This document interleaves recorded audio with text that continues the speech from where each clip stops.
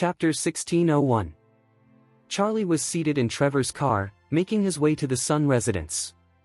Just then, Lorine messaged him on WeChat, saying, "Charlie, I've booked our flights back to Orus Hill for tomorrow at 9 o'clock. Sound good?" "Yes," Charlie replied.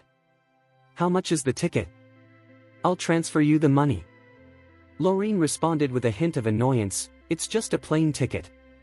Do you really need to pay me back? You're being too distant." Charlie replied earnestly, "You covered my ticket, it's only fair that I pay you back." Lorine let out a playful snort, asking, "And what about all the times you saved me? When will Mr. Wade give me a chance to repay you?" Charlie, at a loss for words, sighed and said, "All right, I won't be formal about the ticket. I'll see you at the airport tomorrow morning."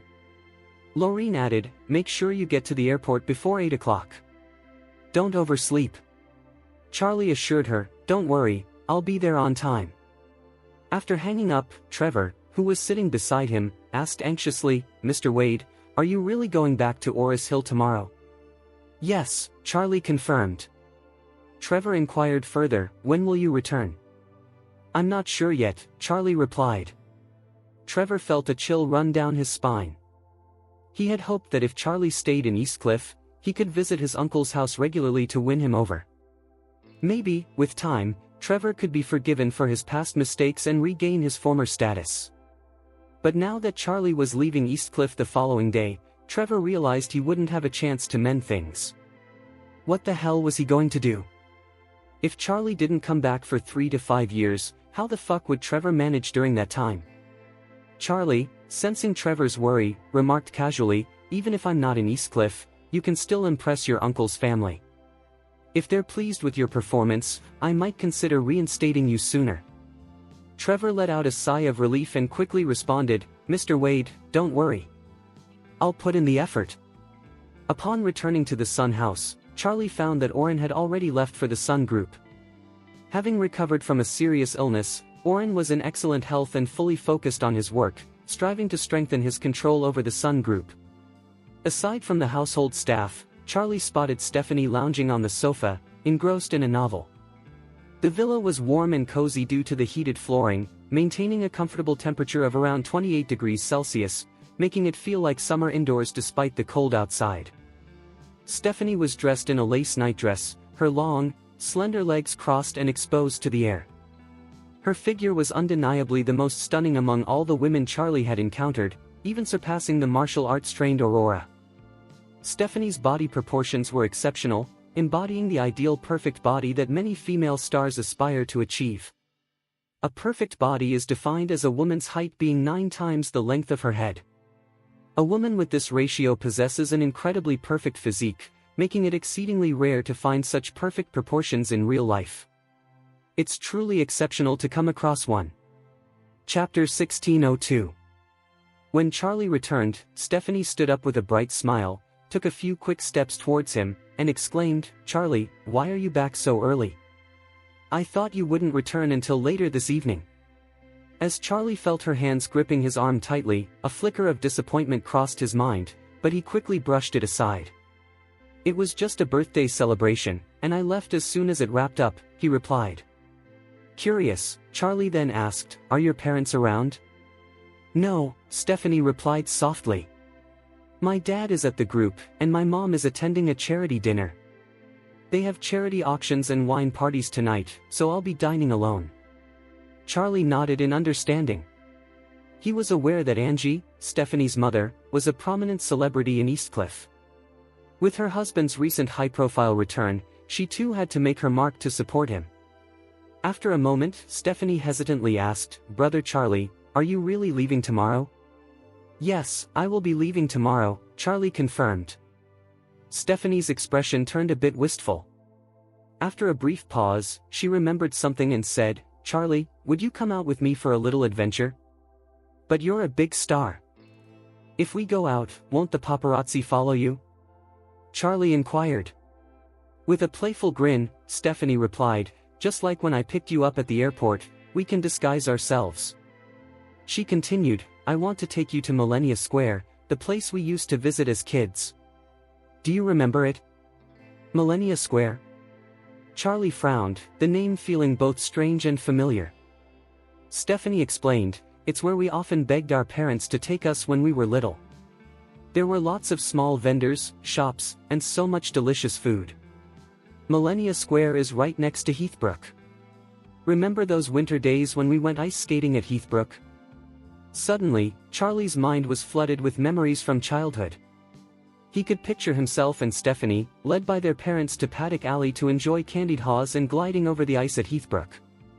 Eastcliff winters were chilly, and the lake at Heathbrook would freeze over, inviting children to skate and ride makeshift ice carts. Back then, with no electronic devices, Charlie eagerly anticipated those winter skating adventures. He recalled that Stephanie's parents had a lovely courtyard house at Heathbrook.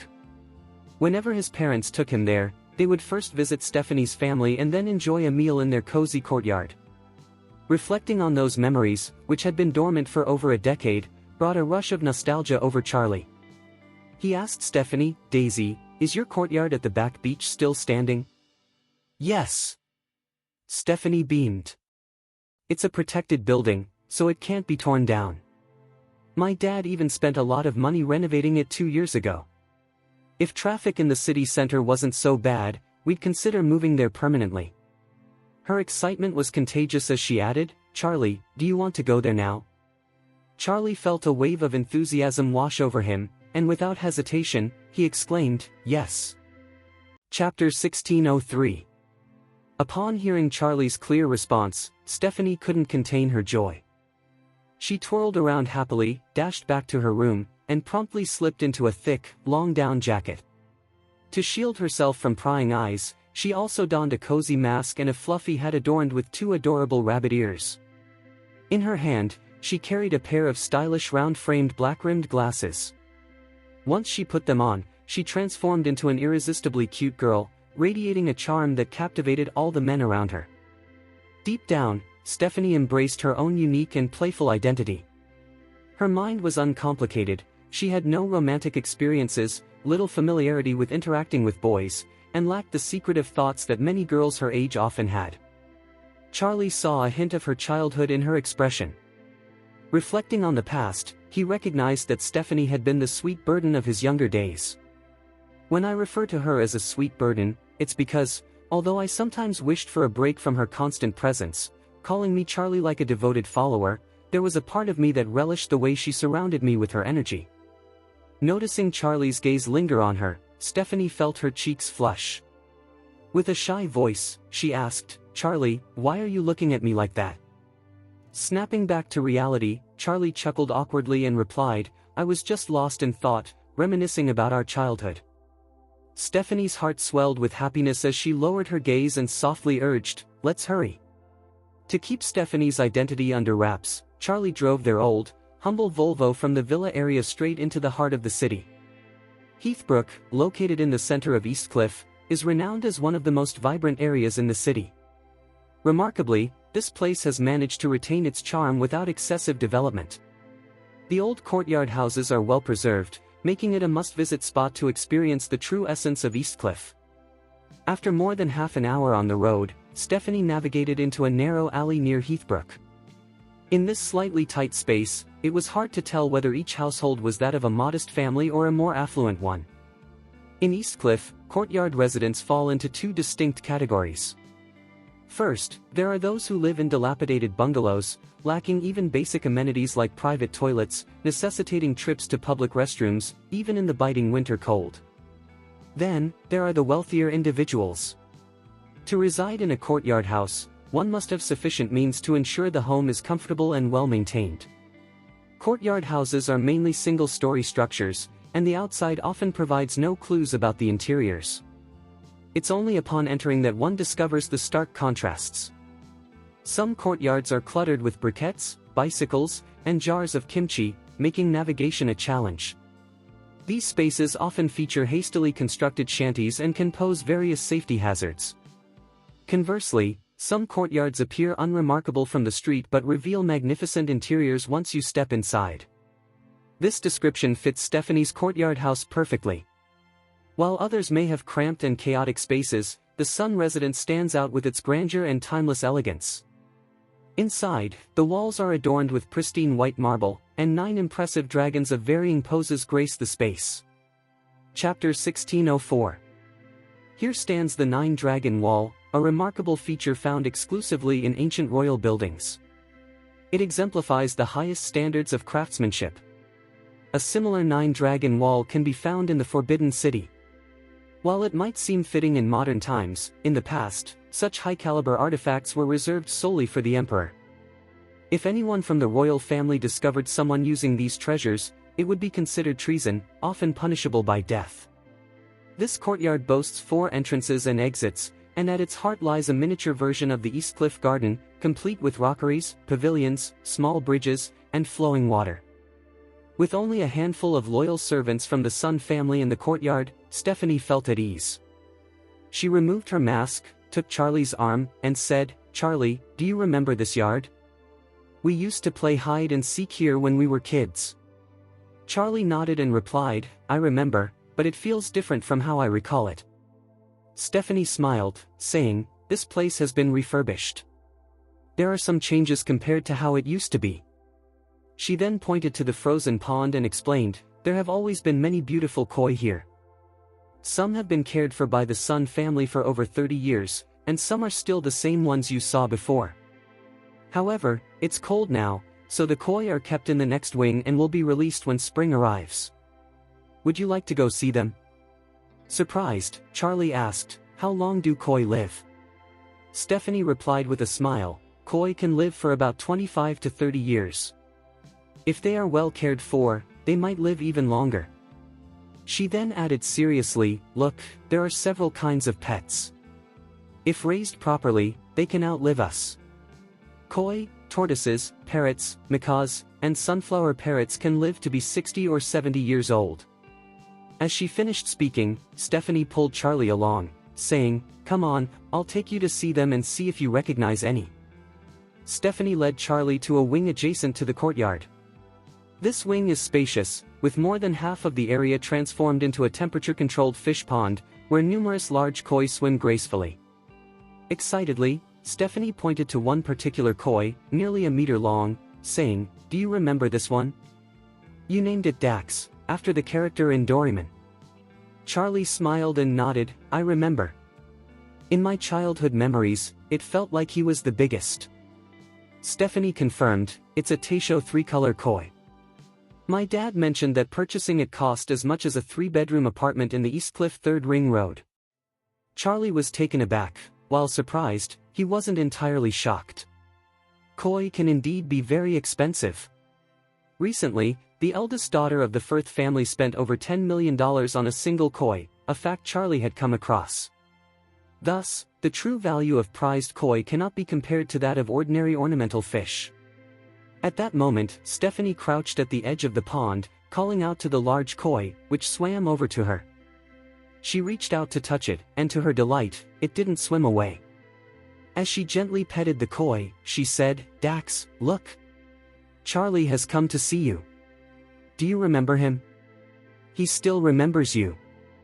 Though koi are not afraid of people and might recognize Stephanie, they cannot respond like humans.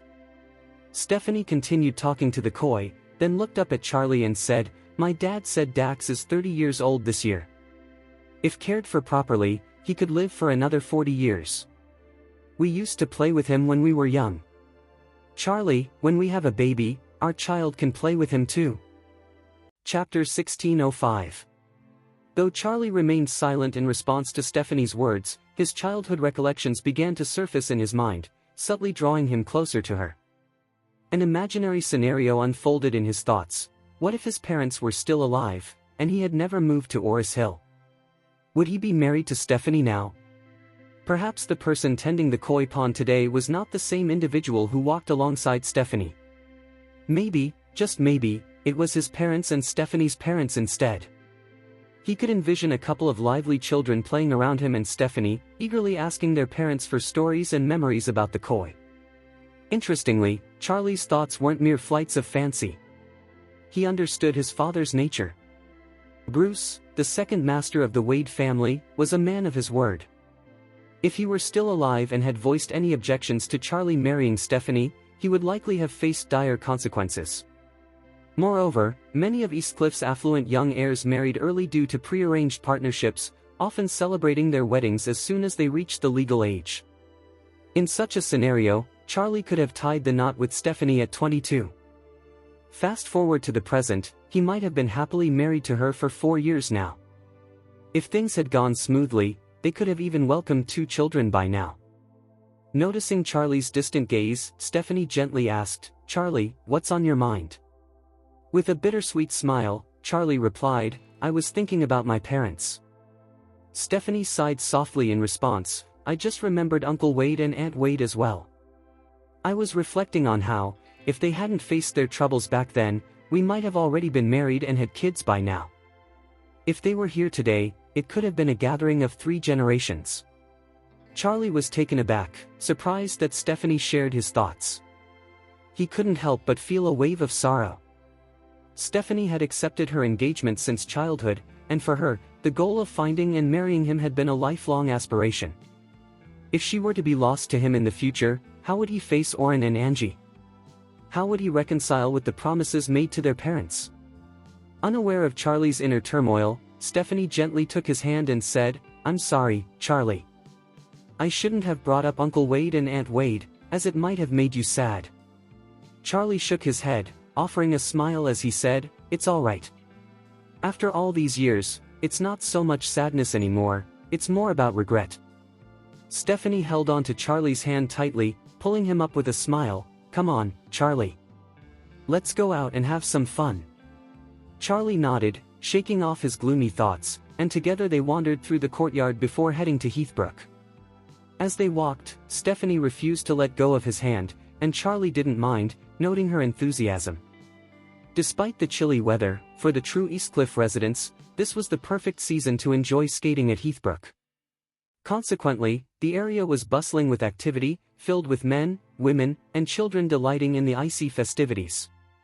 Hand in hand, Charlie and Stephanie made their way to the ice, renting a 2-seater ice car from an elderly man on the shore, and soon they were gliding across the ice together. At that moment, a familiar figure in the crowd gazed at Charlie in astonishment. The one who was astonished was Lorine.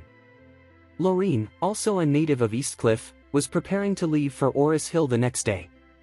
Eager to relive her skating experiences at Heathbrook, she had come with a younger cousin to enjoy a day of fun. Chapter 1606. Earlier than Charlie and Stephanie, the two of them had been enjoying themselves for over half an hour. Just as they were about to take a break, they spotted Charlie walking hand in hand with Stephanie. Stephanie was dressed in a thick mask, black-rimmed glasses, and an adorable rabbit ear hat, making it difficult for Lorine to recognize her. However, Charlie hadn't made any effort to disguise himself. He was the love of her dreams, and she recognized him instantly. In that moment, Lorine felt as though her entire worldview had been turned upside down. How could Charlie be skating with a girl, hand in hand? Furthermore, their closeness seemed quite unusual at first glance. If her memory served her right, Charlie had never been this close to Clare. Could it be, had Charlie been unfaithful all along? Lorine had always expressed her feelings for Charlie, and he had consistently turned her down, insisting he was loyal to Clare. But now, here he was in Eastcliff, skating hand in hand with a beautiful young woman. Though Lorine couldn't see Stephanie's face, she could tell from her figure that she must be stunning. With a body like that, she had completely overshadowed Lorine and even Clare. Lorine's spirits plummeted. Despair washed over her as she thought, no wonder Charlie has always rejected my affections, he's found someone new in Eastcliff. Just then, her cousin noticed her dazed expression and asked curiously, "Sister, what's wrong?" Snapping back to reality, Lorine managed a wry smile. "Nothing, just lost in thought." Her cousin laughed and said, "Are you sad to leave? Maybe you should consider leaving the Grand group and going back to Eastcliff." Lorine felt a twinge of confusion. The family had been quite insistent that she stay. Her father, uncle, and grandfather all hoped she would remain in Eastcliff and pursue a future with Trevor, the eldest son of the Sun family. Yet, Lorine longed to return. Her desire to go back wasn't for her job at the Grand group or even for the enigmatic chairman, but for Charlie. Charlie had saved her on multiple occasions, and during that time she injured her leg, their closeness had deepened. In truth, she had already devoted herself to him entirely. She even felt that if she couldn't be with him in this lifetime, she would be willing to be his secret lover. After all, her love for him was unreciprocated, and being a hidden lover meant she could still be his in some way. Even if it meant facing judgment from others, becoming the subject of gossip, or even losing her friendship with Clare, she would not shy away. However, at that moment, she realized she didn't even have the right to be Charlie's secret lover. Because right now, the girl sitting on the ice cart, laughing and playing with Charlie, seemed to fit that role perfectly. With this thought, Lorine felt tears welling in her eyes. She suddenly envied the girl whose face she couldn't see. Even if she was merely Charlie's secret lover, he was so attentive and caring towards her, treating her like a girlfriend. This was exactly what Lorine had always yearned for. Chapter 1607. At that moment, Charlie was unaware that Lorine was closely trailing him. He was fully engaged in the recreational sport he had cherished since childhood. Everyone has a childlike spirit, and Charlie was no different. In his happiest moments, he watched a young skater glide faster and faster across the ice, heading straight towards the ice carts where Charlie and Stephanie were stationed. Suddenly, the child lost control. As the skater approached Stephanie, he failed to change direction and collided with her in a daze. Upon impact, the child screamed, leaving Stephanie in shock. Though the child appeared to be around 10 years old and weighed no more than 60 to 70 pounds, the force of inertia was significant as he quickly regained his footing. Moreover, the child was wearing ice skates, which are sharp and can easily inflict serious injuries if someone is pricked or cut. Seeing this, Charlie sprang off the ice cart in a rush, wrapping his arms around Stephanie and spinning her away from the impending collision. However, noticing that the child was about to crash into the ice cart, Charlie couldn't bear the thought of the child getting hurt. He kicked the ice cart away just in time. The cart dodged the child, who leapt in another direction. Lacking experience and emergency reflexes, the child was terrified and covered her eyes as she approached the ice cart. Just then, Charlie kicked the ice cart again, and as a result, the child sped forward even faster than before. Lorine, positioned a short distance away, had been observing the scene. As Charlie shielded the young girl, she had not seen the chaos unfolding on the ice. All Lorine could see was Charlie lifting the woman in an ambiguous princess carry, which stirred feelings of jealousy and frustration within her. She thought to herself, Charlie is being an asshole. It's one thing to visit Eastcliff to meet a lover, but to flaunt it so openly in a public place like Heathbrook? Isn't that a bit reckless? Just as her anger simmered, a shadow suddenly darted past her, and her cousin shouted, "Ah! Sister Lorine, watch out!" Before she could process the warning, the shadow rushed straight towards her. Lorine quickly diverted her attention from Charlie and Stephanie to the approaching figure. When she finally realized it was a girl covering her eyes and screaming in fear, she froze, unsure of how to react. Anyone familiar with ice skating knows a fundamental safety rule: stay clear of anyone out of control. On ice, a skater unable to stop can reach a dangerously high speed. Being hit by such a person is akin to being struck by a car at full speed.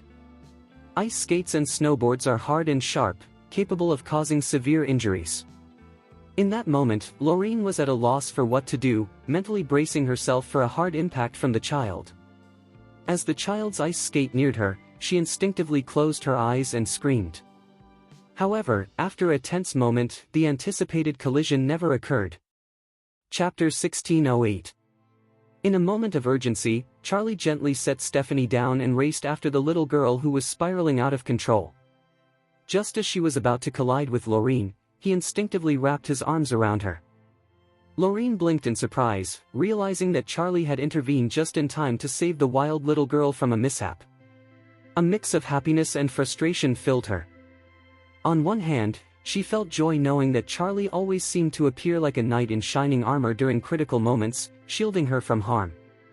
On the other hand, her anger simmered because, despite her countless attempts to express her feelings and her hopes of being his secret lover, he had consistently turned her down with firm resolve, leaving her empty-handed. What truly surprised her was the revelation that he had quietly found an underground lover in Eastcliff. At that moment, Charlie was oblivious to Lorine's presence. His focus was entirely on the little girl, understanding that a collision could result in serious injury for her, while an adult might escape with merely a bruise. A child, he knew, faced a higher risk of needing medical attention. Fortunately, the little girl was only shaken up and hadn't sustained any real harm. As she opened her eyes and realized Charlie had saved her from a crash, she breathed a sigh of relief and exclaimed, "Thank you, Uncle, thank you." Charlie offered a gentle smile, placing her back on the ice. "Little girl, remember to take it slow while you skate." The girl nodded vigorously, replying, "Thank you, Uncle. I will." After that, she waved cautiously at Charlie, saying, "Goodbye, Uncle." Charlie watched her glide away before feeling a sense of relief wash over him. Just as he was about to turn back and find Stephanie, he spotted a familiar face staring at him with intensity. "Lorine?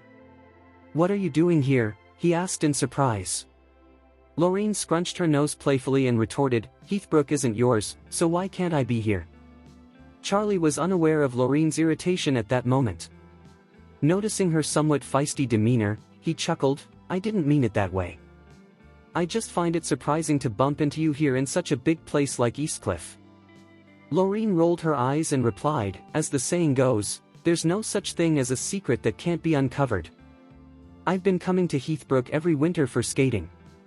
I've spent this year in Orus Hill, and since I'm leaving tomorrow, I thought I'd enjoy some fun before I go.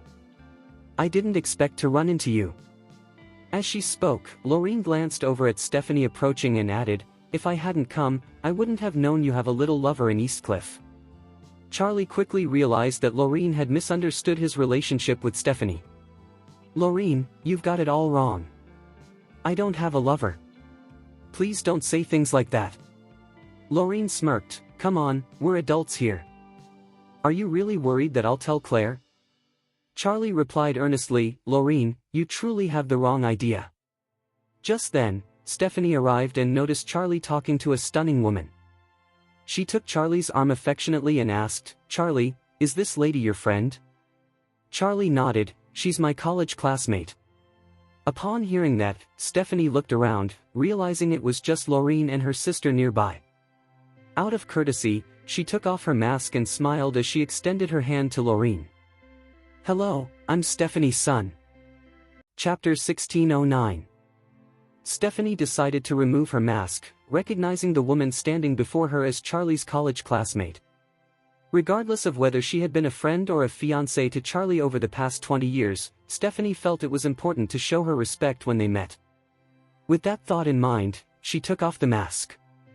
This action startled Lorine, leaving her frozen in shock as if struck by lightning. As Lorine gazed at Stephanie's stunning and familiar face, she was left utterly speechless in surprise. The woman before her was none other than China's most celebrated female star, Stephanie Sun. Stephanie Sun, the superstar who has captivated audiences nationwide and made her mark in Hollywood. While some might not be aware of Stephanie's background, specifically that she is the daughter of the chairman of the Sun family, Lorine, being the eldest daughter of an Eastcliff family, was well aware of Stephanie's prestigious identity.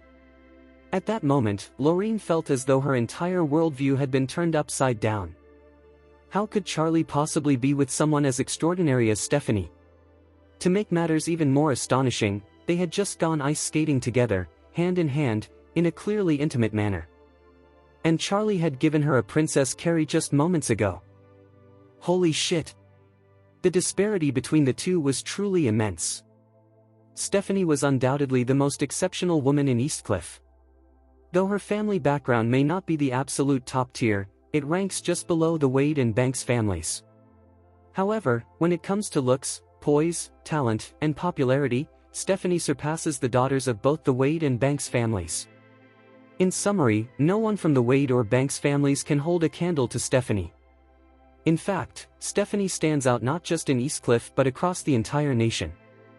Hence, Lorine was left in a state of immense shock and disbelief. Why? Why would Charlie be with a celestial being like Stephanie? While Lorine continued to process her shock, her cousin had already covered her mouth in amazement and exclaimed, "Wow, it's really you." Stephanie quickly put her finger to her lips, signaling for silence, and smiled, saying, "Shoot, please don't shout, there are too many people around." Lorine's cousin nodded eagerly and asked in a hushed tone, "Miss Sun, may I take a photo with you?" Stephanie playfully stuck out her tongue and replied, "A group photo is fine, but please don't post it on social media, alright?" "Of course." Lorine's cousin responded excitedly. "Don't worry, I won't leak it." After saying this, she pulled her phone from her pocket and leaned in to take several photos with Stephanie. It was at this point that Lorine regained her composure and apologized to Stephanie, saying, "I'm so sorry, Miss Sunday. I was so taken aback just now that I didn't know how to react." Stephanie smiled warmly and replied, "No worries at all. You don't need to be so formal." Seeing Stephanie's charming smile, Lorine felt as though her day had been brightened just by it. Chapter 16:10. Just like Claire, Lorine is a big fan of Stephanie. If Charlie hadn't been there, she would have eagerly rushed over to snap a photo with her idol. Unable to contain her curiosity, Lorine cautiously asked, "Charlie, how did you meet Miss Sun?" Charlie found himself at a loss for words. If he explained that Stephanie was merely a customer seeking feng shui advice, it would sound strange to be ice skating at Heathbrook with her. On the flip side, if he revealed that he and Stephanie were childhood friends, it would expose his true identity. After all, Lorine only knew him as an orphan who grew up in the Orus Hill City orphanage. How could someone from such humble beginnings possibly know the eldest daughter of the prestigious Sun family from Eastcliff? It just didn't add up. Charlie realized that explaining his connection to Stephanie without revealing too much about himself was quite challenging.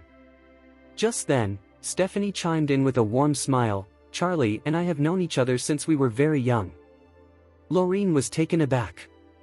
She began to piece things together, thinking, Charlie has lived in the Orus Hill Welfare Institute since he was a child. After leaving the orphanage at 18, he worked at a construction site and eventually met Claire's grandfather, who helped him get into Orus Hill University for a year before he married Claire. If I do the math, Charlie's life should have kept him in Orus Hill. So how on earth does he know Miss Sun's family?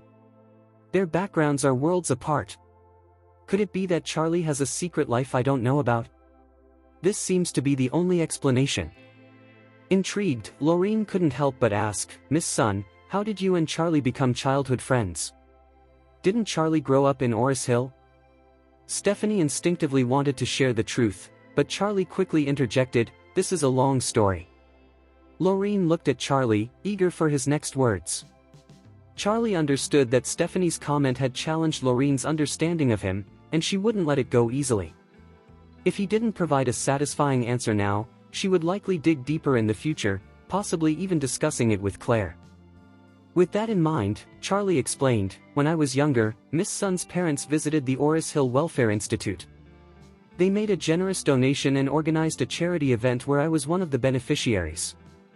That's when I met Miss Sunday. Since I was a bit older, she always called me brother, and we shared a close bond like siblings." Stephanie nodded in agreement, understanding that Charlie wanted to keep his connection to the Wade family a secret.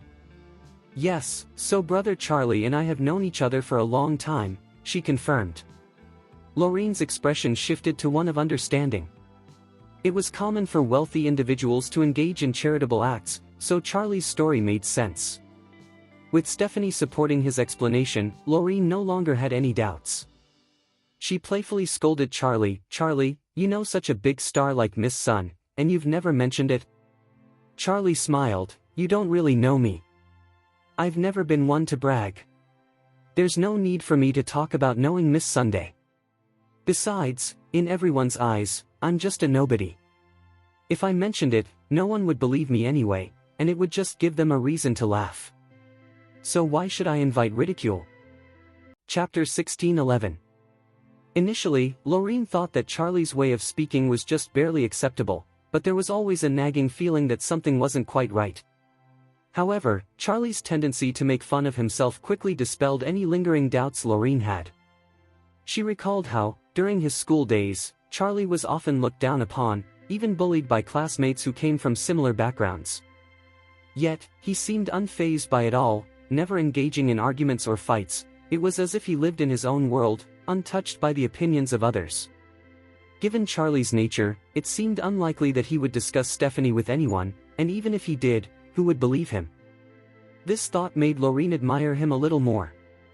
He knew the Sun family and was familiar with Ms. Sun's siblings, yet he kept this knowledge to himself, choosing to endure scorn rather than exploit their connection. Such humility was indeed rare. Still, a slight worry lingered in her mind.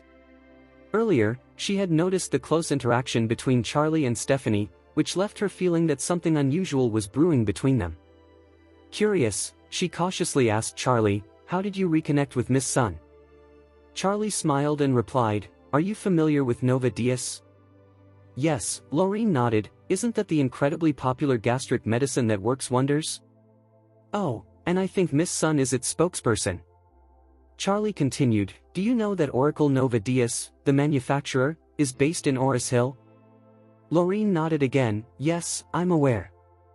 Charlie then explained, "When Stephanie came to Orus Hill to film a commercial recently, she had dinner with Claire and me. Since Stephanie is a public figure, I didn't mention it to you." "Oh, I see," Lorine said, her understanding dawning.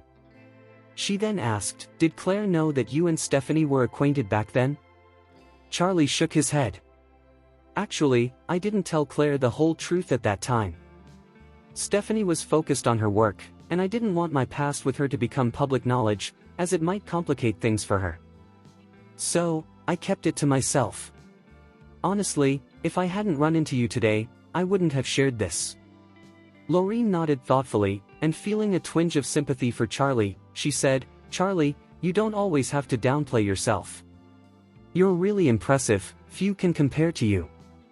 Her words were sincere. Lorine truly believed that Charlie was extraordinary. His strength alone set him apart from ordinary people. After all, the Butcher brothers had posed no threat to him. Given Charlie's remarkable combat skills, those who once insulted him were hardly his equals, yet he seemed to brush off their remarks without a second thought. Meanwhile, Stephanie had remained silent, aware that her earlier comment could have caused Charlie trouble. Thankfully, Charlie's quick thinking had averted any potential awkwardness. Chapter 16:12. As Lorine trusted his words, Charlie remarked, "Lorine, it's getting late. We should head out first. I'll see you at the airport tomorrow." Lorine gave a slight nod, then suddenly recalled something. "Oh, by the way, you just saved me again," she exclaimed hurriedly. Charlie smiled back, saying, "The one who really needs saving isn't you, but that little girl. I really had a close call. You shouldn't have any major issues, but the little girl might pose a bit of a danger." Lorine playfully pouted, her tone stubborn as she replied, "Well, I appreciate that too." Charlie chuckled softly, "All right, we need to get going, so I won't keep you any longer. Just remember, don't tell Claire about this yet." Lorine nodded in agreement, "Got it. I'll keep it under wraps. It's late, so we should both be on our way." Lorine and her cousin parked their car in a nearby lot. Meanwhile, Charlie and Stephanie had just parked their vehicle in the Sun's courtyard, leading to a farewell at the edge of the ice rink since their paths diverged. Once they parted ways, Charlie let out a sigh of relief. It seemed like he had managed to navigate today's complications. After walking several dozen meters, Stephanie leaned in and asked quietly, "Charlie, why do you keep hiding your identity? If you revealed who you are, those assholes in Orus Hill wouldn't dare to bully you." Charlie offered a slight smile in response, "I left the Wade family with my parents and ended up in Orus Hill. To put it simply, I'm just an ordinary orphan now. Even if I revealed my identity, who would believe it?" Stephanie pressed on, "But after Uncle Wade and Aunt Wade passed away, you could have reached out to the Wade family to bring you back." Charlie shook his head, dismissing the idea. The Wade family situation was complicated, far beyond my control at the time. Besides, my parents didn't want to submit to the Wade family before they left Orus Hill. Even though I was young, I carried their blood. How could they bow to the Wade family and return just to enjoy their wealth and status after their passing? Stephanie's eyes began to glisten with tears. She clung to Charlie's arm, her voice choked with emotion. "I'm so sorry for everything you've endured, all the injustices you faced over the years. People looked down on you and bullied you." Charlie gently patted the back of her hand, reassuring her with a smile, "That's just how people are. We all have to navigate the ups and downs of life and earn others' respect. Some may never understand the challenges and pains of the world. Unfortunately for me, I've experienced both the warmth and coldness of life since I was 8. These experiences will serve as valuable lessons for my future." Stephanie nodded, tears spilling from her eyes. Her heart ached for Charlie, reflecting on the hardships he faced over the past 10 years. Even though he spoke so calmly about it, each thought brought a lump to her throat. Once the young master of the Wade family, he now lived in Orus Hill, struggling at the bottom of society. Stephanie couldn't fathom how he managed to endure all those years. Though she was younger than Charlie, her desire to keep him in Eastcliff forever grew stronger as she contemplated his past. She vowed to treat him well every day and to make up for the years of hardship he had suffered. At that moment, Charlie sighed and said, "I'm leaving tomorrow. We should see Stephen Thompson today." Stephanie looked surprised. "Charlie, are you really going to see Uncle Thompson?" Charlie nodded affirmatively. "I need to discuss my parents' matters with him in person." Without hesitation, Stephanie exclaimed, "Then I want to go with you." Chapter 16:13. Charlie had no particular apprehension when it came to Stephen Thompson. This was because he recognized that Stephen Thompson harbored no ill intentions toward him. Over the years, Charlie had been able to grow up safely in Orus Hill, largely due to the discreet protection provided by Stephen Thompson. Thus, if Stephen Thompson had ever wished him harm, he would have acted long before now. Stephen was among the select few people Charlie could trust completely, so he decided to reach out to him and ask for a meeting to discuss some details from the past. At that moment, Stephen Thompson was at the Wade Group. In the high-level conference room of the Wade family group, all the descendants of the Wade family had gathered for a family meeting. The meeting was presided over by Nathaniel Wade, the patriarch of the Wade family. Nearly 20 members of the Wade lineage were present in the room. The old man spoke with a touch of nostalgia, saying, "Old Master Exier left in such a hurry yesterday, heading straight to the airport from Wade Mountain. I didn't even have a chance to see him one last time. What a shame." Charlie's uncle, Orin Wade, inquired, "Dad, is this meeting about the old master's return to the United States?" Lord Wade waved his hand dismissively, replying, "The old master had informed me long ago that he remained in Eastcliff and the country after completing Wade Mountain to await a long-desired opportunity. Now that he has left, I suspect he has finally seized that opportunity." Everyone nodded in understanding, and one of Charlie's cousins asked, "Grandpa, was there a specific reason you called us all together today?" Last time Lord Wade summoned the entire direct lineage of the Wade family, it was to discuss moving the ancestral grave. Given the vastness of the family business, the younger generation was scattered across various ministries and locations. If it were not for a matter of great importance, such a gathering would not have been necessary. With a sigh, Lord Wade continued, "Initially, the old master told me that once the Wade family's predicament at Sleepy Shoal was resolved, we would have the chance to rise to new heights. I still don't quite grasp how Wade Mountain is tied to that opportunity." The room fell silent as everyone exchanged glances. Currently, the Wade family held the second position among the country's prominent families, only behind the Banks family. To rise to the next level would mean surpassing the Banks family and claiming the top spot. This thought filled everyone with a sense of excitement. Charlie's third uncle, Miles, asked, "Dad, did the old master provide any hints? For instance, where might this opportunity arise? Who might be involved? Or how can we uncover relevant clues?" Lord Wade shook his head, stating, "The old master only mentioned that the Wade family would soon encounter a God-given opportunity. However, he did not reveal what that opportunity is or where to find it, insisting that it remains a closely guarded secret." Orin Wade frowned and remarked, "That's quite a broad scope. It leaves us with little to go on." Lord Wade responded, "If we can't easily find the clues, we must take the initiative to seek them out." Then, turning serious, he added, "For the past couple of days, I've been pondering how we can surpass the Banks family in stature." Surpass the Banks family? Chapter 16:14. To all members of the Wade family, when I gaze upon you and you in turn look at me, it feels as though this situation is almost surreal. In comparison to the Banks family, the Wade family shares similarities, but the Banks family boasts a comprehensive strength that is approximately 20% greater than that of the Wade family. This disparity in strength translates into a staggering financial difference, given the vast wealth both families possess.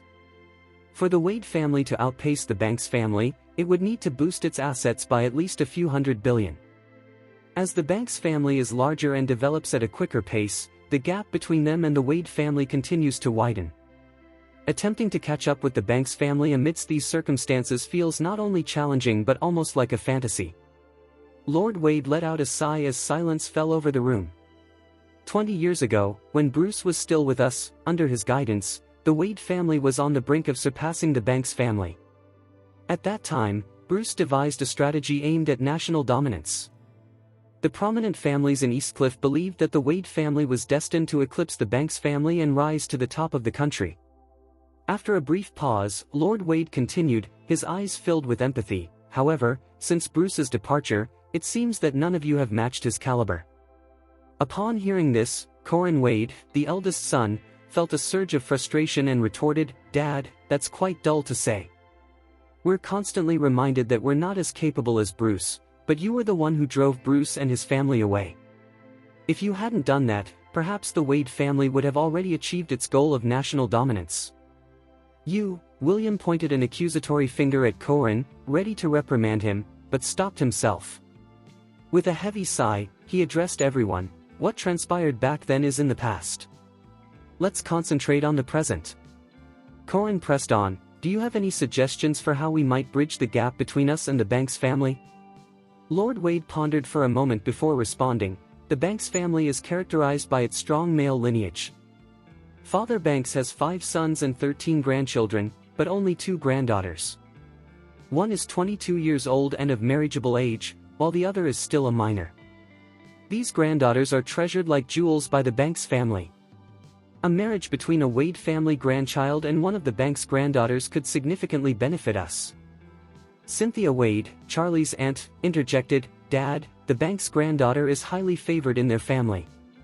If there's to be a marriage, it must certainly be with our eldest grandson. Wade's eldest grandson is John, the son of Orin." At this juncture, Orin sighed, "Cynthia, John already signed a marriage contract with the Norwegian royal princess last year. Their wedding is scheduled for this summer, and nearly everyone in Eastcliff is aware of it. There's no room for negotiation." "Indeed," chimed in John, Charlie's cousin. "I previously reached out to Zara from the Banks family. She has a rather aloof personality and seldom participates in social events. Many high-profile gatherings have been turned down by her. Pursuing her feels like an impossible task. Besides, I'm bound by my marriage contract. If I were to pursue her, the Banks family would see right through my intentions." Brendan, the eldest son of Miles Wade and one of Charlie's cousins, couldn't contain his enthusiasm and exclaimed, "Grandpa, why don't I give it a shot?" Orin regarded his plain-looking nephew with skepticism, shaking his head. "Brendan, the Banks family holds a position of power above us. Even as the eldest son of William, you might not catch their attention. What makes you think you stand a chance?" Miles, slightly irritated, replied, "Brother, that's a rather dismissive notion. Who says that the Banks' daughter must marry someone else's eldest son? Perhaps our Brendan possesses the charm needed."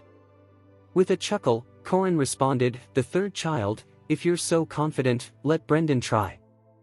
I just fear he may not even get the chance to meet Zara Banks, and that would be quite the spectacle." Lord Wade sighed, pouring cold water on the idea. While the ambition to marry into the Banks family is admirable, Brendan is simply outmatched. As he spoke, a thought struck him. He turned to Stephen Thompson, who had been silent, and asked, "Stephen, do you think the son of Bruce could secure a marriage with the Banks family?" Chapter 16:15. When Mr. Wade made his announcement, gasps of surprise echoed through the entire audience. Bruce's son, could that be Charlie? Everyone had known for some time now that Charlie was alive, especially after Lord Wade asked Stephen Thompson to purchase the Brand Group and hand it over to Charlie, inviting him to return to the family.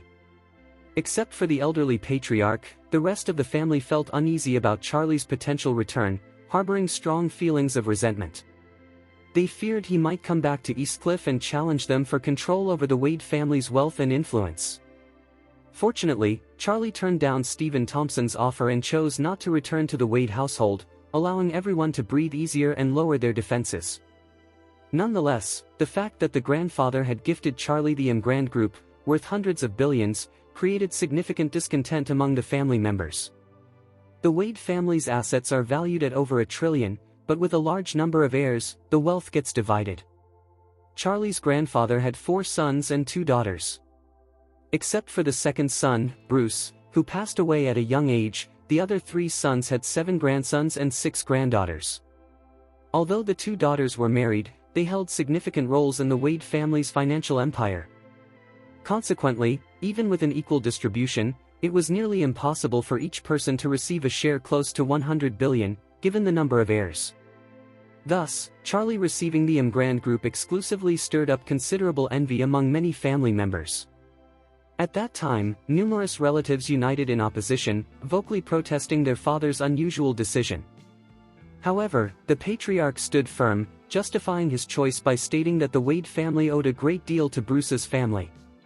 Though everyone felt a deep-seated dissatisfaction, they were somewhat relieved that Charlie had no intention of returning to Eastcliff to claim more assets, leading them to reluctantly accept the situation. To many, it seemed preferable for Charlie to remain an influential figure elsewhere, as this would not interfere with their ambitions to secure the position of Wade family patriarch. However, the old man genuinely wished for Charlie to return and even wanted him to marry into the Banks family, which many viewed as an invitation to trouble. In response, Orin Wade exclaimed, "Dad! Bruce's son has been living away from us for so many years. He hasn't received a top-tier education, hasn't undergone family training, and is essentially just a wild man. How can we expect him to marry into the Banks family? It's laughable. Plus, I believe he has already formed a family in Orus Hill." "Exactly, Dad." Miles, the third son, chimed in quickly, "All of our Wade grandchildren have attended prestigious private schools, studying from kindergarten through high school. Each one has gone to elite universities abroad. They've all received exceptional education that combines both Chinese and Western elements. They are well versed in knowledge, business, and management. They even learn multiple languages, horsemanship, and golf. Meanwhile, the son of the second brother grew up in an orphanage and hasn't even attended university. How could Miss Banks from the Banks family ever consider him?"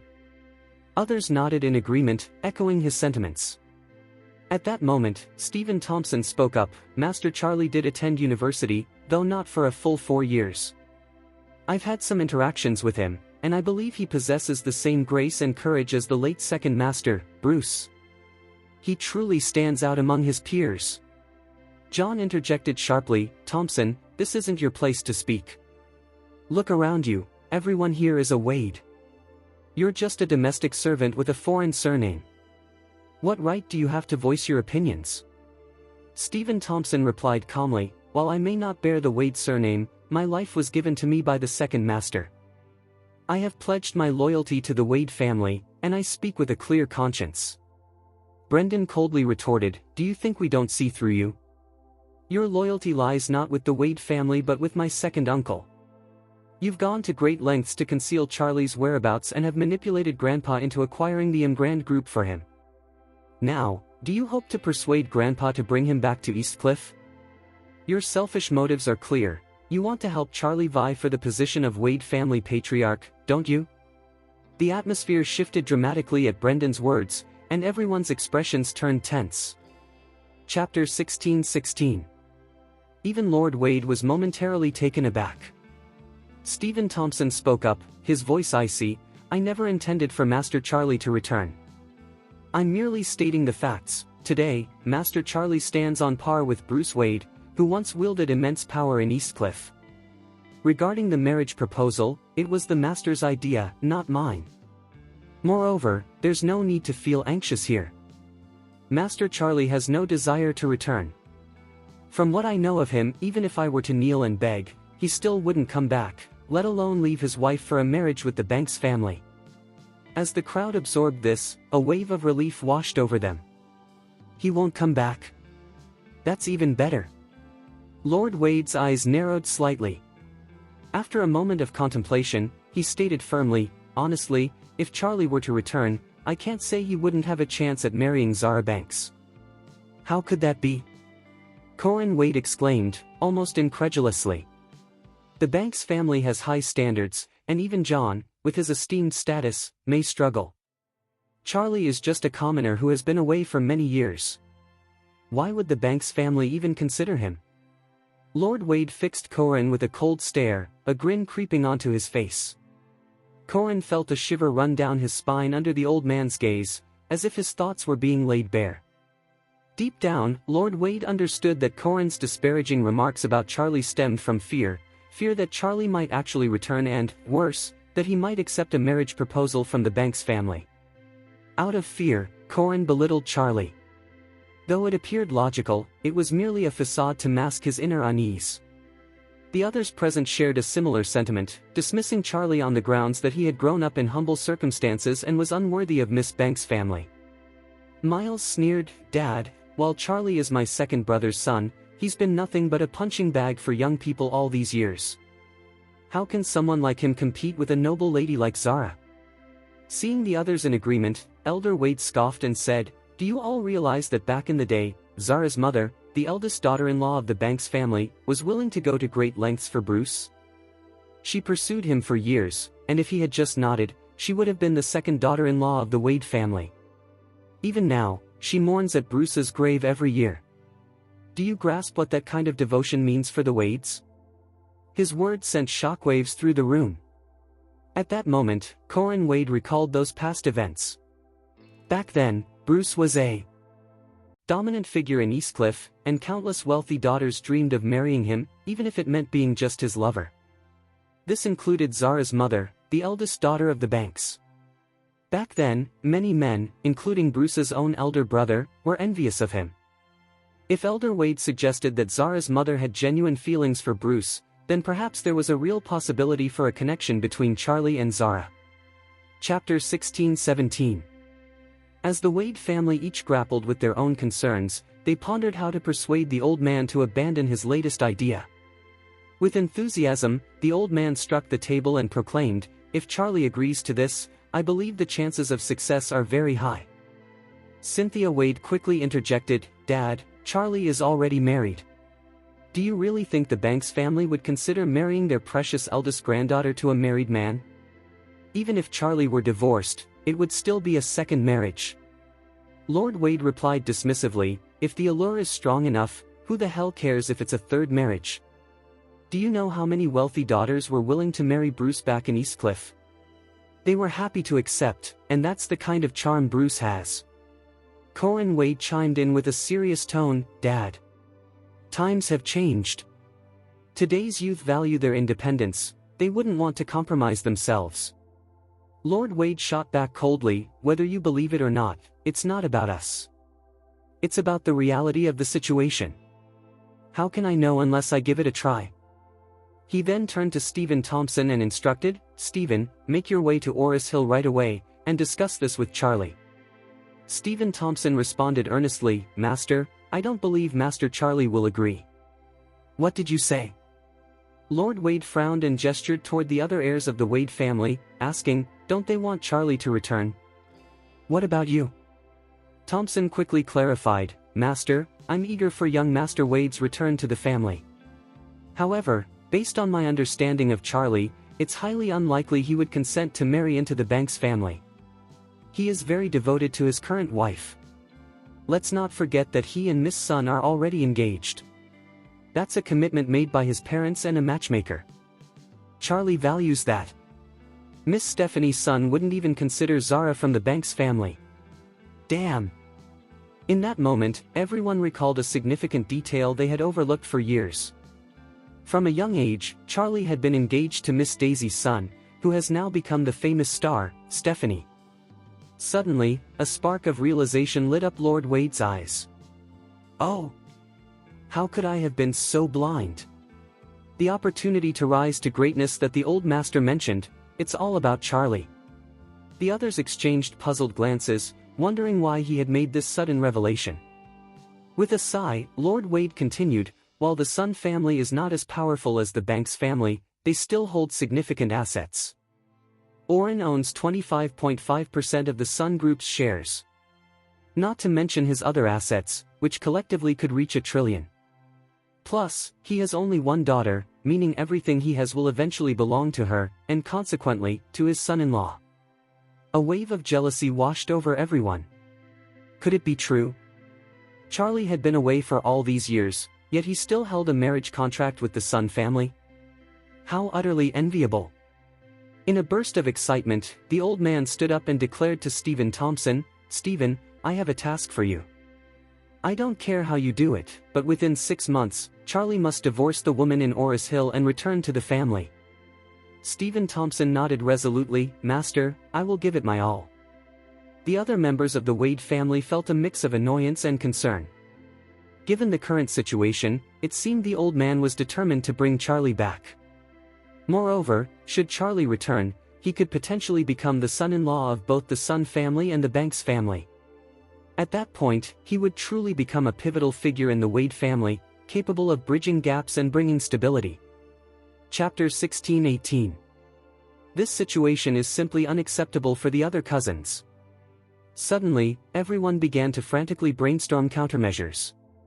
Lord Wade's mood brightened, and he was quick to realize that the opportunity for the Wade family's rise, as mentioned by the old master Orion Exier, was none other than Charlie. This revelation immediately cleared up the doubts that had plagued him for the past 4 years, lifting his spirits. With a laugh, he stood up and declared, "All right, let's wrap up this meeting today." Everyone's expressions were somewhat peculiar, yet no one dared to voice their dissent. However, each person harbored their own concerns. Most were unwilling to see Charlie make a grand return to the Wade family. Once the meeting concluded, Stephen Thompson returned to his office and had just settled into his chair when he received a call from Charlie. Filled with joy, he quickly answered the phone and respectfully asked, "Master, what brings you to call me?" Charlie inquired, "Steward Thompson, is it a good time for you to talk?" "Absolutely," Stephen Thompson replied eagerly. "I'm in my office, which is completely safe and private. Feel free to speak openly." Charlie acknowledged him with a hum and stated, "I'm in Eastcliff and would like to see you. Do you have a moment?"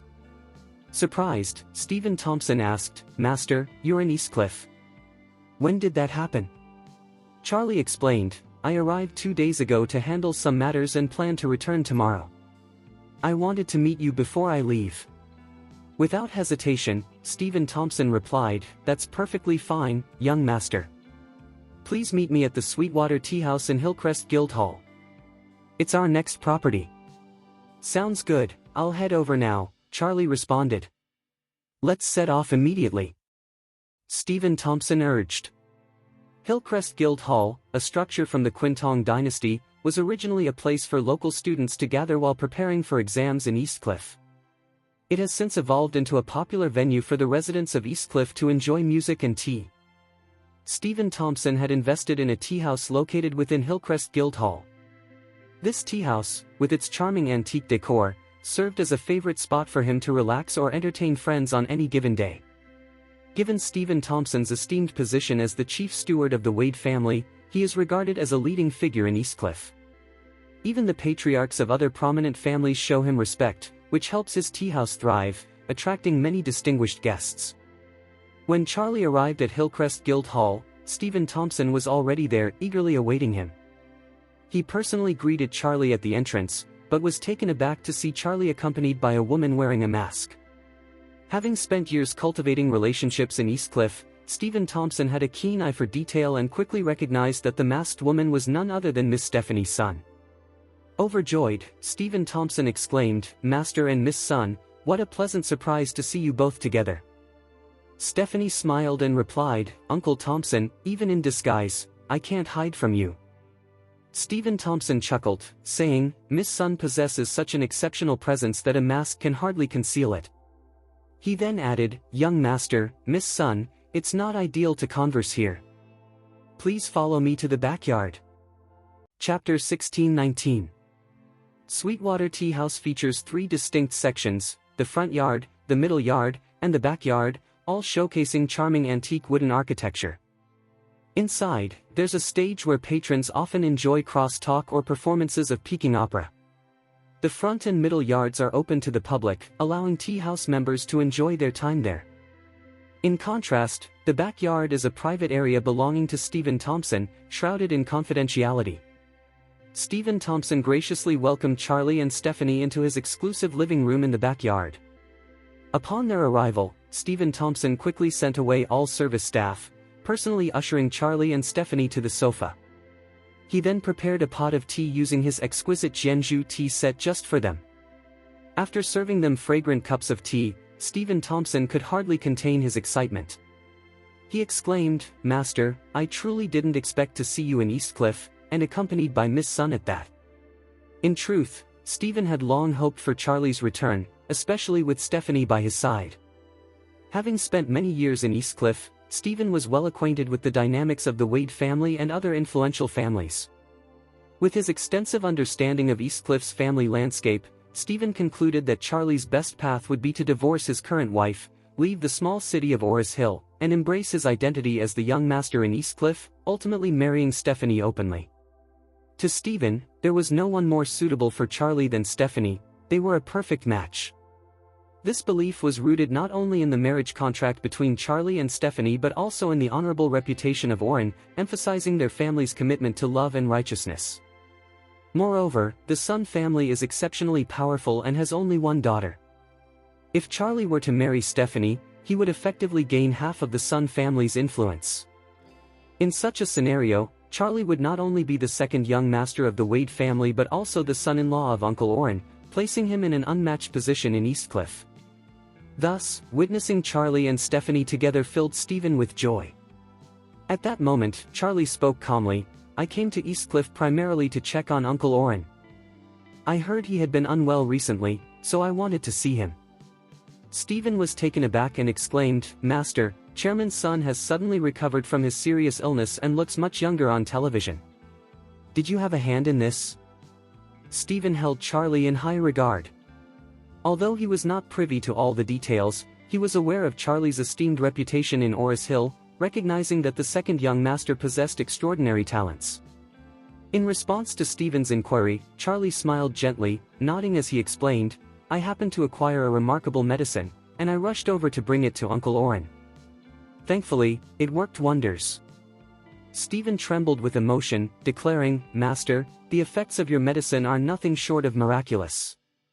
In all my years, I've never heard of any treatment that could cure advanced pancreatic cancer. This speaks volumes about the extraordinary nature of your medicine." Charlie nodded thoughtfully and then looked at Stephen Thompson earnestly. "Steward Thompson, I have prepared a supply of this remarkable medicine for you. If you ever need it, I will ensure it reaches you." Indeed, Charlie had rejuvenation pills at his disposal. Chapter 1620. If absolutely necessary, he can retrieve it at any moment and hand it over to Stephen Thompson. However, he chose to wait until Stephen Thompson truly needed it, as he wanted to utilize the rejuvenation pill to enhance Stephen Thompson's trustworthiness. This wasn't due to any doubts he had about Stephen Thompson, rather, he believed it was always wise to exercise caution in any situation. By giving Stephen Thompson the rejuvenation pill, he was certain that his loyalty would undoubtedly strengthen. Upon hearing this, Stephen Thompson was taken aback and quickly expressed his gratitude. "Master, with your words, I would face any challenge, whether it be climbing a mountain of swords or plunging into a sea of fire." Stephen Thompson not only demonstrated loyalty but also intelligence. While he wasn't fully aware of the specifics of the rejuvenation pill, he could glean its significance from Orin's results.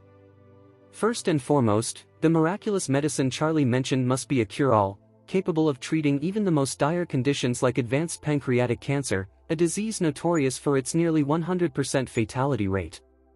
If it can cure that, then it could potentially resolve any ailment in existence. Moreover, Orin's state on television appeared even better than when he was in good health, indicating that this remarkable medicine not only heals but also extends life. With such astonishing effects, it could easily be regarded as a treasure of the world. Now, the fact that Charlie had promised to prepare a dose for him filled Stephen Thompson with excitement and deep gratitude.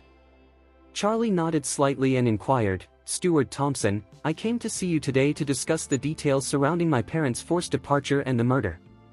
Do you have any additional leads? For instance, who might be behind it?"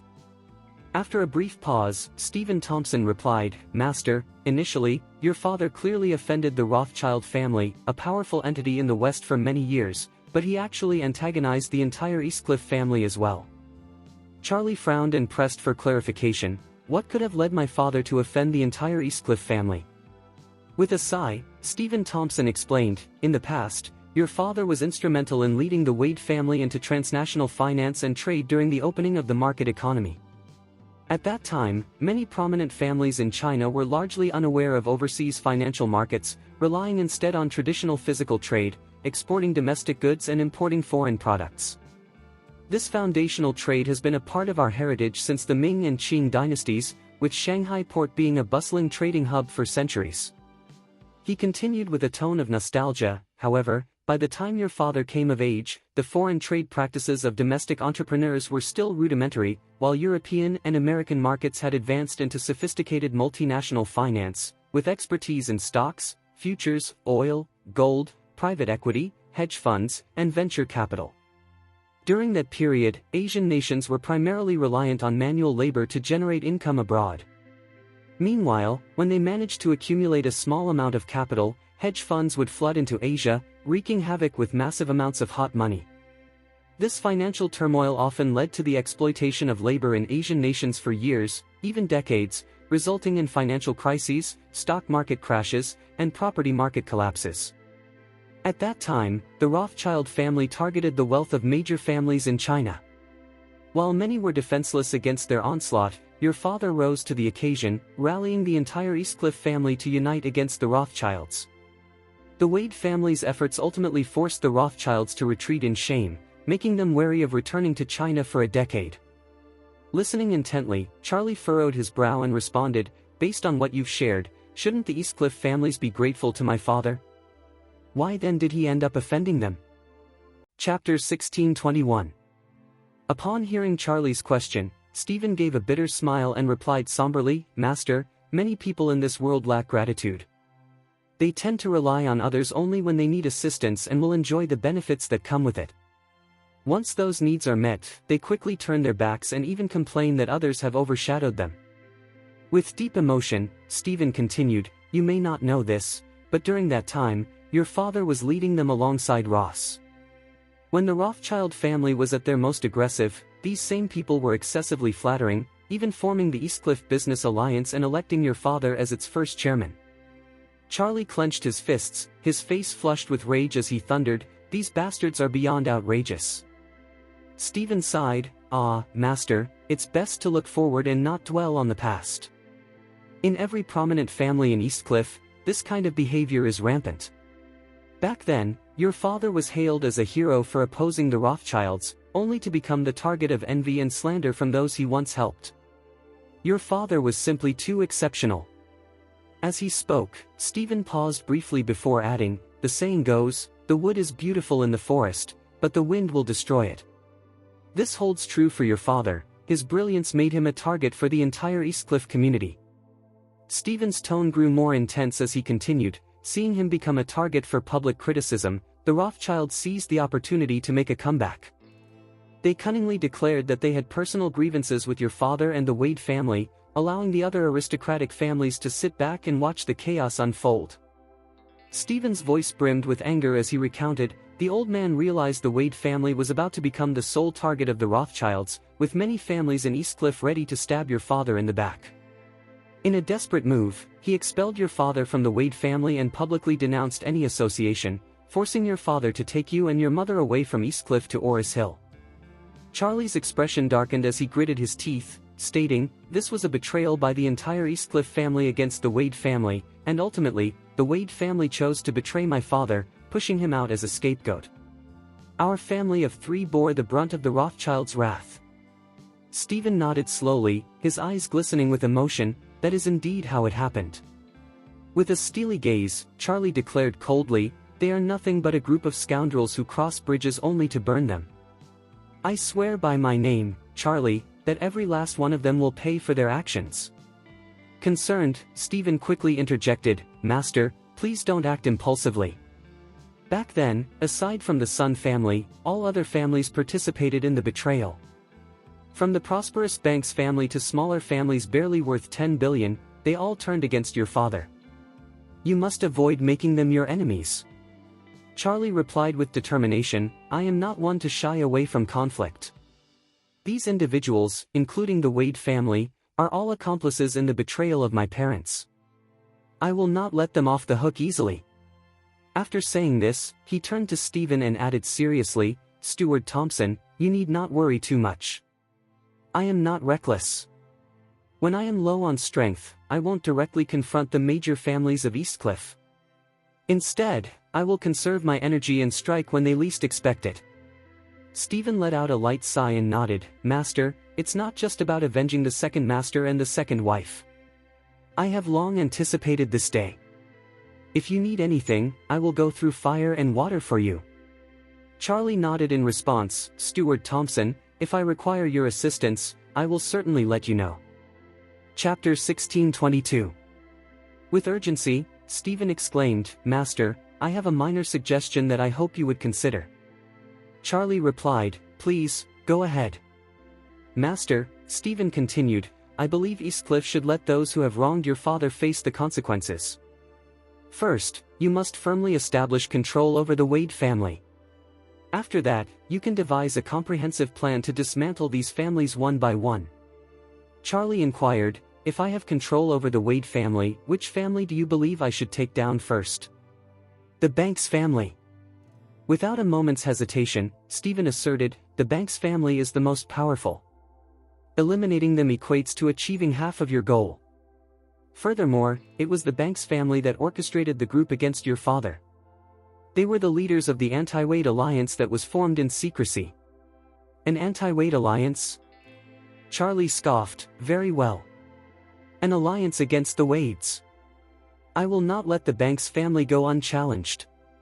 By the way, Master," Stephen added, "today the old master held a meeting with all his key figures and mentioned you alongside the Banks family." "Oh?" Charlie furrowed his brow and asked, "What was discussed?" Stephen glanced at Stephanie, hesitated briefly, and then said, "He stated outright that the old master helped the Wade family stabilize itself. Nathaniel Wade has been eagerly awaiting the Wade family's resurgence. With the old master gone, he has placed his hopes for the future on you and wants you to consider a marriage alliance with the Banks family." "The Banks family?" Both Charlie and Stephanie gasped in disbelief, questioning in unison. "To him, it's all about the Banks family." Stephen sighed. "Miss Zara from the Banks family holds significant standing within her family. Whomever marries her will gain substantial resources from the Banks family. That's why he wants you in this situation, but he also asked me to persuade you." After a moment, he glanced at Stephanie awkwardly and added, "The old master also mentioned that if the Banks family doesn't suit you, Miss Sun would also be an excellent alternative." Stephanie's face turned crimson at that remark. In a cold tone, Charlie responded, "When my father was unjustly accused and our family faced turmoil, he didn't protect us, instead, he cast us out. Now he expects me to help the Wade family rise again. That's a fucking delusion." Stephen Thompson nodded in agreement, saying, "Master, the old master's approach is indeed a bit over the top, but there's no need to be overly angry. This could be a valuable opportunity. You could agree to the engagement with Miss Sun, and then leverage that to request more resources from the Wade family. If you become the next patriarch of the Wade family, you'll be in a stronger position to confront the Banks family, significantly improving your chances of success." Chapter 1623. Become the patriarch of the Wade family? Charlie smiled with indifference and a hint of disdain, replying, "I have no desire to be the patriarch of the Wade family." Stephen quickly interjected, "Master, remember that the Wade family is the second largest family in Eastcliff and even ranks as the second largest in the country. Securing the Wade family would significantly bridge the gap between you and the Banks family." Charlie waved his hand dismissively, stating, "Steward Thompson, one day I will personally bring down the Banks family and all other families that have wronged my father. I will rely on my own strength to make them kneel at my parents' grave in repentance." Stephen sighed, Master, if you gain control of the Wade family, that day will come much sooner. Charlie replied coldly, I have no intention of returning to the Wade family, because when that day arrives, even the Wade family will have to kneel. Stephen felt a chill from Charlie's resolute demeanor and icy presence. In that moment, he recognized Bruce's spirit within Charlie. Realizing this, he abandoned any thoughts of persuading Charlie to reclaim his position within the Wade family. He understood that the Wade family was not worthy of Bruce, and by extension, they were not worthy of Bruce's son either. Thus, he promptly declared to Charlie, Master, from now on, I will follow your lead. If necessary, I can leave the Wade family at any time to be by your side. Charlie smiled slightly and responded, Don't worry for now, but in the future, I might truly need Steward Thompson to step away from the Wade family and assist me. Charlie was eager to take Ichiro Kobayashi to Japan before the Lunar New Year, to fully understand Kobayashi Pharmaceutical. He aimed to take control of it and have its production capabilities create Nova Dias for him, while also developing a liver-protecting drug to quickly capture the global market. The pharmaceutical industry is closely tied to human health. With core technology, profitability is guaranteed, allowing it to easily grow into a massive multinational corporation. If Charlie could elevate Oracle Pharmaceutical to become a leading global pharmaceutical company, neither the Wade family nor the Banks family would stand a chance against it. Kobayashi Pharmaceuticals boasts several production bases in Japan, which have immense production capacity. It's unrealistic to move all operations back to China, therefore, he needs a trustworthy individual to oversee things in Japan as chairman of Kobayashi Pharmaceuticals. When the time comes, Kobayashi Pharmaceutical will be rebranded as Oracle Pharmaceutical, and it's clear that Ichiro Kobayashi wouldn't be suitable to continue as chairman. For this reason, Stephen emerged as the most fitting candidate in Charlie's eyes. Although Stephen was unaware of Charlie's precise intentions, he readily affirmed, I will be at your service anytime. Charlie nodded and said, Today, Steward Thompson, I will head back with my wife. I need to return to Orus Hill tomorrow. Surprised, Stephen asked, Master, are you leaving so soon? Charlie replied, I have many matters to attend to. It's getting late. Stephen offered, then I'll escort you and Miss Sun out. Charlie added, Oh, by the way, the tea you made was excellent. Please give me some to take back for my old man. He bought a bunch of subpar tea from a deceptive seller on WeChat, and I can't leave without bringing some good tea for him. Stephen quickly responded, Master, please wait a moment, I'll arrange for someone to bring it to you. Soon, a manager from the tea house approached, carrying several elegant gift boxes. Stephen presented them to Charlie, Master, here are the finest teas. You can take them back to let Mr. Wilson taste. If he enjoys it, I'll send you some regularly. Grateful, Charlie accepted the tea, saying, Thank you, Steward Thompson, I appreciate your thoughtfulness. Stephen bowed respectfully, replying, It's my honor. After bidding farewell to Stephen, Charlie and Stephanie made their way back to the Sun family villa together. Chapter 1624. During the journey, Stephanie stayed quiet, lost in her thoughts. Noticing her lovely brows consistently knitted in worry, Charlie couldn't help but inquire, Daisy, what's on your mind? Stephanie snapped back to reality and replied, Charlie, you and Claire are in a relationship. Is it truly a good one? Charlie was taken aback and asked, What made you bring this up all of a sudden? Stephanie responded, I'm just curious, and a bit concerned about it. Concerned about what? Charlie probed. Concerned about your relationship being real. What will I do if it is? She explained. With a slight smile, Charlie asked, Have you ever considered what you would do in the future before you met me? Stephanie nodded, Yes, I did. Before meeting you, I felt I had to find you. If I couldn't find you, I'd choose to stay single. Honestly, I didn't feel much attraction toward other men. Charlie continued, So, if you truly couldn't find me, you'd remain single until you're 30 or 40? Stephanie replied earnestly, Don't say 30 or 40, what about 50 or 60? My life is already fulfilling, and I won't compromise just to have a man. I'd rather not settle. If I can't find you, I might spend most of my life traveling the world. When I grow old, I could find a place I love to settle down, grow flowers, tend to grass, and care for small animals. I've already donated all my family's properties, so I'll be fine for a lifetime. Charlie held back his words of persuasion, realizing at that moment that he had left a significant imprint on Stephanie's life. Regardless of their future together, this mark was something he couldn't erase. This was a debt he owed her, an obligation he couldn't ignore. Yet, he still struggled to understand how to navigate the relationship he had with this girl for over 20 years. That night, Angie took it upon herself to prepare an extravagant dinner, filled with rich and delicious dishes. Orin opened a bottle of premium Moutai that he had saved for Stephanie's wedding and shared a toast with Charlie. As Charlie prepared to leave, a bittersweet feeling lingered in the air. Both men understood that Charlie not only had a small family in Orus Hill but had also embarked on his own business pursuits there.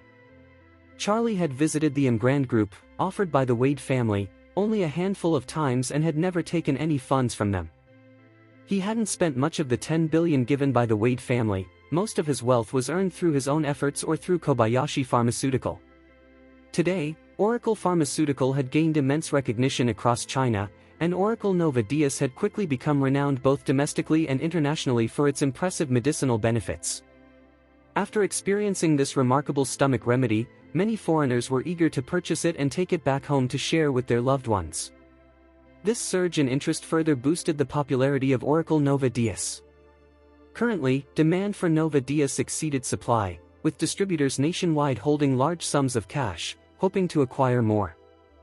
With ongoing development, it was likely that Oracle Nova Diaz would emerge as the world's most sought-after and recognized stomach medicine. The practicality and relevance of stomach medicine are vast, appealing to people worldwide, regardless of age, gender, or race. This indicates an immeasurable potential for Oracle Pharmaceuticals' future growth. Both husband and wife believed that if Charlie could eventually mass-produce the miraculous rejuvenating pill, he would undoubtedly become the richest person in the world, not just one of them. They understood that, for Charlie, Orus Hill was more than just a location, it was his foundation, his launch pad, and the cornerstone of his soaring career. Chapter 1625. Early the next morning, Charlie was preparing to bid farewell to Stephanie's family when Orin unexpectedly insisted on driving him to the station himself. As they made their way, Angie and Stephanie accompanied him. Though Charlie felt guilty about the trouble they were going through, he couldn't resist their hospitality and agreed to the ride. Orin drove his luxurious Rolls-Royce sedan, with Angie in the front passenger seat while Charlie and Stephanie occupied the back row. Stephanie had been feeling a bit down, and while her parents were in the car, she remained quiet, seemingly preoccupied with her thoughts. As they approached the airport, Stephanie mustered the courage to reach out and took hold of Charlie's hand, squeezing it gently. Charlie turned his head to look at her, noticing the mix of stubbornness and concern in her eyes, which stirred a sense of guilt within him. The Rolls-Royce came to a smooth stop at the airport's departure terminal. Charlie gently withdrew his hand from Stephanie's and addressed the three of them, saying, "Uncle Orin, Angie, and Daisy, you really don't have to get out of the car. The airport is quite crowded, and it wouldn't be ideal for everyone to be seen, especially you ladies, as public figures." Stephanie quickly chimed in, "But I can wear a mask." At that moment, Angie added, "Even with masks, it's best to only send Charlie to the security checkpoint. It's a short distance, and we shouldn't take any unnecessary risks." Orin nodded in agreement, saying, "Yes, let's not make things difficult for Charlie." "All right," Stephanie replied, nodding slightly. She looked at Charlie and said, "Make sure to tell me when you board the plane, and message me when you land." Charlie smiled back, "Of course. I'll keep you updated. Don't worry." With that, he got out of the car and retrieved a small bag from the trunk. He waved goodbye to the Sun family through the car window before turning and heading into the airport. Once inside, he received a call from Lorine. "Charlie, are you at the airport?" "Yes, I just made it through security," Charlie replied. Lorine responded quickly, "Then go ahead and head in. I'm stuck in traffic and it might take me about 20 minutes to get there, but I should still make it." Charlie said, "All right, I'll see you either during a break or at the boarding gate. If that doesn't work out, we can catch up on the plane." "Sounds good," Lorine replied before they hung up. Charlie then proceeded through security and made his way to the T3 terminal. The T3 terminal at Eastcliff Airport was quite expansive and filled with luxury shops, showcasing a variety of major international brands. Charlie realized that while he had brought some tea from Stephen for the old man, he hadn't picked out any gifts for his wife and mother-in-law, Elaine. Initially, Elaine had playfully mentioned wanting some gifts, and since she had been behaving well lately, Charlie felt inclined to bring her something nice. As for his wife, Claire, it was only natural for him to choose a thoughtful gift for her. Taking advantage of his time at the airport, he decided to do a bit of shopping. Charlie typically had modest material needs, so he found himself struggling to think of suitable gifts for the two important women in his life. However, recalling that women of all ages tend to love handbags, he confidently stepped into the Hermès store. Hermès offered a wide range of prices, with their more affordable items starting around 100,000, while their high-end products could reach into the millions. Charlie noticed the slightly dismissive attitude from the sales associate towards his simple attire, but he brushed it off and continued browsing. Eventually, he spotted a stunning limited edition crocodile leather handbag displayed in a glass case. This handbag, in Hermès classic orange, boasted impeccable leather quality and elegant craftsmanship, making it perfect for both casual and professional settings. Charlie approached the sales associate and said, "Hello, I'd like to purchase this bag. Could you please wrap it up for me?" Chapter 1626. The sales associate at the counter frowned and said, "Sir, the price of this bag is 580,000. Charlie responded casually, "No problem, I want it." However, the sales associate added, "Sir, I'm sorry, but buying this bag requires a distribution process." Surprised, Charlie asked, "What do you mean by distribution? Can't I just purchase the bag directly?" The sales associate smirked slightly, saying, "Sir, is this your first visit to our Hermès? Haven't you shopped with us before?" Charlie nodded, "No, I haven't." "What's the issue with that?" The sales associate explained, "Many Hermès bags aren't just available for anyone to buy. You can freely choose and buy basic items under 300,000, but anything priced above that is usually a limited edition. Don't be misled by the store price of this bag, 580,000. Once you take it out, you could easily resell it for 700,000 to 800,000. Therefore, to buy this bag, you either need to be a senior member of Hermès and make an appointment with our store manager, or you must purchase a certain amount of other items. These additional items must not be popular ones, and you'll need to spend a total of 500,000 to qualify for this bag," she continued. Charlie frowned at this. "So, you're saying that in order to buy this bag, I have to purchase 500,000 worth of other items first?" "That's correct," the sales associate confirmed with a smile. "This rule is followed by Hermès worldwide. Didn't you know? Or were you just hoping to get lucky and snag this bag without following the process? Hermès limited edition handbags are known for their impressive resale value. In fact, some styles can fetch higher prices on the second-hand market than their original retail prices, a result of Hermès' clever marketing strategy. Unlike other brands where you can simply buy what you want, Hermès has a different approach. The resale prices are often much higher than the in-store prices, which means to buy something from their store at the retail price, you often need to spend hundreds of thousands, if not millions, on other items. Thus, acquiring a limited edition bag can easily require an investment of over 1 million. However, Hermès has a shrewd strategy. They allow purchases only of slower-moving items rather than their popular ones. Items that are harder to sell can be quite absurd. For example, an 18K gold ring might cost around 1,000 to produce, but with the Hermès brand, it can sell for 50,000, 80,000, or even more than 100,000. Such rings often go unsold unless offered at a steep discount. Despite understanding Hermès rules, Charlie didn't feel angry. Accepting their policy, he said, "In that case, I can buy other items totaling 500,000, correct?" The sales associate's eyes lit up, not expecting Charlie to be a customer willing to spend that amount. With renewed enthusiasm, she hurried over, saying respectfully, "Sir, let me show you the items that qualify for distribution in our shop. You can see what you might need." Charlie nodded and mentioned, "I noticed a common style handbag, priced around 160,000. Can that count for distribution? Yes, the sales associate replied without hesitation. That bag is priced at 158,888, so you would still need to spend about another 340,000. As Charlie began to look at other options, a woman's voice called from the door, Tanaka, I want to see Hermes. A man's voice followed, don't look, we need to head to the boarding gate. The spoiled woman pleaded, but we have half an hour before boarding. Just let me look around a bit. The man responded, somewhat helplessly, fine, but we can only stay for 20 minutes. Tanaka, you're so kind, she exclaimed. At that moment, a young couple entered the store. Charlie recognized the man immediately. It was Koichi Tanaka, who had previously been seen with Ninako Ito. How could he possibly be here? Chapter 1627.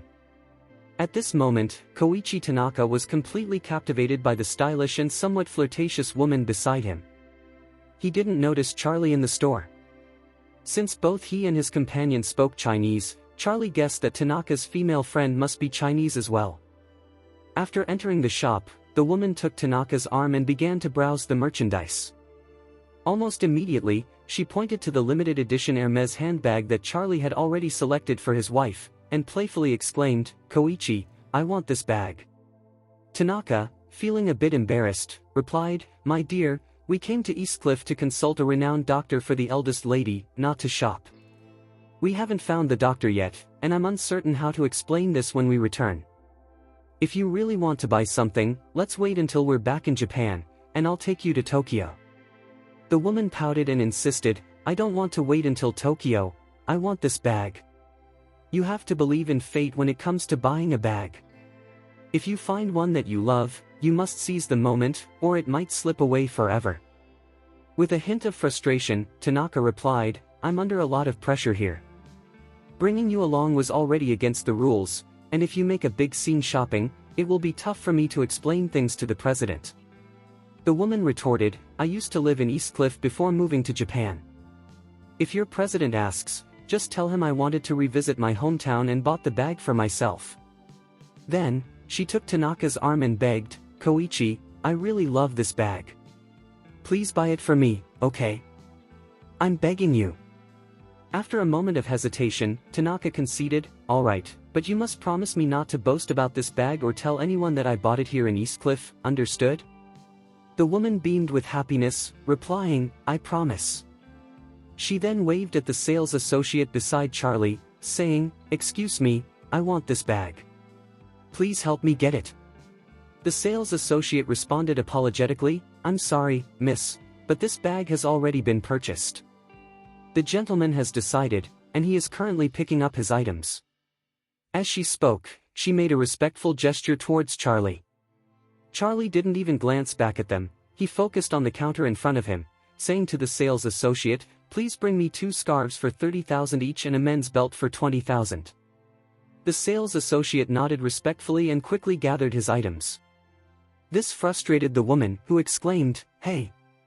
He hasn't even finished picking yet. Since he hasn't checked out, we can just swipe the card right now.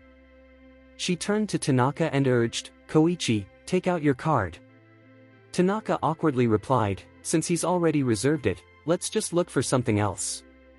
No, the woman protested, I want that one. I just saw it. She then pointed at Charlie and suggested, Koichi, why don't you offer him some cash to let us have that bag?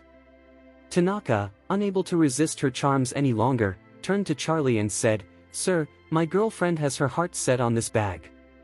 If you could let us have it, I'd be willing to give you 100,000 as a courtesy. Would you consider it? Charlie waved his hand dismissively without looking back. The woman, now incensed, shouted, Hey! You don't have to do anything, just take 100,000 for nothing.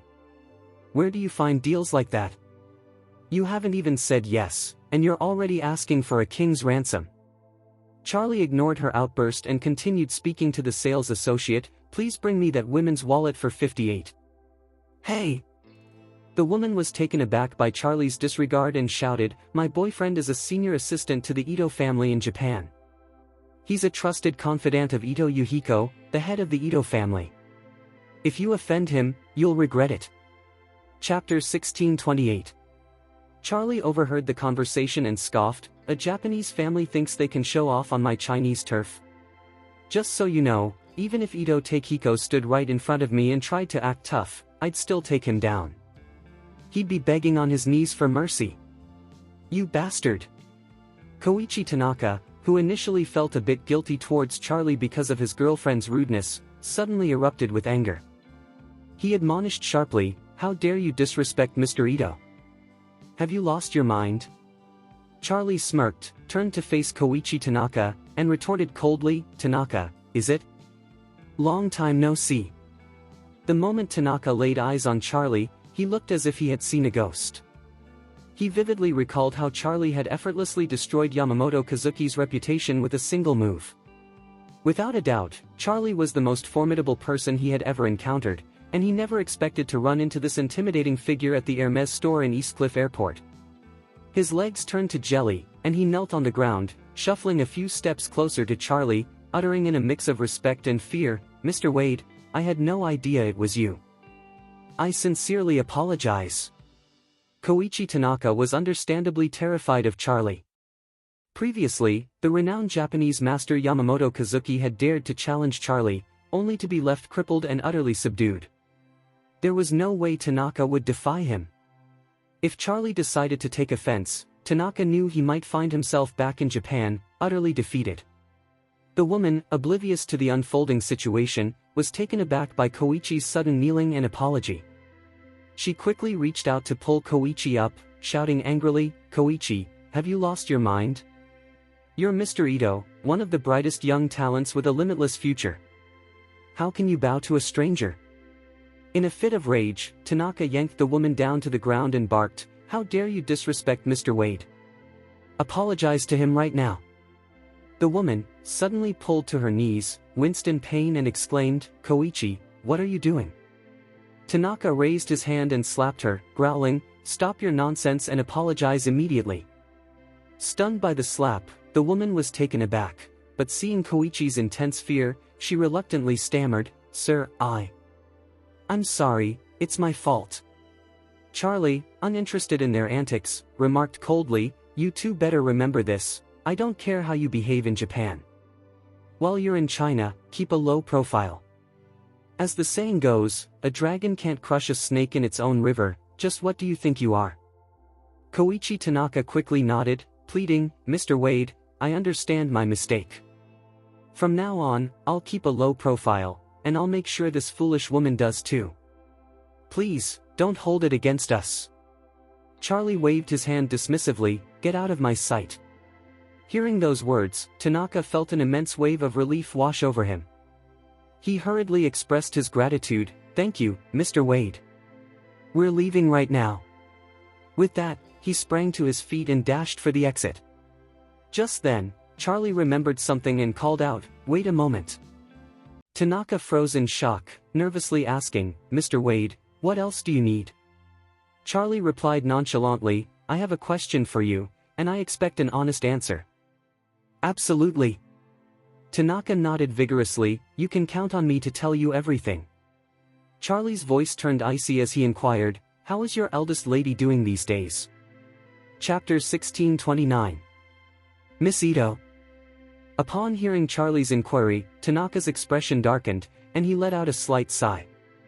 "Mr. Wade, it's true that Miss Ninako sustained severe injuries during her confrontation with Miss Quinton. They managed to save her life, but her health is not what it used to be. She is currently recuperating in Kyoto." Charlie felt a wave of anxiety wash over him as he thought about Ninako Ito's gentle nature. However, he masked his emotions and calmly asked, "Is there any hope? Can she still compete?" Tanaka offered a bittersweet smile. "Unfortunately, she won't be able to participate in the competition. The eldest lady is very fragile at the moment. Just a few days ago, she struggled to stand and could barely take a few steps. Now, she spends most of her time resting in bed. If she's feeling a bit better, she might venture out in a wheelchair to enjoy some sunlight." The image of the girl who used to laugh freely, now sitting in a wheelchair under the sun, pierced Charlie's heart. He pressed on, "What about her spirits?" Tanaka shook his head. On the surface, she appears unaffected and seems happy every day. Yet, knowing her as I do, I sense she harbors many thoughts within. She spoke to me a few days ago, expressing feelings about wanting to see people, yet knowing there are some she may never meet again. I couldn't grasp her meaning at the time, but I could tell she was quite downcast.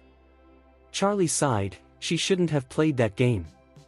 Tanaka was taken aback by Charlie's concern for his eldest lady. After a moment of surprise, he responded with a sigh, "Mr. Wade, you're right. Initially, both the president and I urged her not to engage in that game, but she was resolute." Continuing, Tanaka said, "In recent times, the guild has sought out all the renowned doctors in Japan, yet none have been able to address the young lady's injuries. That's why I've come to Eastcliff to consult with the Eastcliff National Medical Center for possible treatments." Charlie nodded and inquired, "Any progress?" "No," Tanaka replied, disappointment evident in his voice. "Mr. Ito has offered a substantial reward, hoping to entice the top doctors of the National Medical Center to travel to Japan and treat the young lady, but they have declined." Charlie shook his head. He had witnessed the extent of Ninako Ito's injuries on the day it happened and knew that they far exceeded what current medical practices, whether Western or Chinese, could remedy. In truth, he realized that he might be the only person capable of healing her. As these thoughts swirled in his mind, Charlie remembered he would be traveling to Japan soon. He wondered if he might have the opportunity to see Ninako Ito in Kyoto. If given the chance, he was determined to visit her, at the very least to help mend her injuries. At that moment, Charlie lost interest in continuing the conversation with Tanaka and his companion, so he waved his hand dismissively. "All right, I won't pursue this any further. You two should hurry along." Tanaka, feeling relieved, quickly bowed to Charlie and said respectfully, "Mr. Wade, we'll take our leave now." With that, he took the woman beside him and hurried away. Chapter 1630. Charlie let out a deep sigh, his expression tinged with sadness. He turned around and picked up a few small items from Hermes at the counter, planning to distribute them. After spending a total of 500,000, he swiftly swiped his card to complete the purchase. With several Hermes gift boxes in hand, he made his way to the VIP lounge. Upon arriving at the VIP lounge, Charlie noticed that Lorine was already there. When Lorine spotted Charlie entering with the Hermes bags, a hint of jealousy flickered in her eyes. "I was wondering why I hadn't seen you since I arrived. Did you go to Hermes? Are those gifts for Claire?" Charlie nodded casually. "Now that I'm in the bustling city of Eastcliff, I couldn't miss the chance to bring back some souvenirs for my wife." Lorine pouted slightly. "You've been hiding quite a bit, Charlie. You know someone as famous as Stephanie, whose signed pictures can fetch thousands online, and you never mentioned it." Charlie shrugged. "Why would I use someone else's fame to boast? That would be disloyal to them." Lorine nodded in agreement. "That makes sense." Curiosity getting the better of her, she asked, "So, how long have you and Stephanie known each other?" Charlie shook his head. "Honestly, I don't know. I prefer to keep things private, but you caught me off guard in Heathbrook yesterday, so now you know." Lorine beamed. "So, I know a secret about you that you didn't even realize. Does that mean our friendship has deepened?" Charlie sighed. "What are you talking about? I just happened to run into you." Lorine smirked. "No matter how it happened, I now know something more about you." Then, with a curious gaze, she asked, "Hey Charlie, how many more secrets do you have? You seem so mysterious, like there's so much more to uncover." Wanting to change the subject, Charlie joked, "What's so mysterious? Remember that time we went to the hot springs? I wore swimming trunks. You're not getting a peek at anything else." Lorine's cheeks flushed bright red. Images of Charlie in his swimming trunks at the hot spring flashed in her mind, and her heart raced. Still blushing, she shyly asked, "Why can't I see the rest?" Charlie replied awkwardly, "Why would you even ask that? We're friends, and you're my wife's best friend, so it's just not appropriate." Lorine lowered her gaze and murmured, "Why do you treat me like this? When I was hurt, didn't you show me parts of you that were, well, off limits?" Charlie quickly responded, "That was different. I was helping you, not trying to take advantage of you. Lorine pouted her lips, rolled her eyes at Charlie, and said, who's to say you weren't trying to take advantage? Maybe you were both saving me and benefiting from it. Then, with a playful yet serious tone, she added, honestly, I wouldn't mind if you did take advantage of me. I'd be okay with it. Chapter 1631. Charlie had grown somewhat desensitized to Lorine's constant expressions of affection. Thinking she was just joking with herself, he decided to change the topic and asked, by the way, where did your cousin Sam ride his bicycle? Lorine pouted in disappointment. She was well aware that Charlie often avoided emotional discussions, and she had learned to accept his behavior. As he shifted the conversation, she followed suit, saying, I heard he reached the next town this morning, but apparently, he spent the night under a bridge and caught a cold. Charlie smiled faintly in response, saying, by the time he gets to Orus Hill, he should be in much better shape. Lorine chuckled, honestly, this punishment might be good for him. My cousin can be quite arrogant and domineering. He often causes trouble for the family but has never faced any real consequences before. After this experience, I believe he'll be a bit more cautious. Charlie nodded slightly, if it weren't for you, I would have made him swallow the jade pendant at the birthday banquet and then have surgery to remove it. Someone like him just gets over the scars without learning from the pain. Perhaps a reminder will help him understand what truly matters. Lorine looked at Charlie and said, knowing you're considering my feelings, I'll let him off this time. Once he arrives in Orus Hill, I'll take him out to dinner to apologize to you properly. Charlie waved his hand dismissively, it's fine for him to offer a toast or whatever, but he needs to focus on reforming himself in Orus Hill.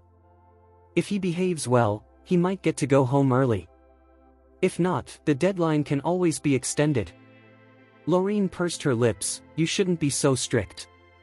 If we end up together in the future, he'll be your brother-in-law. Even though he's my cousin, he's still part of the family. Charlie shook his head in exasperation, you're always bringing that up.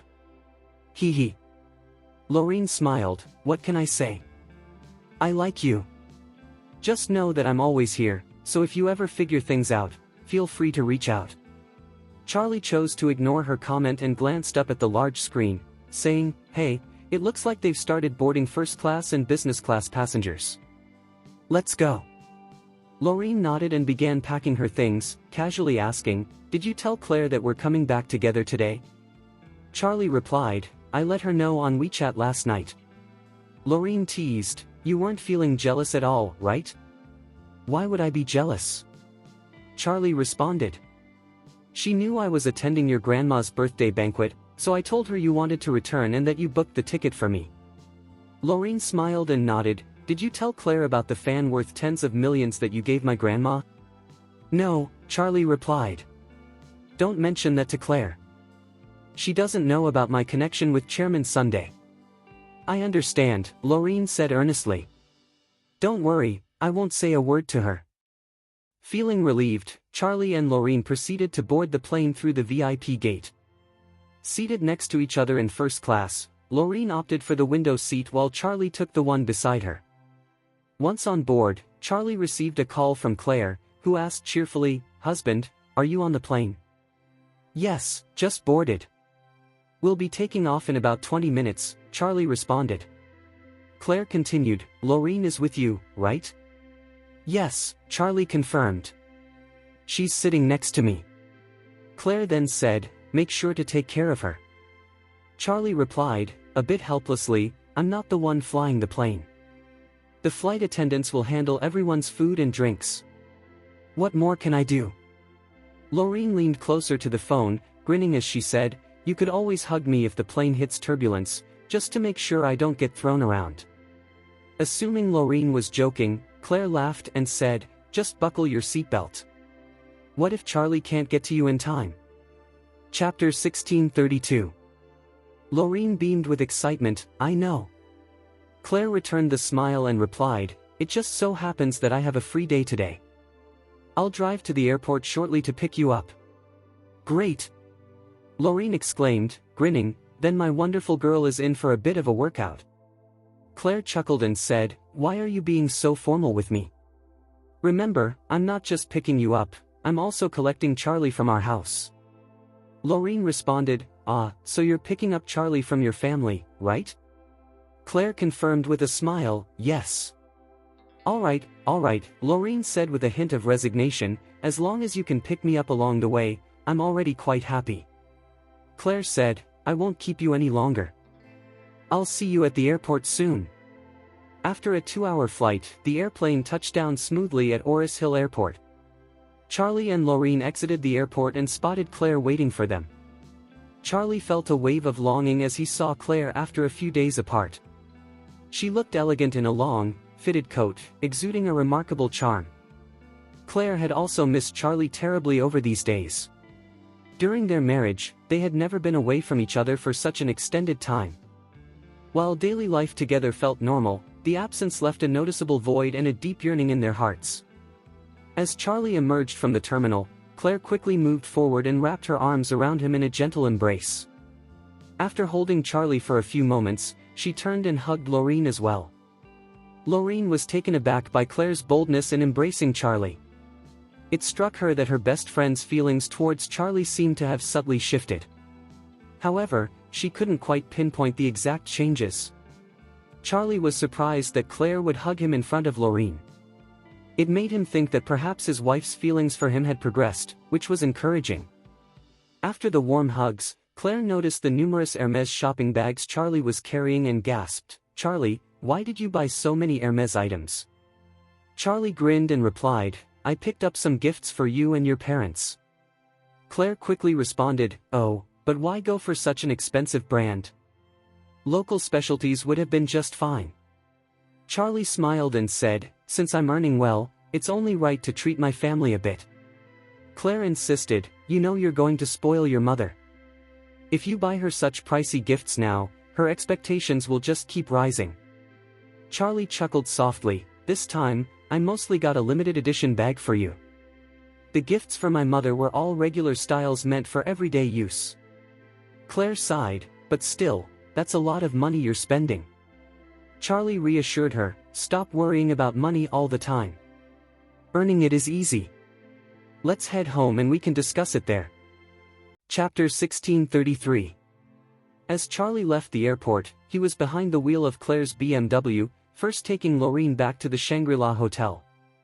During the ride, Claire contemplated inviting Lorine to stay with her again, but Lorine remained silent.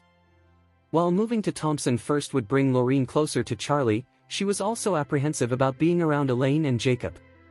Their ongoing conflicts had turned the three views into a battlefield, making it uncomfortable for her as an outsider to witness their disputes. Additionally, Lorine harbored a lingering suspicion that the Wilson family was hiding a significant issue.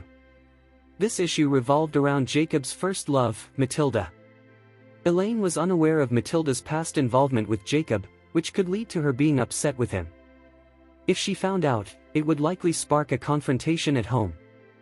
Consequently, Lorine felt that staying away from Thompson first would spare her from any awkward situations, and she preferred the solitude of the Shangri-La. Although being alone in the hotel could feel a bit lonely, it also offered her a sense of freedom.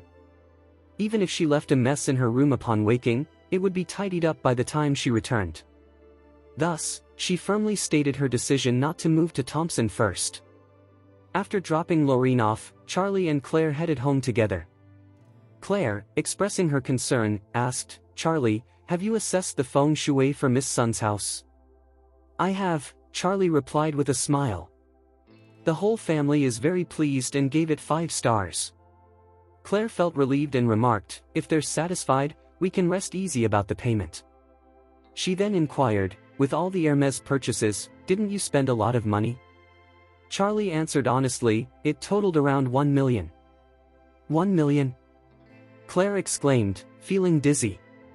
"You spent that much on luxury goods when it could cover our family's living expenses for an entire year?" Charlie chuckled, "Luxury items naturally come with a hefty price tag." He then pulled over and parked the car. Reaching into the back seat, he retrieved a limited edition Hermès crocodile leather handbag and handed it to Claire, saying with a smile, "Open it up and take a look." Claire carefully unwrapped the package and marveled at the exquisite craftsmanship of the bag, exclaiming, "This is beautifully made, and the leather is flawless." It must have cost a fortune. Charlie replied, this bag is indeed pricey, over 500,000. Oh my goodness, Claire said nervously. More than $500,000 for a bag? That's outrageous. Charlie reassured her, my dear, Hermes limited edition items command high prices, but it's worth it. These bags can appreciate in value. If we resell it later, it could fetch anywhere from 600,000 to 700,000, or even more. Claire expressed her concern, but it's still too expensive. I can't bring myself to use it, and I don't think my status warrants such an extravagant item. Maybe you should resell it. Charlie quickly countered, no way.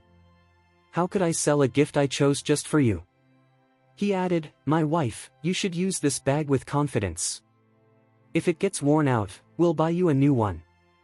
As your husband, I'm now regarded as a master of feng shui. You, as my wife, should carry a bag worth 500,000. If you don't, people might say I'm too stingy, earning so much but unwilling to buy a nice bag for my wife. Seeing Charlie's determination and recognizing the truth in his words, Claire sighed and said gratefully, all right, my husband, I'll trust your judgment. Thank you. Chapter 1634. Charlie recalled an important detail and quickly stated, by the way, my dear wife, I plan to return and take a rest for a day or two, but I need to head to Japan as soon as I can. I mentioned this last time. There are customers eagerly awaiting my arrival there. Claire nodded and inquired, how long will you be gone? The Chinese New Year is just over 2 weeks away, and many businesses are preparing for the holidays. If you want to take a break, it might be better to wait until next year to return to work.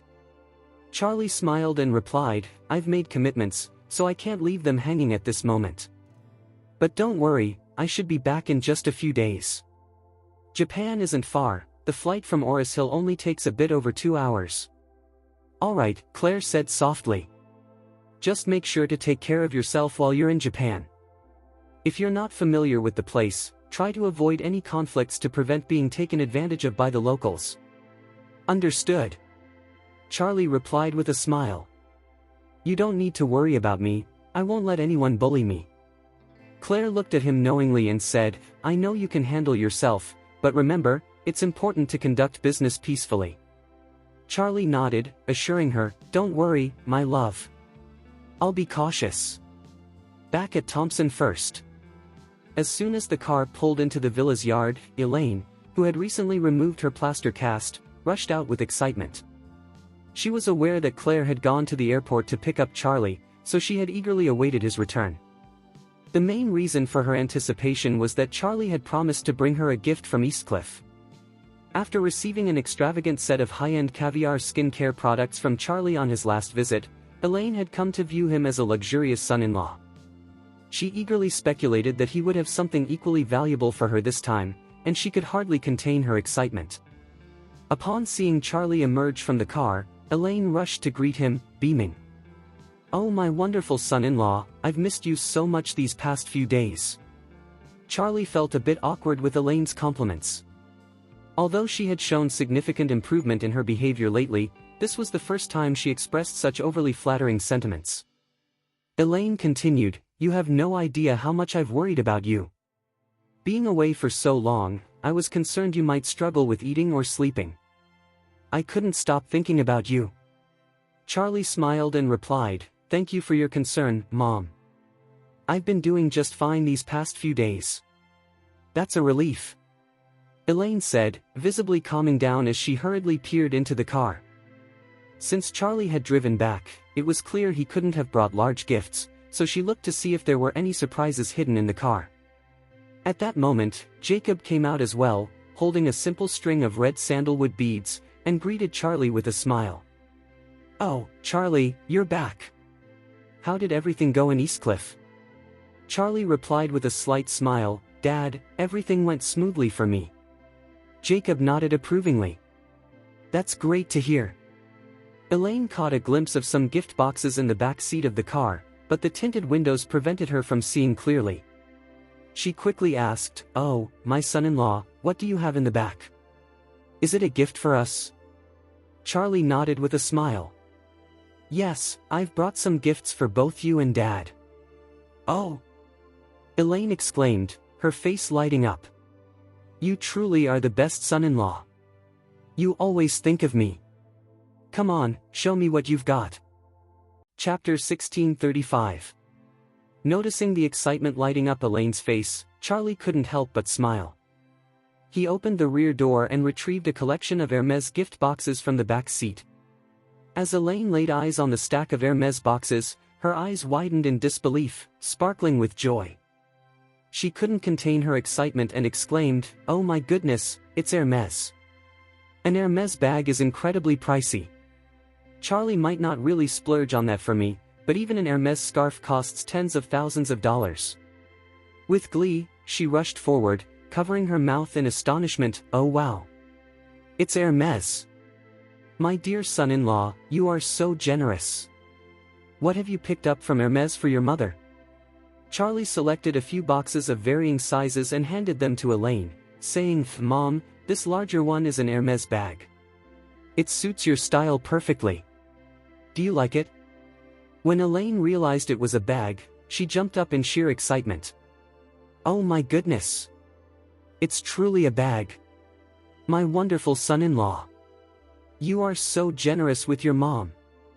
Elaine had always desired a high-end bag, but for years, her finest possession was a standard Louis Vuitton, which cost around $15,000. In her opinion, Hermes bags were meant for the elite, far beyond her reach. She often dreamed of owning one but hesitated, knowing it would take at least $100,000 to $200,000 to acquire such luxury. Even when she had some money, she could never justify the expense. So, it was a complete shock to her that Charlie had gifted her an Hermes bag. This truly took her by surprise. She eagerly tore open the Hermes package, revealing a stunning handbag worth over $100,000. She gleefully said, "Mom, this bag is absolutely gorgeous. What do you think?" Afterward, she turned to Charlie with a beaming smile, saying, "Oh my son-in-law, you are so generous. You bought such an extravagant bag for Mom." Charlie simply smiled and replied, "I'm glad you like it. I love it. I adore it." Elaine exclaimed, clutching the bag tightly and sighing, "I can't believe I didn't recognize my incredible son-in-law's potential before." "My dear son-in-law, let's forget the past." Charlie nodded in agreement. He had realized that someone like Elaine, with her demanding nature, could be easily pleased with a little generosity. He thought back to all the times they had clashed, even when he sent her to a detention center for a few days. But it was fine. Elaine's disposition was such that she didn't realize the struggles of the world. After facing hardships, her attitude would naturally soften. Afterward, Charlie pulled out two smaller gift boxes, presenting them to Elaine, saying, "Mom, I have two more gifts for you." "What? There's more for me?" Elaine exclaimed, her excitement reaching new heights as she almost knelt down before Charlie. "Wow! Not only did I receive an Hermes bag, but there are additional gifts. My son-in-law keeps getting more and more charming." She quickly took the two gift boxes from Charlie and opened them one by one. "Wow! An Hermes scarf. It's stunning. With the cold weather, I can wrap it around myself. This must have cost a fortune, right?" Chapter 1636. Charlie nodded and replied, 20 to 30,000. Elaine exclaimed, "Oh! My son-in-law is so generous. Buying me such an expensive scarf. For 20 to 30,000, you could get a mink to wear." Then, as she opened another gift box, Elaine gasped, "Oh! This is the classic Hermes belt for women. My son-in-law, my mother has wanted this belt for years but never bought it. I can't believe you've made my dream come true." Watching from the side, Jacob looked a bit envious and couldn't help but ask, "Good son-in-law, didn't you bring anything for Dad?" With a smile, Charlie replied, "If you're asking, I've prepared several surprises for you." As he spoke, Charlie handed Jacob two Hermes gift boxes. Jacob joyfully slapped his thigh, exclaiming, "Oh, there really is something for me. You truly are a great son-in-law." Without hesitation, he rushed over to grab the gift box from Charlie. He opened the first one to reveal a men's belt adorned with a golden letter H, gleaming in the sunlight. Jacob clapped his hands in delight, saying, "Oh, this is the same Hermes belt that Tom Cruise wore. It was so popular back in the day." Charlie nodded and smiled, adding, "This belt is now a symbol of success for men."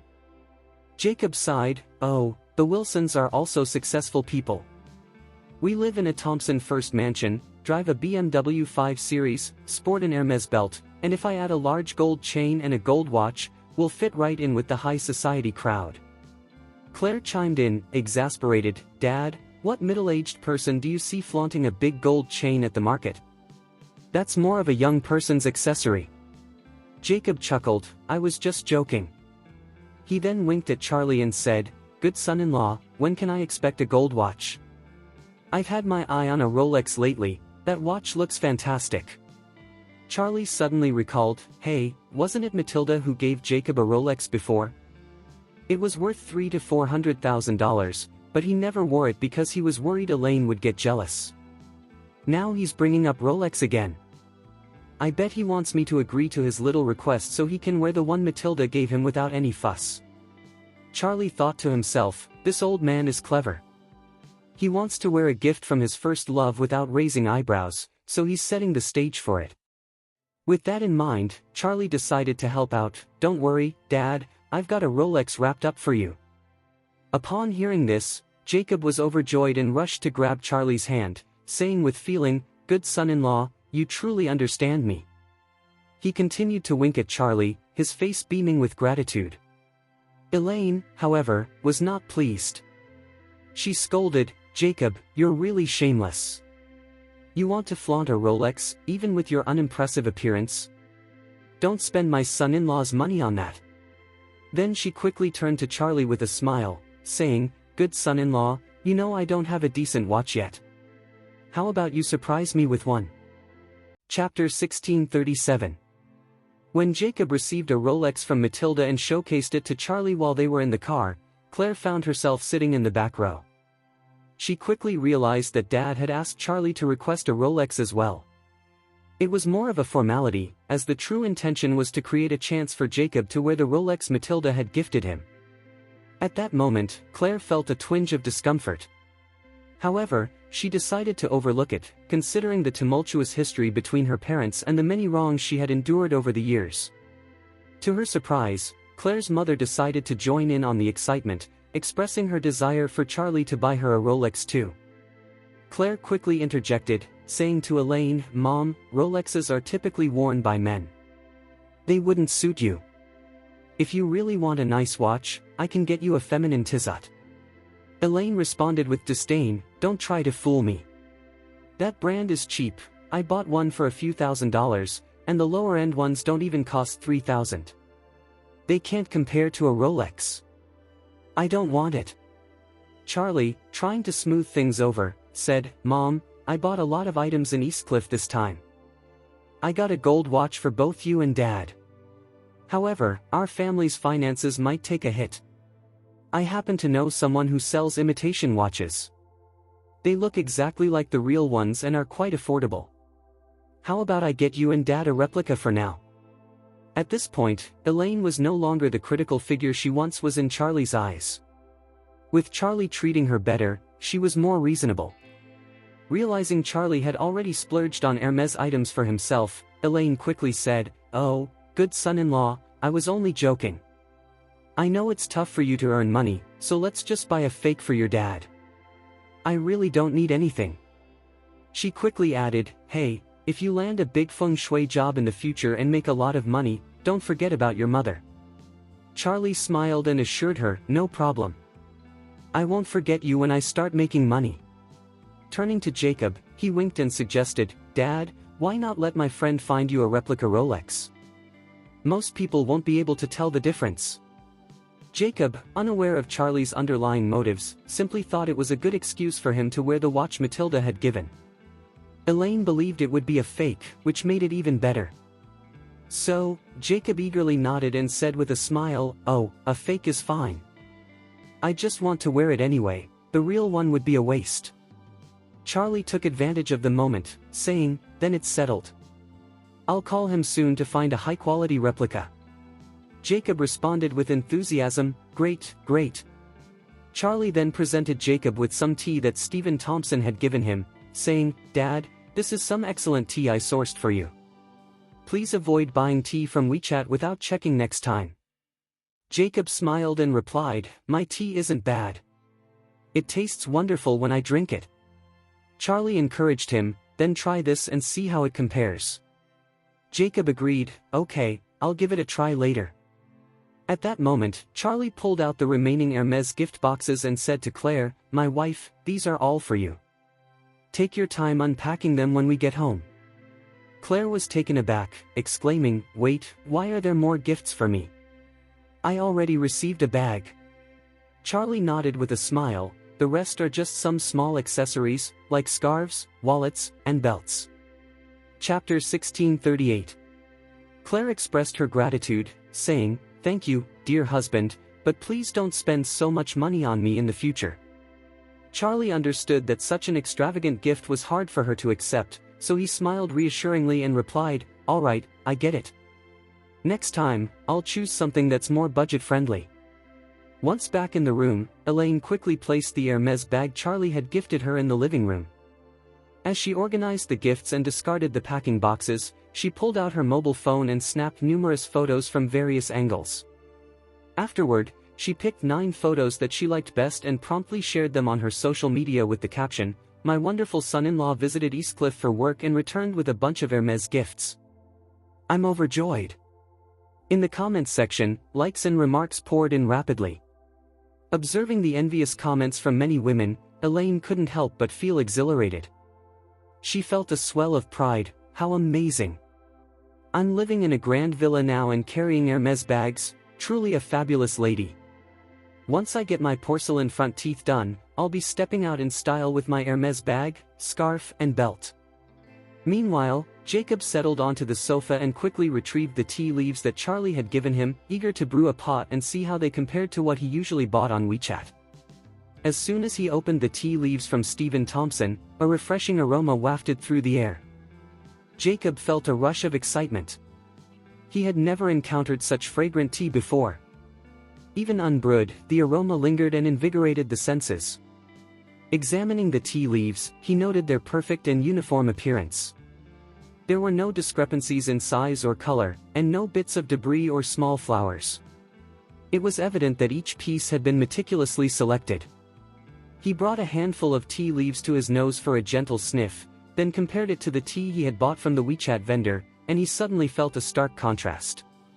The first was akin to exquisite natural agarwood, with a rich and flawless fragrance that felt completely authentic, showing no signs of artificial processing. In contrast, the latter smelled like subpar agarwood produced from inferior wood soaked in chemicals, a sharp and slightly overwhelming scent that paled in comparison. Jacob quickly placed Charlie's tea leaves into the teapot. By this time, the electric kettle was boiling furiously. He poured the steaming water over the leaves, releasing an intoxicating aroma that filled the entire living room. Jacob exclaimed in disbelief, this tea, it tastes absolutely incredible. Claire, catching a whiff from afar, responded, wow, that smells amazing. Dad, can I have a cup too? Elaine, who had never been a fan of tea, perked up at the delightful scent and chimed in, this tea smells so refined. Jacob, please pour me a cup so I can try it. Jacob hurriedly retrieved 4 small tea cups, filled them up, and poured one for himself. After taking a careful sip, his eyes lit up in surprise as he exclaimed, what a fantastic tea. Truly the best I've ever had. Chapter 1639. With a weary sigh directed at Jacob, Charlie shook his head in resignation. This elderly man truly has never experienced much of the world. His passion for antiques seems limited to fakes, and his tea-drinking habits are no different. The root of Jacob's situation lies in his low standing within the Wilson family. Previously overlooked by the lady, he had also spent years being sidelined by Elaine. His life has been filled with challenges and financial struggles, showing little sign of improvement. Fortunately, Jacob possesses a commendable personality. If he were anyone else, he might have succumbed to despair and hopelessness. Meanwhile, While Charlie's family enjoyed the finest teas, Hannah was next door in Villa A04, preparing lunch for her own family.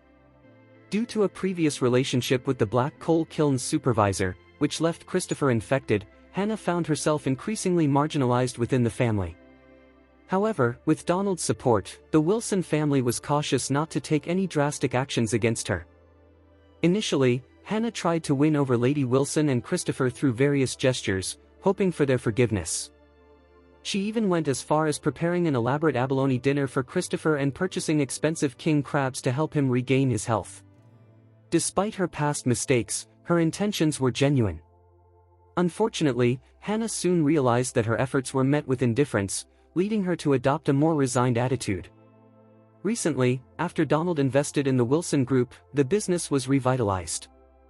Thanks to his assistance, they finally regained their footing, and the Wilson family returned to their roles within the company. Mrs. Wilson remained the matriarch, Christopher took on the role of general manager, while Harold and Wendy served as business directors.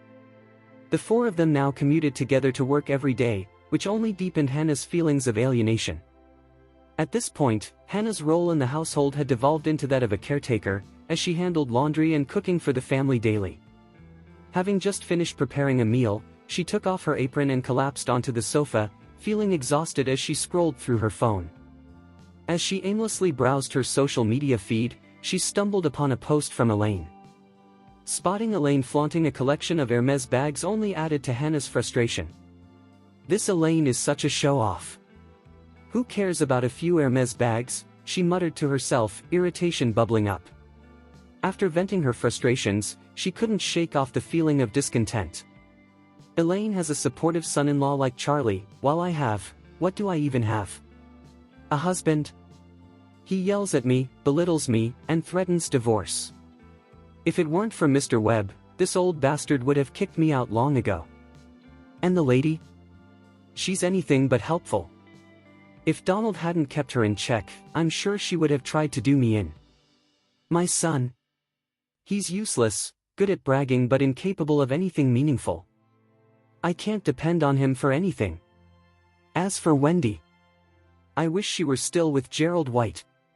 Regardless of the situation, she could have at least remained in Kenneth Wilson's good graces. Now, her reputation is tarnished, and whether she'll marry or find someone decent is a big question mark. What can I even hope for in my life? Who would ever buy me an Hermes bag? Lost in these thoughts, Hannah felt a wave of sadness wash over her, and tears began to stream down her cheeks as memories of her struggles flooded her mind. Chapter 1640. At that moment, the door swung open. Christopher stepped inside first, accompanied by the lady, while Harold and Wendy trailed behind. The lady was adorned in an elegant mink coat, her cheeks flushed with excitement and an indescribable happiness radiating from her face. Ever since she found a renewed sense of life in the Wilson family group, Lady Wilson had been in a state of bliss every day, her complexion glowing as if she had taken a miraculous rejuvenation pill. As she crossed the threshold of the house, Mrs. Wilson exclaimed, "Oh, while the Webb family may not be the best, at least a lean camel is larger than a horse. With the project they've provided, we can expect a profit of at least $20 million in the coming year. That's truly remarkable." Christopher chuckled and replied, "Mom, it's not just your foresight. If you hadn't been working behind the scenes, the Wilson Group wouldn't have had a chance to be revitalized." Lady Wilson nodded in approval. She had always been somewhat narcissistic and craved power, relishing the praise she received. Meanwhile, Hannah, who was sitting on the sofa, felt a surge of anger at these words. She couldn't help but mutter under her breath, "That old woman is incredibly shameless." What part did she play in the Wilson family's revival? It was Mr. Webb who helped us. And let's not forget, he was the one who sent someone to rescue me from the black coal kiln. It was his efforts that got your family out of the detention center. As Lady Wilson entered the living room in high spirits, she noticed Hannah lounging on the sofa with her phone and immediately snapped, "Hannah, why are you sitting there instead of preparing dinner in the kitchen? This isn't your place." Hannah rose, her voice laced with anger. "Mom, what do you mean by that? I'm part of this family too. Am I not even allowed to sit on the sofa?" Lady Wilson shot back, "You're absolutely right. You don't deserve to sit on the sofa. In this household, you're a servant. A servant who doesn't even meet my standards. If it weren't for Mr. Webb backing you, I would have kicked you out long ago. You, Hannah retorted, her fury boiling over. You old hag, are you ever going to stop? You keep bringing up the same nonsense. Don't forget what Mr. Webb always says about setting aside our differences. If you keep this up, I'll go to Mr. Webb for help. Lady Wilson was momentarily taken aback. She had been insulting and belittling Hannah because she was convinced Hannah wouldn't dare to retaliate. But now, faced with Hannah's boldness, she felt a rush of frustration. Still, she hesitated to confront Hannah too fiercely, mindful of Donald's warning that upsetting him could jeopardize the Wilson family's rise. Collecting herself, she huffed, Fine, since Mr. Webb has asked us to put aside our differences, I won't stoop to your level. But I advise you to understand your position. In this family, you carry the weight of your past mistakes, you should always be aware of that." Despite her inner turmoil, Hannah chose not to escalate the argument further. Instead, she replied flatly, "Dinner is ready, let's eat." However, beneath her calm exterior, she harbored a deep-seated resentment toward Lady Wilson. Hannah recognized that Mrs. Wilson's attitude would likely worsen over time, not improve. As the Wilson group continued to climb, it was clear that Mrs. Wilson's demeanor would only become more arrogant. She couldn't help but sigh internally, thinking, if only that old woman would face some serious consequences. Chapter 1641. Hannah entered the restaurant trailing behind the Wilson family, harboring resentment towards Mrs. Wilson. Lady Wilson took the prime seat at the dining table and glanced disapprovingly at the food Hannah had prepared. With a frown, she remarked, "Why is everything home-cooked? I can't have any substantial dishes. I'm getting old, after all. Don't you think you need to nourish yourself?" Feeling a bit hurt, Hannah replied, "Mom, you can't put this blame on me. The money in this family belongs to you. I only have a few $100s to my name. How am I supposed to buy a lot of expensive fish and meat?" Lady Wilson scoffed, "I know you'll come up with excuses. You could easily buy a chicken for a few $100s, can't you? A local chicken costs only $100, surely you can manage that?" Frustration bubbled in Hannah as she responded, "Mom, there are 5 people in this family eating, and you don't provide me with living expenses. I'm not a miracle worker, I can't cook without proper ingredients. There's pork in this meal today, but who knows when I'll get meat again." Lady Wilson shot her a glare. "Sure, the living expenses are fine, but you will need to keep the receipts. From now on, buy your groceries from a regular supermarket and bring me the receipts for reimbursement." Hannah realized that Lady Wilson was truly apprehensive about parting with her money. The thought of potentially spending hundreds of dollars daily on groceries and then settling the reimbursement with Lady Wilson made Hannah feel a bit queasy.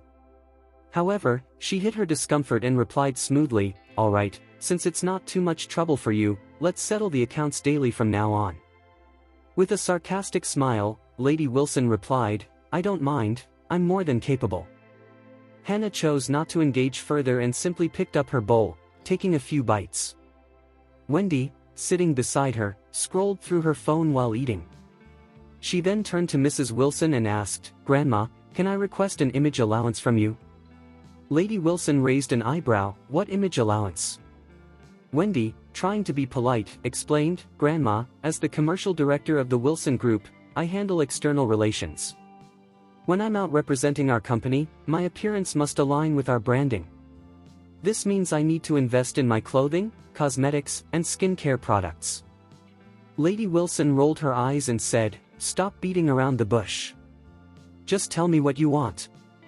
Wendy took a breath and said, "I'd like to request $100,000 to purchase a new handbag, some clothes, and various cosmetics and skincare products."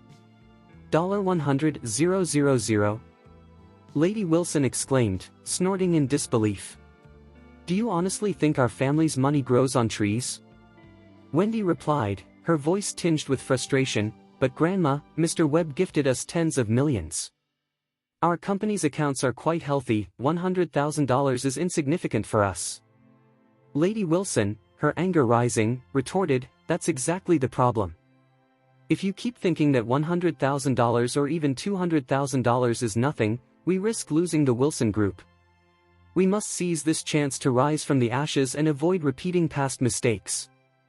Wendy, feeling a bit disheartened, muttered, after enduring such tough times, I don't even have a decent set of cosmetics. How can I represent our company properly when I'm not presentable? Besides, I had to sell my good bags just to get by. I'll be laughed at if I go out looking like this. With an impatient wave of her hand, Lady Wilson replied, enough. We'll address the bag issue. Just buy a fake one. A counterfeit Hermes will do just fine. Who wouldn't want to carry that around? Chapter 1642.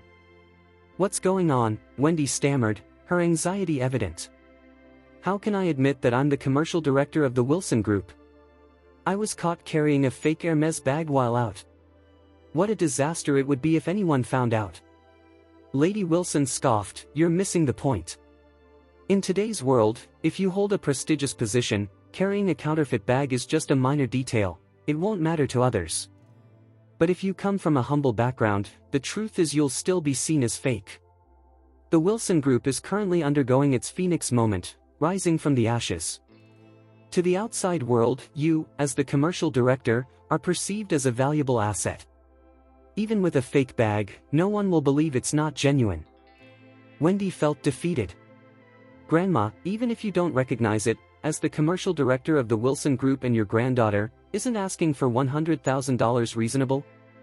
Lady Wilson retorted, don't try that with me. It's only going to be $10,000. You want it or not? Wendy was disheartened, but recalling the $10,000, she realized passing it up meant losing out entirely. So, with a heavy heart, she agreed, okay, $10,000 it is. Lady Wilson straightened up and said earnestly, listen carefully, we must restore the Wilson Group's former glory. We need to take it to new heights. I want you to call everyone in one by one. Bring your best energy, no hedonistic thoughts allowed. Otherwise, even if it's my son or grandson, they'll be out. Do you understand? Christopher, Harold, and Wendy all understood that this was directed at them. Despite their frustrations, they dared not voice any objections.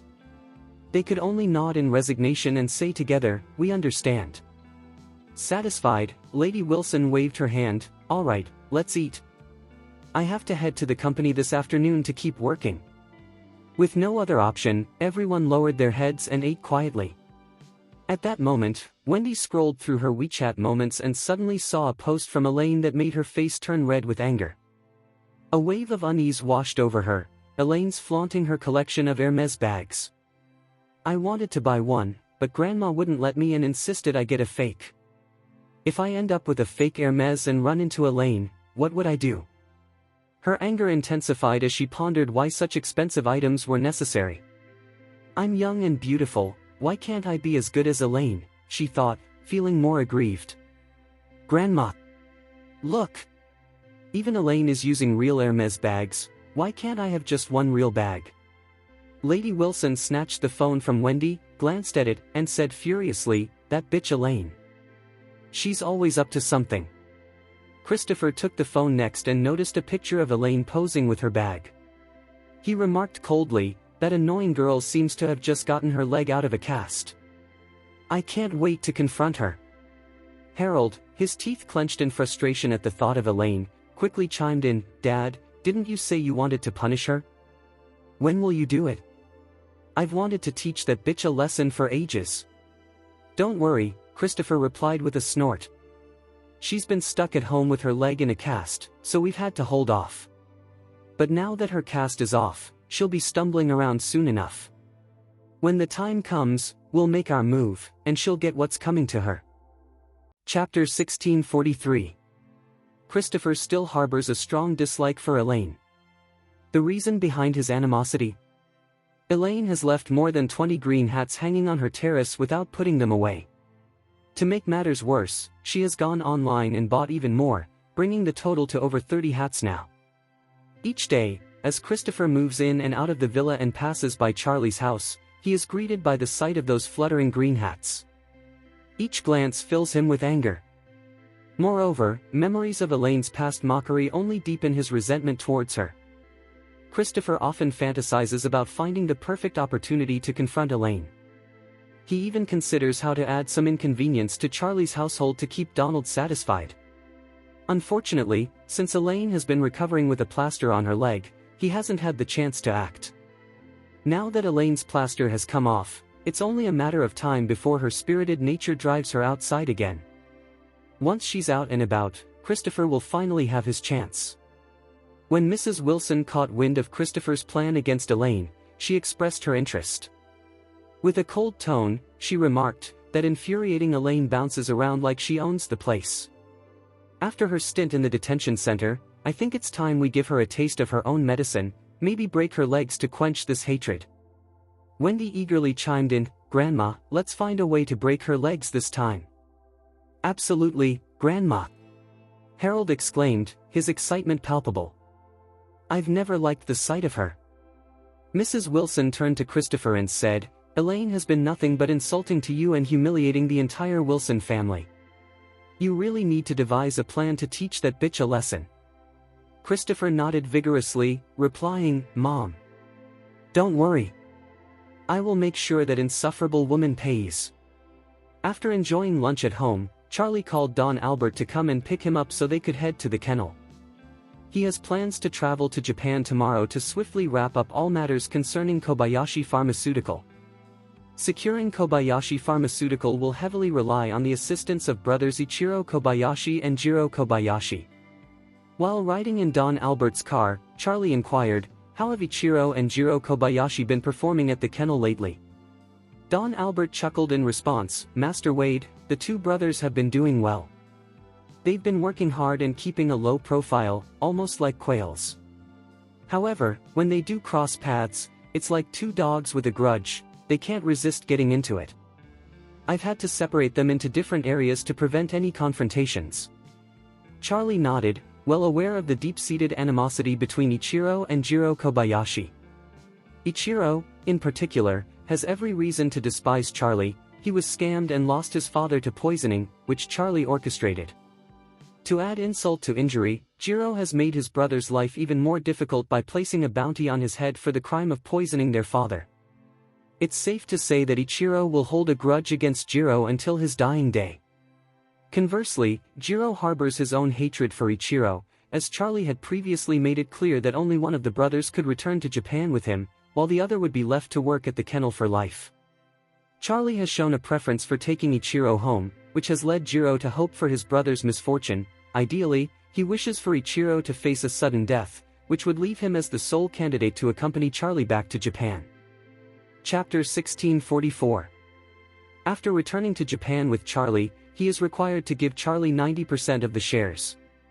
However, this arrangement is far better than staying at the kennel for work. Upon Charlie's arrival at the kennel, he instructed Don Albert, "Please bring both Ichiro Kobayashi and Jiro Kobayashi." "Yes, Master Wade." Don Albert promptly responded. Don Albert immediately dispatched his men, and shortly after, several of them arrived with Ichiro Kobayashi and Jiro Kobayashi, both in their work attire. As soon as the two brothers met at the entrance, Ichiro Kobayashi, seizing the moment, charged at Jiro Kobayashi and kicked him, sending him sprawling. He shouted, "You bastard, how dare you show your face here!" Jiro Kobayashi, quickly recovering, sprang up and rushed at Ichiro, yelling, "You fiend! I swear I will end you." Ichiro Kobayashi refused to back down. "Come on then. Let's see who comes out on top. I'll smash your face in with a single punch." Don Albert's men hurriedly intervened, separating the feuding brothers. One shouted, "What on earth is going on? Calm down. If you keep this up, you're both going to regret it." Realizing they had no choice, the two brothers complied and were led into the room one after the other. Charlie sat in the Grandmaster's chair, observing the brothers with amusement. He smiled and asked, "So, how have you both been during my absence?" Seeing Charlie, both brothers immediately knelt before him. Ichiro Kobayashi exclaimed with excitement, "Mr. Wade, you're finally back. I've been eagerly waiting for you to return so I can accompany you to Japan." You'll receive 90% of Kobayashi Pharmaceuticals shares. Jiro Kobayashi quickly interjected, Mr. Wade, don't listen to this bastard. He's nothing but trouble. Choose me. If you take me back to Japan, I'll give you 95% of the shares. Ichiro, now enraged, retorted, Jiro, you murderous brute. How dare you call me a troublemaker? Ignoring Ichiro, Jiro Kobayashi turned to Charlie and pleaded, Mr. Wade, I'm not asking for much. Just leave me with 2 shares, and I'll give you the remaining 98%. Please, take me back to Japan. Ichiro Kobayashi gritted his teeth and said, Mr. Wade, if you choose me, I'll give you 99% of the shares. In despair, Jiro Kobayashi cried, Mr. Wade, I'll give you everything. Just let me keep a bit of real estate and a salary. Charlie observed the 2 brothers vying for his favor with interest and replied with a faint smile, all right, enough of this banter. I always keep my word. Last time, I promised Ichiro Kobayashi to take him back in exchange for 90% of the shares from Kobayashi Pharmaceutical, and I intend to honor that promise. He then turned to Ichiro Kobayashi, who was visibly ecstatic, and said, Ichiro, get ready. We'll be leaving in 2 days. Ichiro Kobayashi, trembling with excitement, bowed to Charlie 3 times and exclaimed, Thank you, Mr. Wade. Thank you.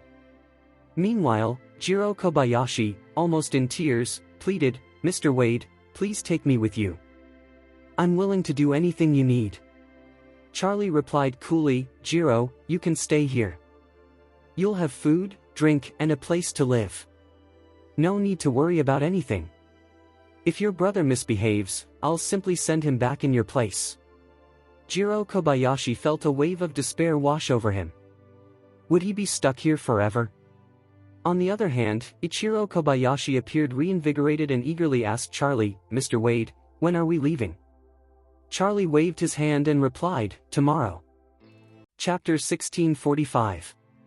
Ichiro Kobayashi felt a wave of excitement when he learned that Charlie would be taking him back to Japan the following day. However, that excitement quickly turned into anxiety. Turning to Charlie, he asked softly, Mr. Wade, how can I convince the public of my innocence when I return to Japan? Everyone believes I killed my father, and they think I'm dead. I'm worried that suddenly coming back will complicate my chances to inherit Kobayashi Pharmaceutical.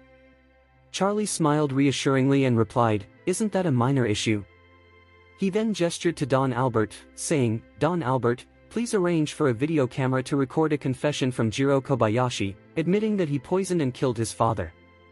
We'll also set a substantial reward for his brother, ensuring we can monopolize Kobayashi Pharmaceutical. Upon hearing this, Jiro Kobayashi felt as though the ground had crumbled beneath him. Tearfully, he exclaimed, Mr. Wade, you can't do this.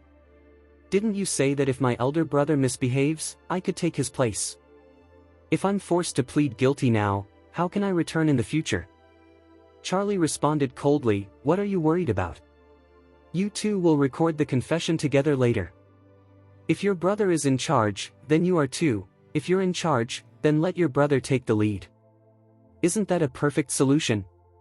Both Jiro and Ichiro Kobayashi felt a deep sense of despair. Was Charlie really going to carry through with this?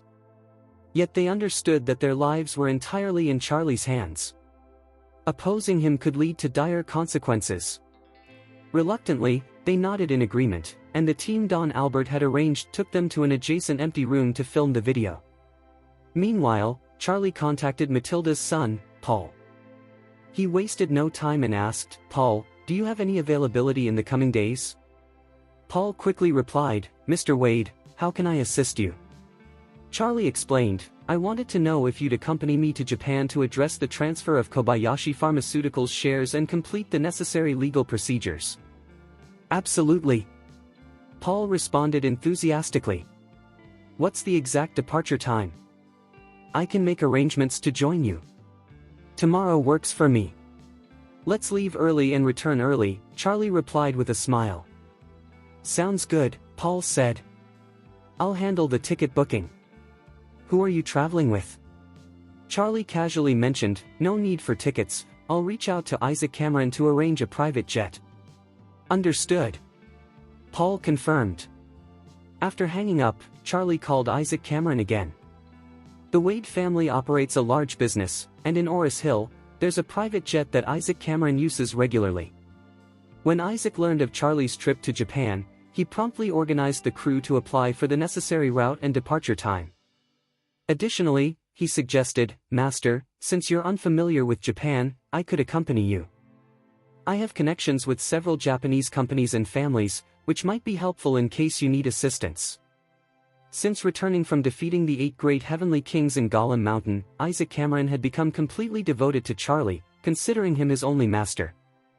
Charlie recognized that Isaac was now entirely trustworthy and under his control. Since he wanted to join, Charlie had no objections. "Let's do it," Charlie decided. "You arrange the plane and bring along 2 or 3 capable subordinates, and we'll head out together." As he spoke, Charlie glanced at Don Albert and inquired, "Don Albert, how have you been these past few days?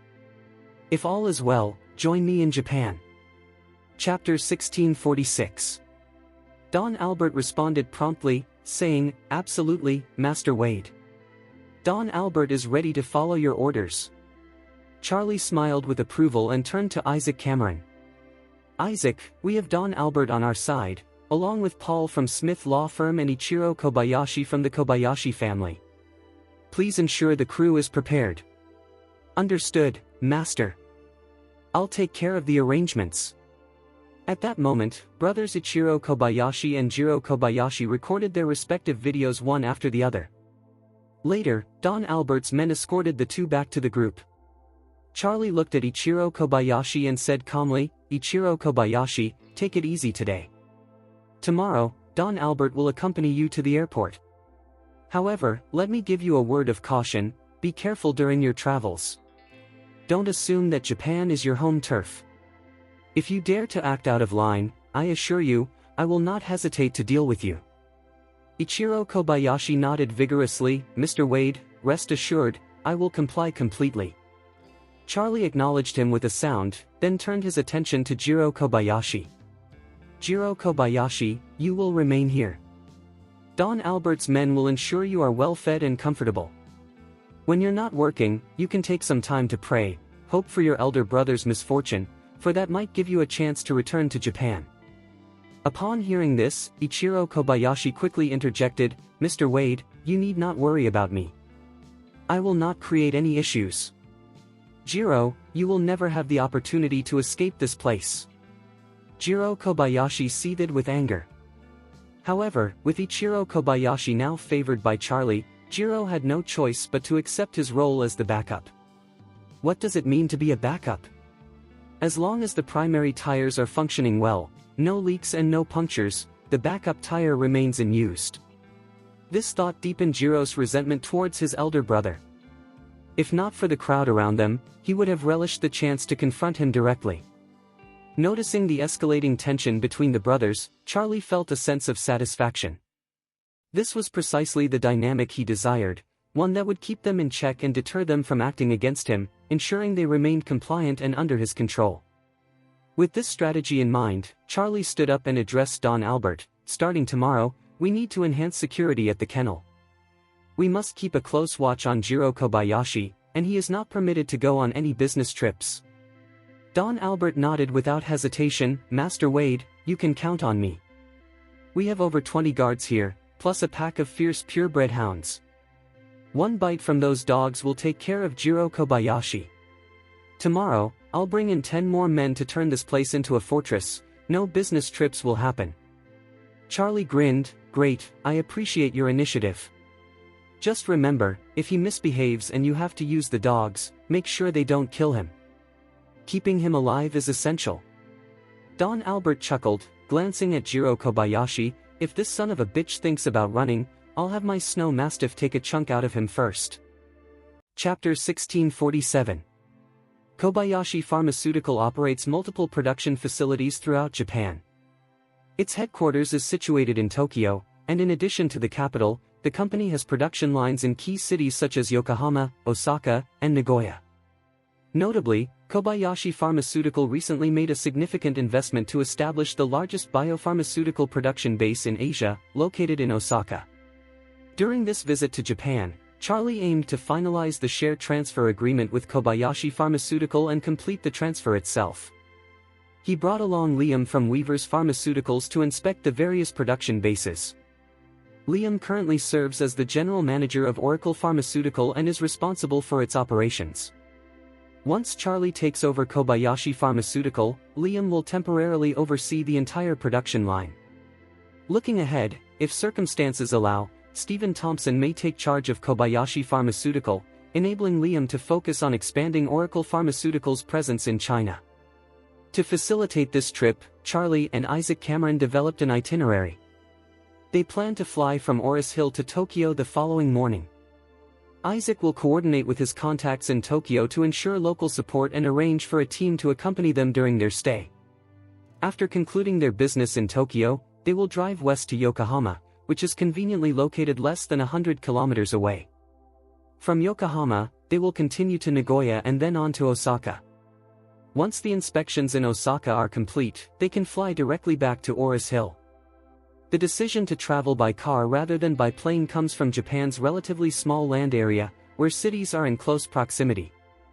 Although the distance from Tokyo to Osaka is over 500 kilometers, a trip that takes less than an hour by plane, the need to visit Yokohama and Nagoya makes driving more practical. While studying a map of Japan, Charlie noticed an interesting detail: the highway from Nagoya to Osaka passes through Kyoto. He recalled that Ninako Ito, who had been seriously injured, was resting in Kyoto, and he felt a strong urge to visit her. Later, at the dinner table, Charlie shared his plans to travel to Japan the next day. Upon hearing this, Claire expressed her disappointment. "You just got back today, and now you're leaving again? You haven't even stayed for 24 hours. Jacob chimed in, "Good son-in-law, while making money is crucial, your health is even more important. With all this back-and-forth travel, your body won't be able to handle it." Elaine, feeling a bit more enthusiastic, interjected, "Oh, what do you know? You've never achieved much since getting married, and your lack of ambition is why our family has been looked down upon by the lady. We've never had a good life." She then turned to Charlie and praised him. "Look at Charlie. He's so ambitious, much stronger than you ever were." Jacob retorted, "Are you serious? You used to pursue people and criticize Charlie for being useless. Wasn't it you who wanted your daughter to divorce him?" Elaine's expression shifted to one of discomfort, and she quickly replied, "Jacob, don't stir up trouble. I was wrong in the past, but I can change if I recognize my mistakes." She then turned to Charlie with a smile, asking, "Good son-in-law, how long will you be in Japan this time?" Charlie responded, "If all goes smoothly, I'll be there for 3 to 5 days. If things take longer, it could be up to a week." Chapter 1648. Claire muttered to herself, "Huh? So long?" Charlie smiled and replied, "Isn't this a trip to a foreign country? I'm not really familiar with the place. It's definitely not as easy as handling things back in China. If you genuinely want to assist others with feng shui, the necessary materials might not even be available there. Things are much simpler in China, so this trip might take longer than expected." Claire felt a bit taken aback. Over the past few days while Charlie was in Eastcliff, she found herself thinking about him every night. She had been eagerly anticipating his return, but now she learned he would be away for several more days. At that moment, Elaine chimed in, "Good son-in-law, since you're going to Japan to showcase feng shui, how much will they pay you?" Charlie answered nonchalantly, 2 or 3 million. "Wow! That's a lot!" Elaine exclaimed, clapping her hands in excitement. She gave him a thumbs up and praised, "My son-in-law is incredible. Earning 2 to 3 million just by observing feng shui." Then, with a grin, she added, "Good son-in-law, I've heard that Japanese cosmetics and skincare products are of great quality. Don't forget to bring back some gifts for Mom." Jacob, unable to hold back any longer, interjected, "Elaine, aren't you being a bit much? Charlie has already bought you so many Hermes items, and you still want more. Talk about being greedy." Elaine shot him an annoyed look and retorted, "I'm just asking for what I want, not what you want. What's it to you? You're the one who got all pissy when your pants were mentioned." Jacob's face flushed with anger, his body trembling in response. I didn't bring up my pants to brag. How can you even compare? That woman really has a sharp tongue.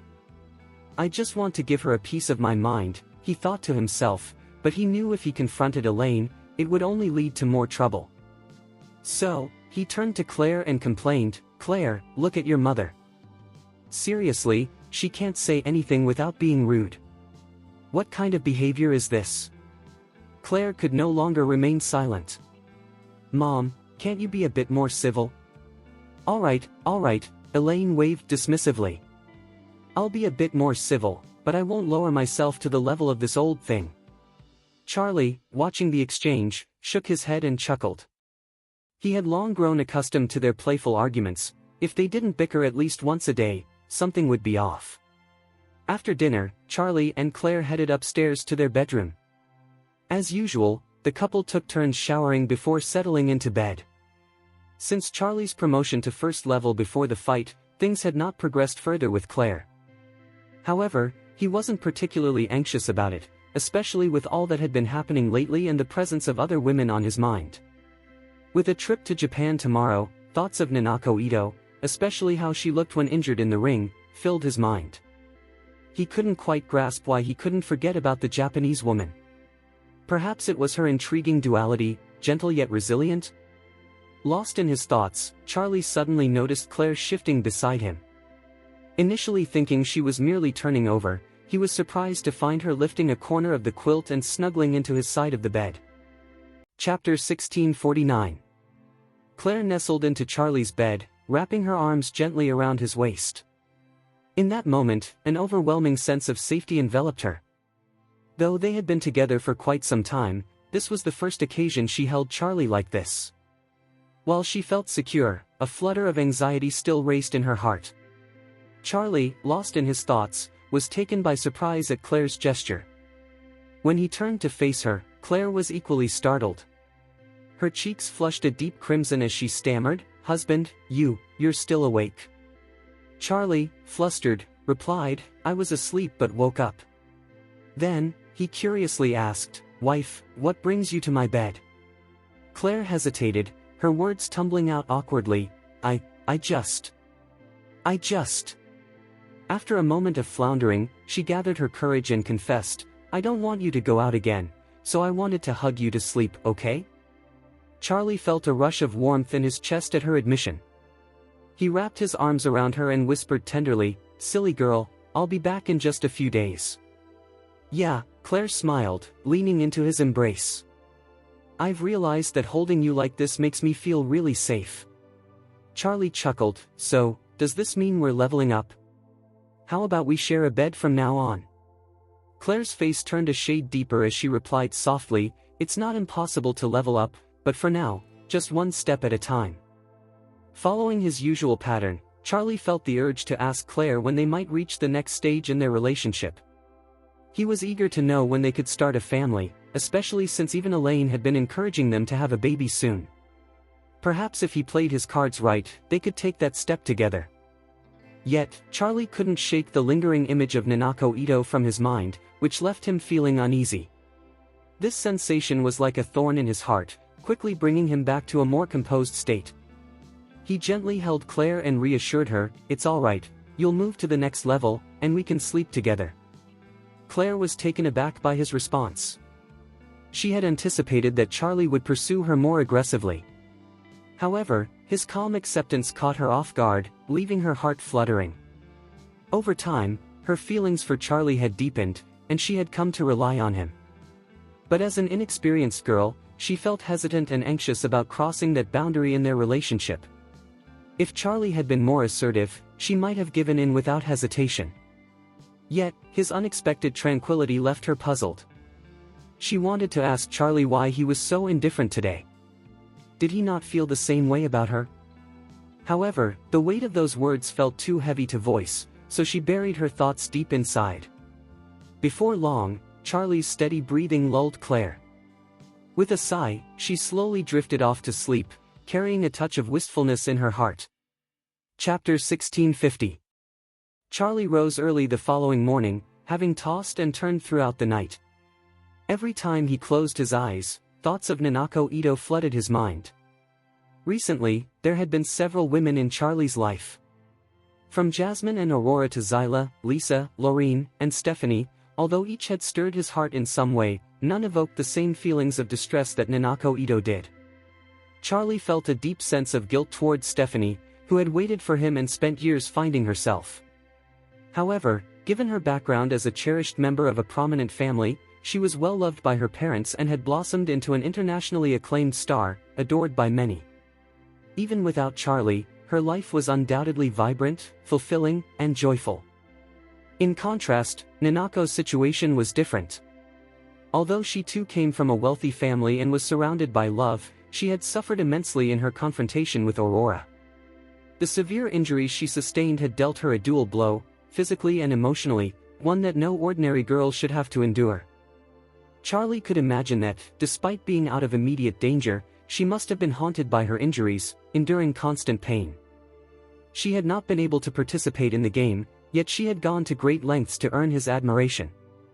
In her last match against Aurora, she had bided her time, waiting for the perfect moment to strike, desperate to be noticed despite her injuries.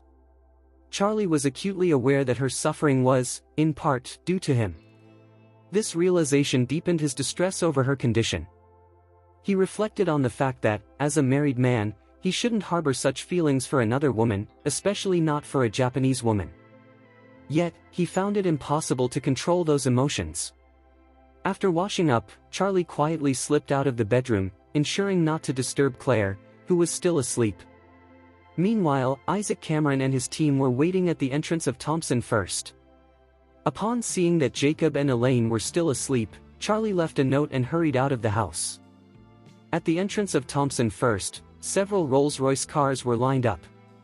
As soon as Charlie exited, Isaac Cameron and his associates emerged from their vehicles, bowing respectfully and greeting him in unison, "Mr. Wade." Charlie nodded in acknowledgement and climbed into the car alongside Isaac Cameron. Once in the vehicle, Isaac Cameron informed Charlie, Master, Paul and Liam are traveling separately. Don Albert and Ichiro Kobayashi are en route to the kennel. We only need to meet them at the airport. The aircraft and crew are ready to go as soon as they arrive. Charlie understood that the primary advantage of private jets over commercial flights was flexibility in scheduling. With a simple flight plan in place, they could theoretically depart at any time. He felt a strong urge to head to Tokyo, get things settled, and then make his way to Kyoto. For reasons he couldn't quite explain, Ninako Ito had become an obsession in his thoughts, continuously influencing his emotions. He sensed that his sympathy for her plight was a significant factor in this fixation, and he believed that if he could help her heal, this burden would naturally lift. Thus, he turned to Isaac Cameron with a touch of impatience and said, "Time waits for no one, let's move quickly." Chapter 1651. Orus Hill Airport. The aircraft arranged by Isaac Cameron had been patiently waiting in the hangar for quite some time. Don Albert had already made his way there alongside Ichiro Kobayashi, and they were standing beneath the plane, eagerly anticipating Charlie's arrival. Liam and Paul had also arrived early, ready to greet Charlie as well. As the clock struck 9 in the morning, Isaac Cameron's motorcade rolled into the hangar, one vehicle after another. Isaac promptly exited his car and opened the door for Charlie. Once Charlie stepped out, everyone approached him to offer their greetings. Charlie acknowledged them with a slight nod, then addressed the group, "Is everyone here? If so, let's board the plane." Isaac Cameron counted the attendees and respectfully informed Charlie, "Mr. Wade, everyone is present." "Great, let's go," Charlie replied enthusiastically. Alongside Isaac Cameron, Don Albert, Liam, Paul, and Ichiro Kobayashi, there were an additional 12 individuals accompanying them, all under the watchful eyes of Don Albert and Isaac Cameron. Once everyone was aboard, the crew swiftly initiated the aircraft's engine, rolled the plane out of the hangar, and communicated with the control tower to secure a priority takeoff. The plane lifted off, soaring into the sky and heading eastward. During the flight, Ichiro Kobayashi appeared visibly anxious and restless. Summoning his courage, he approached Charlie and respectfully inquired, "Mr. Wade, what if the other family members refuse to accept me?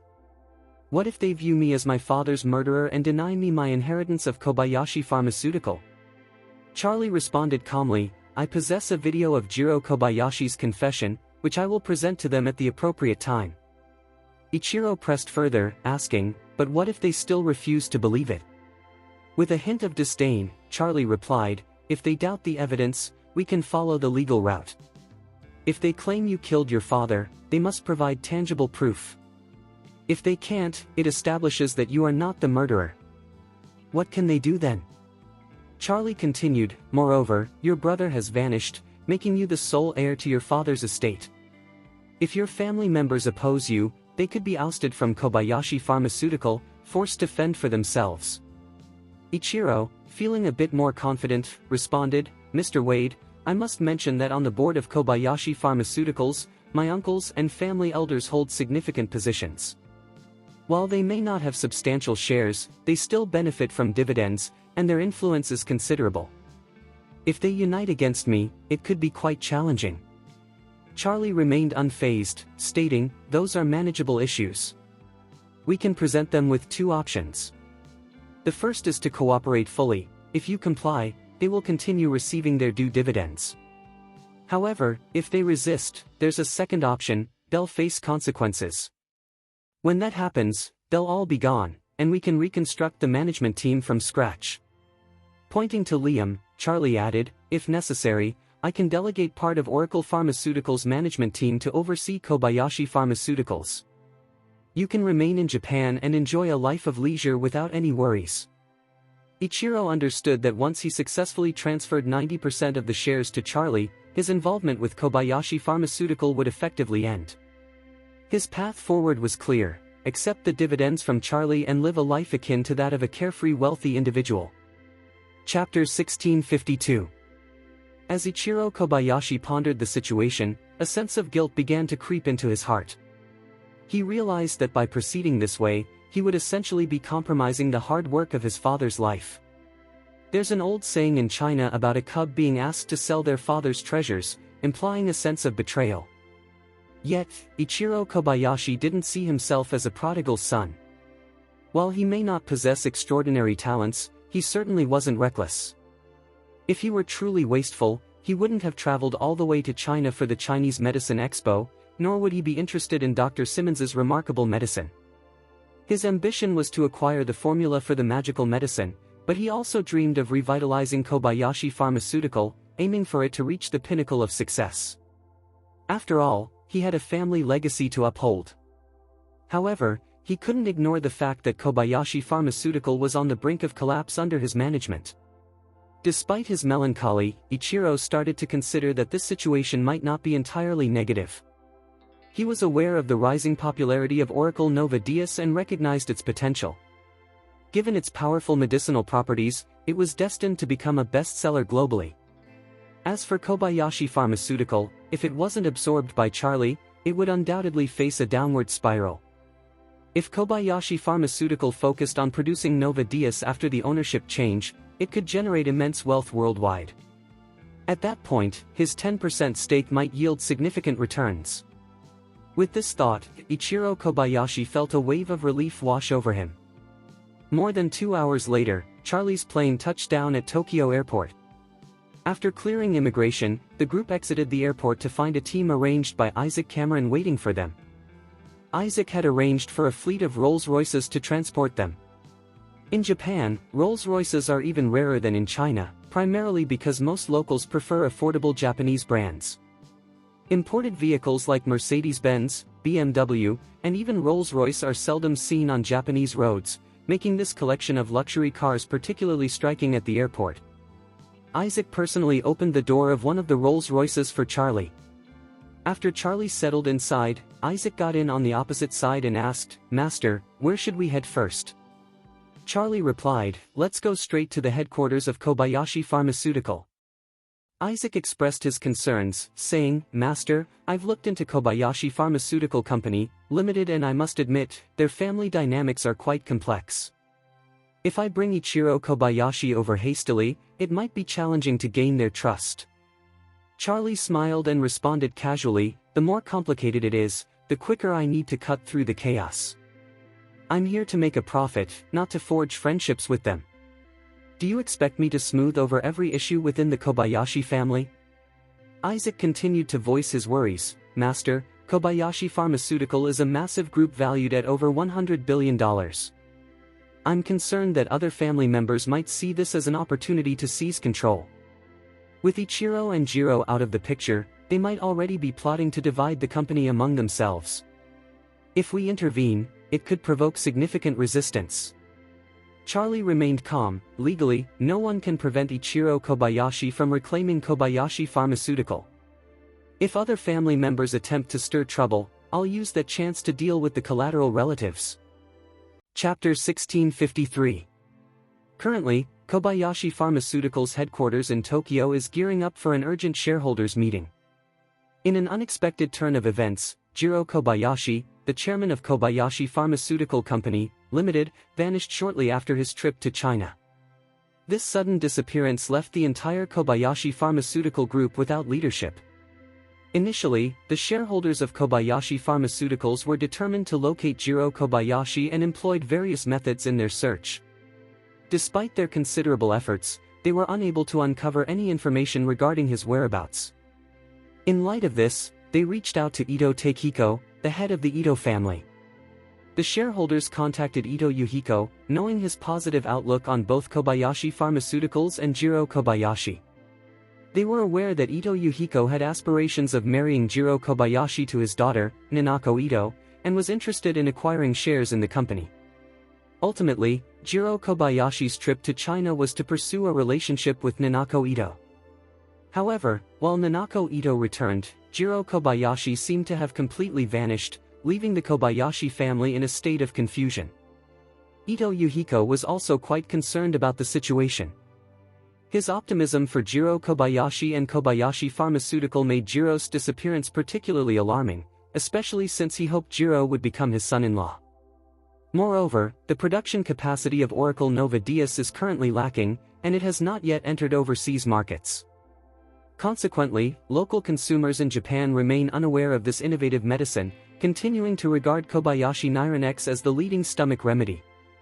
Sales for Kobayashi Nironex in Japan have remained unaffected. From Ito's perspective, the future of Kobayashi Pharmaceuticals still appears promising. To seize the investment opportunity in Kobayashi Pharmaceutical, Ito Yuhiko dispatched numerous individuals to search for Jiro Kobayashi. Unfortunately, their lack of a robust intelligence network in China hindered their ability to gather any information on Jiro Kobayashi. As time passed, Jiro Kobayashi seemed to have completely vanished from the views of both the Kobayashi family and Ito Yuhiko. Eventually, Ito Yuhiko decided to cease the search for Jiro Kobayashi. He concluded that it would be more beneficial for the Kobayashi family to quickly select a new president instead of continuing the search. Following this, under Ito Takehiko's guidance, the Kobayashi family also relinquished their search for Jiro Kobayashi. With the search concluded, they shifted focus to the next stage, preparing to reform Kobayashi Pharmaceutical and redistribute its assets. Kobayashi Pharmaceutical was established over decades by Masao Kobayashi, the father of Ichiro Kobayashi. Despite many family members being involved, they do not directly own shares in the company. After Masao Kobayashi's passing, Ichiro Kobayashi faced accusations of being a father killer, leaving Jiro Kobayashi as the sole heir to Kobayashi Pharmaceutical. However, with Jiro now missing, the situation has changed. According to Japanese law, if Jiro Kobayashi's whereabouts remain unknown for a specific period, he can be legally declared dead, and his relatives will inherit his assets. This would mean that all shares of Kobayashi Pharmaceutical could potentially be claimed by the collateral relatives of the Kobayashi family. In the meantime, Ichiro Kobayashi's uncle, Masayoshi Kobayashi, has stepped in as the acting chairman of Kobayashi Pharmaceutical Company, Limited, managing the company in Jiro Kobayashi's absence. Ito Yuhiko, who has long desired shares in Kobayashi Pharmaceutical, has now turned his attention towards Masayoshi Kobayashi. Chapter 1654. At this moment, he directly called Masayoshi Kobayashi. As soon as he answered, he said, "Mr. Kobayashi, congratulations on becoming the acting president." Masayoshi Kobayashi responded with respect, "Thank you, Mr. Ito. However, my role as acting chairman is only temporary. Once my nephew, Jiro Kobayashi, returns, I will hand the position back to him. Ito Uehiko chuckled and remarked, I doubt Jiro Kobayashi will be coming back. You, the acting president, will soon become the official president. While Masayoshi Kobayashi felt a spark of joy inside, he replied sincerely, Mr. Ito, I must admit that I think about it constantly. I truly hope Jiro returns safely. Ito Uehiko smiled and stated, Mr. Kobayashi, I'm not calling just to exchange pleasantries. I have a business proposal to discuss with you. Masayoshi Kobayashi quickly replied, Please, Mr. Ito, go ahead. Ito continued in a serious tone, I have always been very optimistic about Kobayashi Pharmaceuticals' future. You're aware of this, right? Yes. Masayoshi Kobayashi replied respectfully, I've known about your confidence in Kobayashi Pharmaceutical for quite some time. Thank you for valuing our company. Ito Uehiko proceeded, I've been interested in purchasing a stake in Kobayashi Pharmaceutical. I had a lengthy discussion with Jiro Kobayashi previously, but unfortunately, he has vanished, so I'm coming to you to continue this conversation. Masayoshi Kobayashi responded eagerly, that sounds good, but I'm not sure how you want to move forward, Mr. Ito? Ito Uehiko explained, I'd like to make a deal with Kobayashi Pharmaceutical and propose 2 agreements with you personally. Kobayashi Masayoshi said, please, go on. Ito revealed, for the deal with Kobayashi Pharmaceutical, I propose to acquire a 30% stake at a valuation of $15 billion. Kobayashi Masayoshi felt embarrassed and replied, Mr. Ito, the current valuation of Kobayashi Pharmaceutical is likely over $20 billion. Your offer of $15 billion seems quite low. Ito Uehiko reassured him, don't worry, I will outline 2 agreements you'll find appealing. Continuing, Ito Uehiko stated, first, if you can facilitate my purchase of Kobayashi Pharmaceutical at a valuation of $15 billion, I will privately provide you with $200 million in cash. As for the second agreement, if you assist me in making this happen, not only will I give you $200 million in cash, but I will also solidify your position at Kobayashi Pharmaceutical. I can guarantee that regardless of whether Jiro Kobayashi returns, you will securely hold the chairmanship of Kobayashi Pharmaceutical Company, Limited. Although the Ito family is among Japan's elite, it doesn't imply that Ito is overly generous. His goal has always been to acquire shares in Kobayashi Pharmaceuticals and profit from it, while keeping the share prices as low as possible. If the valuation is over $20 billion, investing in 30% of the shares would require at least $6 to $7 billion in cash. However, if the valuation were to drop to $15 billion, acquiring that same 30% stake would only necessitate $4.5 billion, saving him over $1 to $2 billion. Upon hearing this, Kobayashi Masayoshi first thought about the significant loss it would mean for Ito. After all, that was a price difference of over $2 billion, a substantial amount. Yet, the prospect of receiving cash privately and securing his position as president without any interference began to sway him. After a moment of contemplation, he finally spoke, Mr. Ito, given your compelling offer, I won't hide my intentions from you. If you can privately provide me with $500 million to ensure my position as chairman, I will actively promote the Ito family's stake in Kobayashi Pharmaceutical during meetings. Chapter 1655. Meeting at Kobayashi Pharmaceutical Company, Ltd. In the meeting room of Kobayashi Pharmaceutical Company, Limited, a large assembly of collateral members from the Kobayashi family and corporate executives sat, visibly uneasy. Recent events had left the atmosphere tense, with a series of alarming incidents rattling everyone present. First, the former president met a tragic end due to poisoning, followed closely by suspicions surrounding the young master, who was accused of poisoning his own father. Despite the unease, there was a glimmer of hope among the attendees as they anticipated a brighter future. Previously, most of them had little involvement in the operations of Kobayashi Pharmaceuticals, often receiving only minimal profits. However, that was about to change. Now, Masayoshi Kobayashi had stepped in as the acting president, promising to allocate at least 40% of the company's profits. If he could deliver on this promise, each person in the room stood to see their annual income soar by more than 10 times. Just then, Masayoshi Kobayashi entered the meeting room with an air of confidence.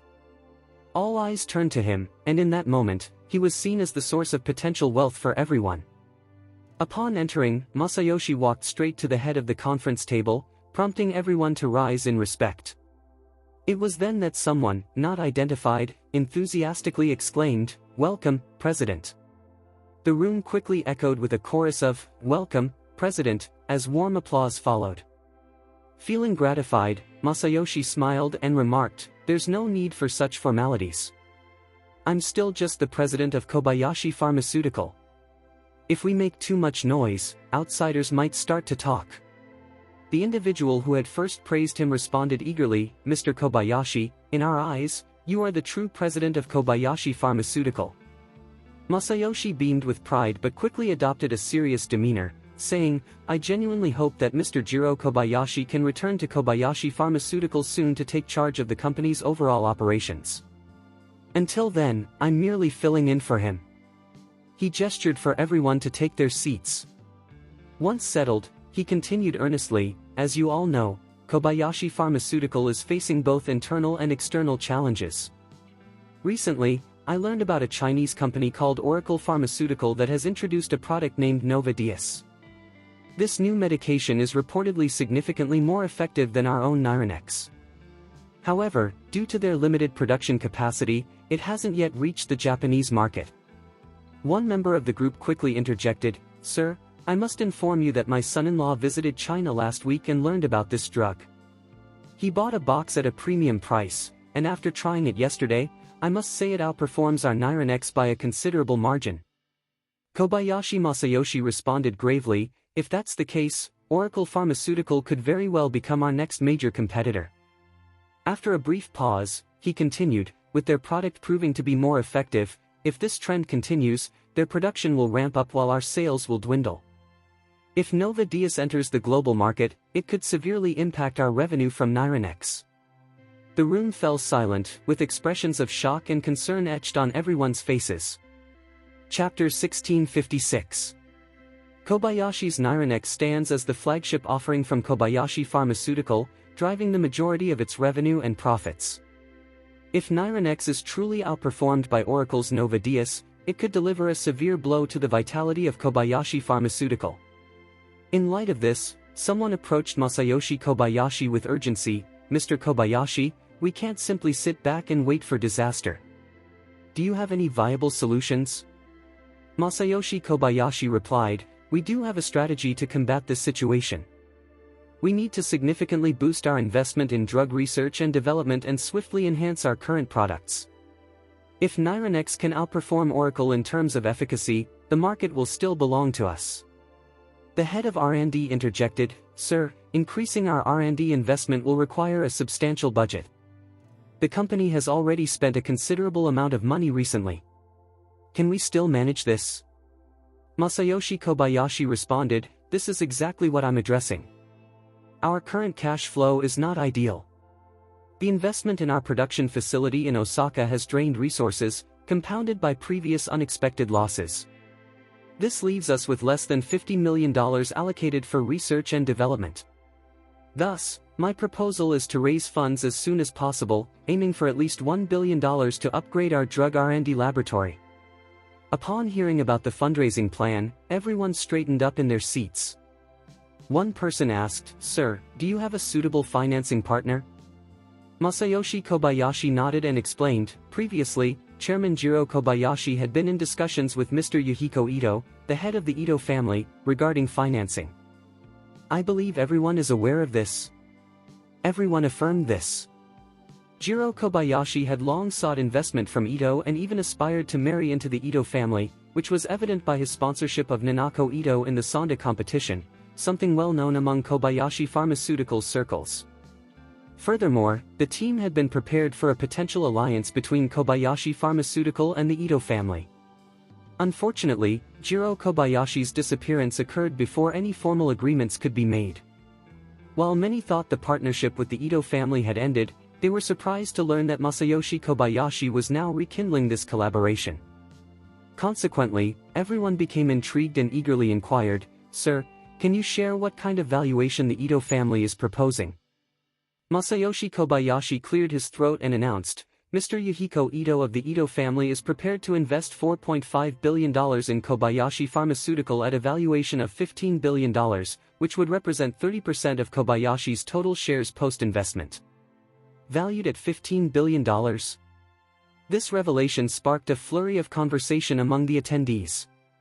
Initially, when Jiro Kobayashi was negotiating with Yuhiko Ito, the valuation was expected to be much higher.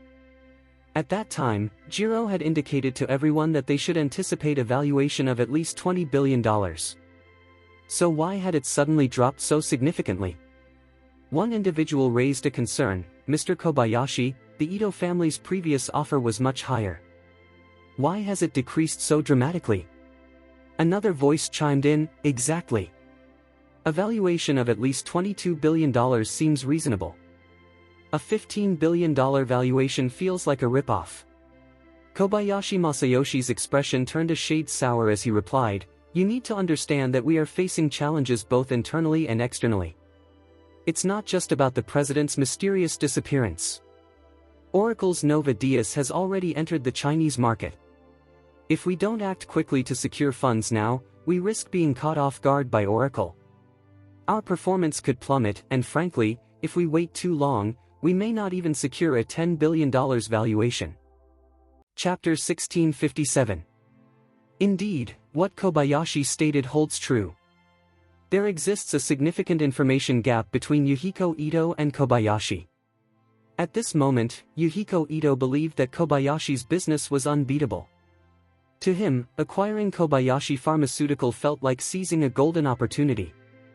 However, Masayoshi Kobayashi and his family members are now aware of Oracle Pharmaceutical's presence. They recognize the rise of Nova Diaz in China, particularly in Orus Hill, where its effectiveness surpasses that of Nyranex. This realization shifted the perspective of the Kobayashi family when Masayoshi expressed his concerns. Initially, they believed that Kobayashi Pharmaceuticals should be valued at a minimum of $20 billion, accepting a valuation of $15 billion seemed out of the question. Yet, they quickly understood that there are still offers on the table for $15 billion, which is a rare find.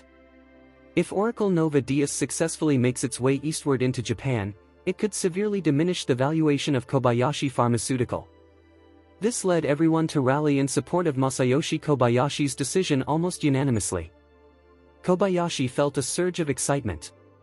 Once the agreement with the Ito family is finalized, Kobayashi Pharmaceutical would instantly receive a $4.5 billion capital infusion, along with $500 million in personal remuneration for him. This would catapult him into the realm of the super-rich. As for Kobayashi Pharmaceutical, even if it faced bankruptcy in the future, it wouldn't concern him. The $500 million equates to over 50 billion yen, providing him with a comfortable lifestyle. Thus, he promptly reached out to Yuhiko Ito, urging him to come to Kobayashi Pharmaceutical and finalize the contract without delay. Upon receiving this news, Yuhiko Ito was filled with enthusiasm. He believed he was acquiring Kobayashi Pharmaceutical at a bargain price and anticipated earning 3 to 4 times more in the future. Without hesitation, he gathered his assistants and lawyers and made his way to Kobayashi Pharmaceutical. Both companies are located near Ginza in Tokyo, within the city's bustling commercial district, making the journey only a 10-minute drive. Masayoshi Kobayashi, brimming with joy, shared with his family, Mr. Yuhiko Ito is on his way to sign a contract with us. Once finalized, $4.5 billion will be deposited into our account, providing us with ample funds to tackle the upcoming challenges posed by Oracle Pharmaceutical. This announcement brought immediate smiles to everyone's faces. The sum of $4.5 billion is indeed astronomical. With such a financial cushion, even if Kobayashi Pharmaceuticals incurred losses of $100 million annually, they could sustain themselves for 45 years. This means that even if Kobayashi Pharmaceutical faces significant challenges, the funds on hand will ensure that its executives can maintain a comfortable lifestyle for many years to come. At that moment, Takehiko Ito emerged from the opulent Ito family office, exuding confidence as he entered his Lexus. Accompanying him were 2 bodyguards and an assistant, the latter being Koichi Tanaka, who had previously assisted Ninako Ito. Koichi Tanaka had historically been a trusted confidant of Yuhiko Ito. Recently, he was sent to China to support Ninako in a competition, as Yuhiko wanted someone reliable by her side. Chapter 1658. Currently, Ninako Ito is recovering in Kyoto, while Hiroshi Tanaka traveled to China a few days ago in search of medicine for her. Unfortunately, he returned to Tokyo without any progress and resumed his life alongside Takehiko Ito, opting to stay in the city. Accompanying Ito Yuhiko were 10 bodyguards, who traveled in 2 Lexus off-road vehicles that followed closely behind his Lexus sedan. Together, the 3 vehicles formed a convoy as they made their way to Kobayashi Pharmaceutical. Inside the car, Ito Yuhiko was filled with excitement. He reviewed the financial reports and market performance of Kobayashi Pharmaceuticals over the last 2 years and concluded that the company's future looked promising. He believed that now was the perfect time to invest in its shares. In his view, the proposed investment of $4.5 billion in Kobayashi Pharmaceutical was akin to planting a substantial amount of gold in a magical land, with potential returns of at least $15 billion in the future. To put that into perspective, $15 billion translates to over 150 billion Japanese yen and more than 100 billion Chinese RMB. No one could contain their excitement at the prospect of such immense wealth. Amidst his exhilaration, Ito couldn't help but express his concerns, saying, "I wonder what happened to Jiro Kobayashi. He was such a remarkable person, yet now he has simply vanished." Koichi Tanaka shared his confusion, responding, "Before the young ladies' finals, Jiro Kobayashi came to visit, expressing his eagerness to see her compete and look forward to presenting her with an award afterward. However, on the day of the finals, Jiro Kobayashi was nowhere to be found. He was supposed to be a guest at the event, but his unexpected absence forced the organizers to invite someone else to present the awards. I've always thought this was rather strange. Given Jiro Kobayashi's feelings for the eldest lady, it seems impossible for him to miss such an important event." Ito Yuhiko sighed, saying, "I had plans to have him as my son-in-law, but I never imagined he would disappear." Afterward, a hint of melancholy crossed his face as he added, "Ninako's health isn't good at the moment. I'm not sure when she will return to her former self." Hiroshi Tanaka quickly interjected, "Mr. Ito, I've reached out to someone who can connect us with an expert from America. We might be able to have an American specialist come and consult with the lady." "Yes," Ito nodded with determination. "We must bring in the best experts available. I won't hesitate to spend whatever it takes." Koichi Tanaka then inquired, "Mr. Ito, what about Mr. Yamamoto Kazuki? The doctors in Tokyo seem unable to help with his injury. Should we also consider bringing in an expert from the United States for him?" Ito Yuhiko waved dismissively, "Forget it, it's a waste of time. It's not worth investing too much energy in him. If he were truly capable, Ninako wouldn't have been hurt so severely." Hiroshi Tanaka quickly defended, "Mr. Ito, we shouldn't blame Mr. Yamamoto for this. The main issue is that the coach of his opponent was exceptionally strong." "Strong?" Ito scoffed, dismissing the idea. "Tanaka, you might be misunderstanding what true strength is. Let me tell you, the real power doesn't lie in karate but in our Japanese ninjutsu and onmyoji. That is the true supernatural ability. Yamamoto Kazuki's karate is just a flashy imitation of what true skill is." Hiroshi Tanaka asked in surprise, "Mr. Ito, do ninjutsu and onmyoji really exist?" Ito Takehiko replied nonchalantly, "Tanaka, ninjutsu and onmyoji are the traditional martial arts of Japan. Ninjutsu, in particular, has captivated even Westerners. Why would you still doubt their existence?" Feeling a bit embarrassed, Hiroshi Tanaka admitted, "Mr. Ito, I've visited Iga City, the birthplace of ninjutsu, several times and watched demonstrations. I always thought ninjutsu resembled a mix of acrobatics and magic." Yuhiko Ito snorted, a hint of sarcasm in his tone. "You, my friend, are like a frog at the bottom of a well. True ninjutsu is very much as it is described in legends, but there are few genuine ninjas left today. Most are carefully preserved by elite families, akin to nuclear weapons. No family would willingly expose them." He then added with a sneer, "Recently, the 6th-generation leader of a Yakuza group died inexplicably in his heavily guarded hot spring palace in Hokkaido. Have you heard about this? Koichi Tanaka nodded quickly. Yes, this incident is almost unknown throughout Japan. It was reported on TV that he died from a cerebral hemorrhage. Cerebral hemorrhage? Takehiko Ito snorted coldly. That's just a cover story. In reality, he met his end at the hands of a ninjutsu master. Chapter 1659. At this moment, Tanaka experienced a profound shift in his perception of the world. The legendary demise of the 6 generations of the renowned Yakuza team at the hands of a ninjutsu master was an extraordinary tale. Yet, he felt no inclination to question Ito's assertion. This was due to his deep understanding of Yuhiko Ito's character. He was a man who never spoke without certainty. If he claimed such a thing, it was clear he had a reliable means to verify the truth of his words. In fact, Koichi Tanaka found himself pondering whether there might be a ninjutsu master hidden within the Ito family. However, he refrained from delving deeper into the matter. He was aware that certain inquiries were better left unasked, and some truths were not meant for him to uncover. As the assistant to the Ito family and a trusted aide to Ito Takehiko, Tanaka understood that his role was to serve Takehiko diligently, without voicing his curiosity about matters best left alone. Thus, he respectfully addressed Ito Takehiko, saying, "I must admit my ignorance regarding Shima. I never anticipated that a legendary ninjutsu master truly existed." Ito Yuhiko nodded slowly, letting out a sigh. It's unfortunate that while a master of ninjutsu excels at taking lives discreetly, they are not skilled in healing or saving others. Otherwise, Ninako wouldn't have to endure such suffering. He sighed again and waved his hand dismissively. Let's not dwell on this. I'll be heading to Kobayashi Pharmaceutical shortly. Once we finalize this contract, it will ease my concerns. You will accompany me to Kyoto tomorrow, as I wish to set aside my business and spend some time with Ninako. Of course. Meanwhile, Charlie was still en route to Kobayashi Pharmaceutical. The distance from the airport to Kobayashi Pharmaceutical was significant, making it less convenient than for Ito Yuhiko. As a result, Yuhiko and his entourage arrived at Kobayashi Pharmaceutical ahead of Charlie.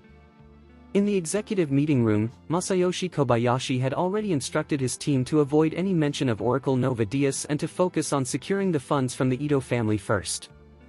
Should the Ito family invest and then Oracle Nova Diaz suddenly appear, the Kobayashi family would need to present a united front. If questioned, they would claim ignorance and distance themselves from any accountability regarding the Ito family. After all, it was merely a game with the Ito family. Unaware of this strategy, Ito Yuhiko entered the meeting room to a standing ovation from the entire management team of Kobayashi Pharmaceuticals. Their respect was palpable, and he felt immensely honored by their reception. Masayoshi Kobayashi even yielded the chairmanship of the conference table to Takehiko Ito, saying, "Chairman Ito, please take a seat." Ito nodded with satisfaction, settled into the chair, and smiled. "I've always wanted to come visit, but the timing never seemed right. Seeing you all here today truly confirms your capabilities. You are indeed a pillar of Japan." The room filled with joy at Ito Yuhiko's generous praise, and at that moment, he appeared like a child reveling in a newfound delight. Chapter 1660. At this moment, Ito Yuhiko remarked once more, "I have always held a positive outlook on Kobayashi Pharmaceuticals and am eager to support its future growth. That's why I'm here today, to finalize an investment agreement with you. I trust you're on board with my investment intentions."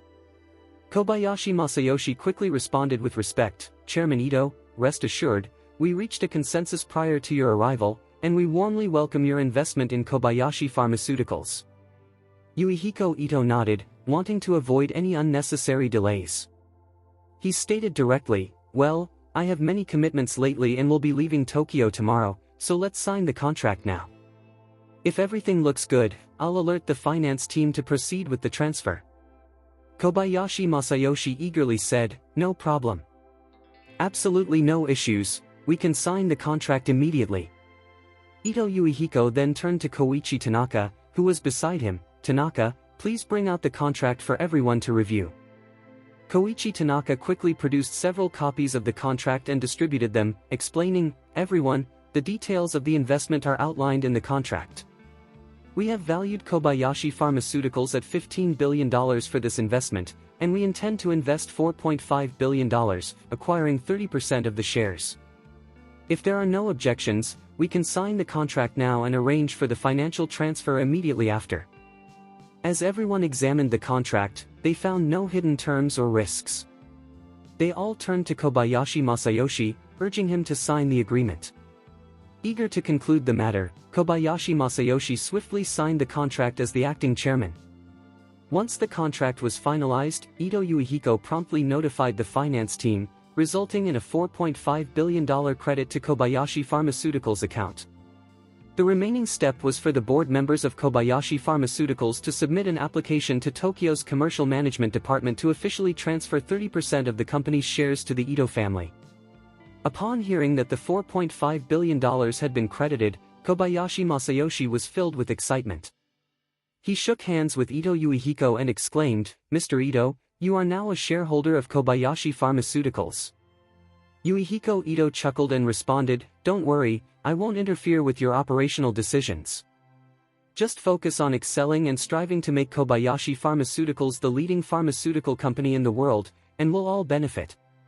Kobayashi Masayoshi then addressed the surrounding executives, "Come on, everyone, let's give a round of applause to welcome Mr. Ito as a shareholder of Kobayashi Pharmaceuticals." The room filled with smiles and applause. Suddenly, the conference room door swung open. Charlie entered with a serious expression and asked coldly, "What's all this commotion?" Everyone turned to Charlie, momentarily stunned. Who was this person?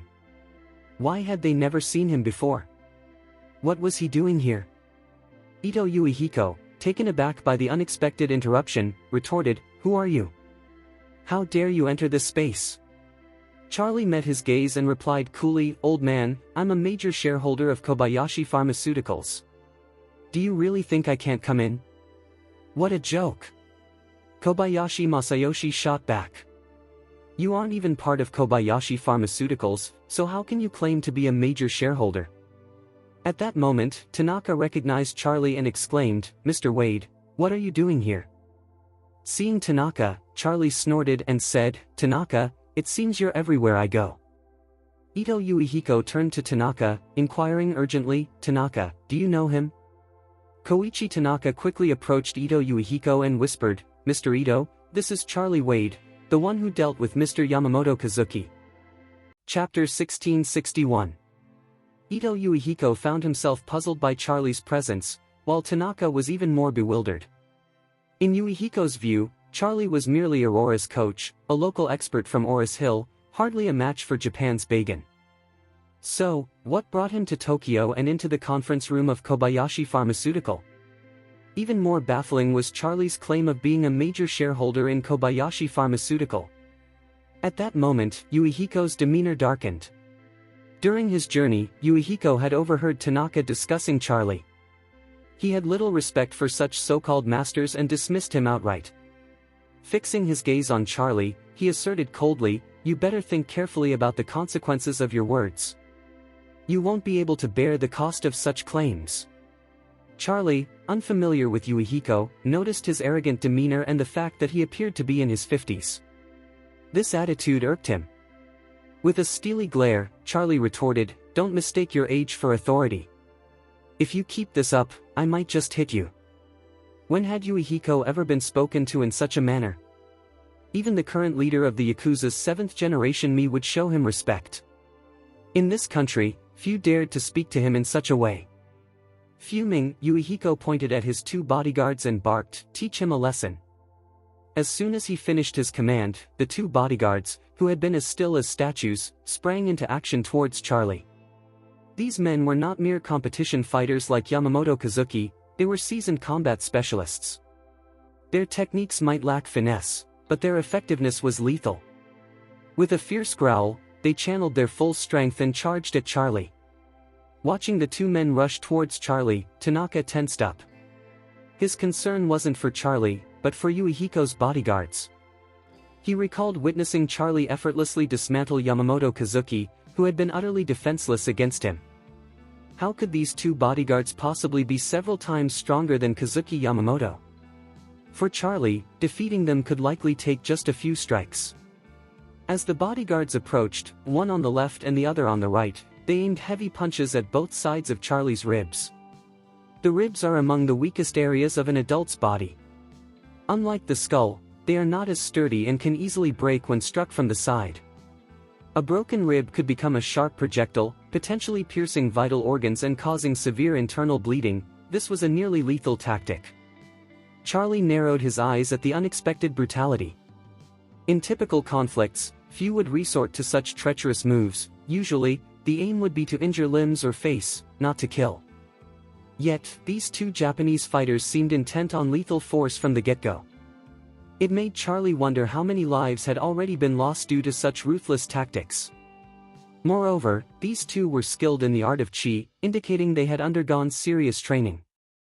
With a sneer, Charlie prepared for the impending impact. Just as their fists were about to make contact with his ribs, he swiftly extended his hands, gripping the wrists of both attackers with lightning speed. Chapter 1662.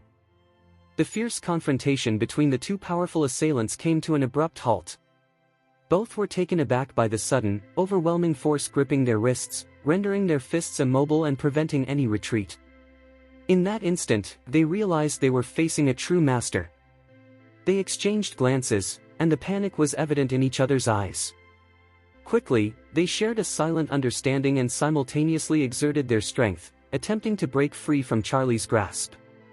Unfortunately, despite their combined efforts, they found themselves unable to withdraw their hands even a fraction.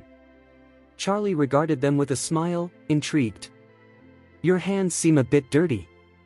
You went straight for the ribs when you attacked. Were you hoping to kill them?" The two were visibly anxious, and one of them stammered, "We just wanted to test our opponent's strength, nothing more." Charlie chuckled, "That's quite a flimsy excuse. It seems there's more to you than meets the eye." Watching his bodyguards completely subdued by Charlie, Ito Takehiko grew anxious and exclaimed, "What do you want? Do you know who I am? If you mess with me, you'll pay dearly in Japan." Charlie responded with a grin, "The duck quacks defiantly even when it's about to be cooked.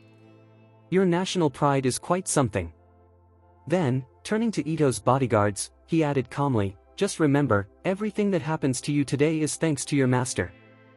The two men, now pleading for mercy, were met with Charlie's sudden twist of his hands, contorting their right arms painfully. Their cries of agony echoed, causing everyone present to pale in shock. "Who is Ito Takehiko, you ask? He is the head of one of Japan's most prestigious families. His bodyguards are among the strongest in the country, yet it was unexpected to see that together, they couldn't match Charlie's prowess." Ito Takehiko stood there, dumbfounded. He never imagined that these two seasoned bodyguards, battle-hardened and lethal, could be so easily outmatched. To Charlie, they were merely a bit tougher than the average person, still far from being considered masters. In fact, they didn't even come close to the weakest among the 8 heavenly kings. Together, they might only be comparable to the infamous Butcher brothers. How could such individuals hope to contend with Charlie? If Ito Takehiko were to truly discover a master of ninjutsu in Japan, he might have to look twice at Charlie. Just then, Takehiko scolded nervously, "You're a Chinese. How dare you cause trouble in Tokyo? Are you not afraid I won't let you return to China?" Charlie smiled back, "What? Do you intend to keep me here as your son-in-law? You arrogant bastard!" Ito Yuhiko shouted. "You're far too conceited." Charlie responded with a hint of disdain, "Do you really think so little of me? I'm here to take over my own company, and yet you have the audacity to bark at me about it. If I haven't beaten you yet, consider it a sign of respect." Hiroshi Tanaka hurried forward, bowing respectfully. "Mr. Wade, please temper your anger. This is Mr. Yuhiko Ito, head of the Ito family and chairman of Ito Corporation." Chapter 1663. Ito Yuhiko. Upon hearing this name, Charlie frowned and turned to Koichi Tanaka, asking, "What's his connection to Ninako?" Hiroshi Tanaka quickly interjected, "Mr. Wade, Mr. Ito is Miss Ninako's father." Charlie's eyes widened in realization. His knowledge of the Ito family was quite limited. Aside from Ninako Ito, he was unfamiliar with anyone else. Understanding that the middle-aged man with a prominent bald head was indeed Ninako's father, Charlie's expression softened a bit. Then, he glanced at Ito Yuhiko and remarked coolly, "Out of respect for your daughter, I won't engage with you further this time. Since you're not associated with the Kobayashi family, you can leave with your people." Ito Yuhiko's face paled with rage. As the respected head of the Ito family, he had never faced such disdain before. Moreover, the young man spoke with such arrogance, as if he were merely sparing his daughter's dignity, disregarding Ito Yuhiko entirely. It was infuriating. Clenching his teeth, Ito Yuhiko retorted, "Why do you claim this is your company? You mentioned you're a major shareholder here, but I just signed a contract with the representative chairman of Kobayashi Pharmaceutical to officially acquire a 30% stake." "Oh?" Charlie replied with a smile. "Which representative chairman has the authority to sign a contract on behalf of Kobayashi Pharmaceutical?"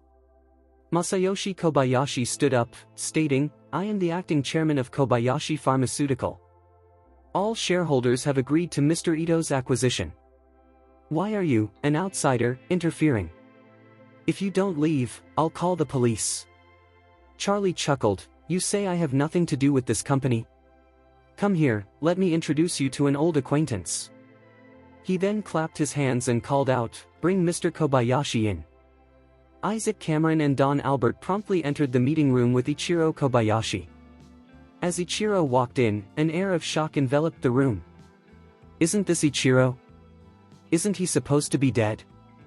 "Yes."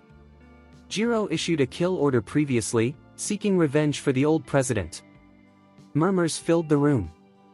Ichiro Kobayashi's expression was grim as he declared coldly, "You've all been deceived by that bastard Jiro. I did not poison my father to death, Jiro did. He framed me to take control of Kobayashi Pharmaceutical, spending vast sums to eliminate me. That's impossible." Kobayashi Masayoshi shot back icily. "I know exactly how the president died. You claim to have acquired a miraculous drug from China that would restore him. He was so excited that he took Jiro and me to the airport to wait for its arrival. After he took the drug, he suddenly died. Do you dare deny that?" Ichiro gritted his teeth in response, "I did receive that miracle drug, but Jiro made arrangements for it to be sabotaged. Think about it, why would I want to kill your father?" Chapter 1664.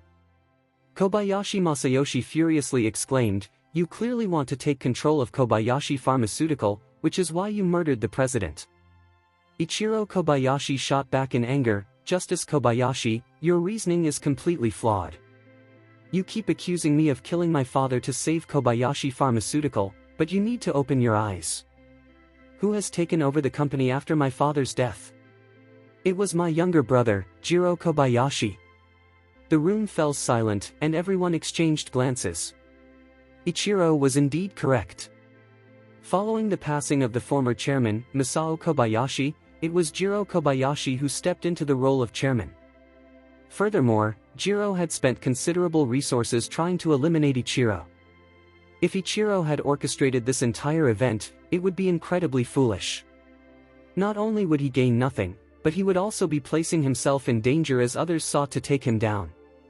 As this realization dawned on everyone, it became apparent that there were deeper layers to the situation. At that moment, Kobayashi Masayoshi was filled with mixed emotions.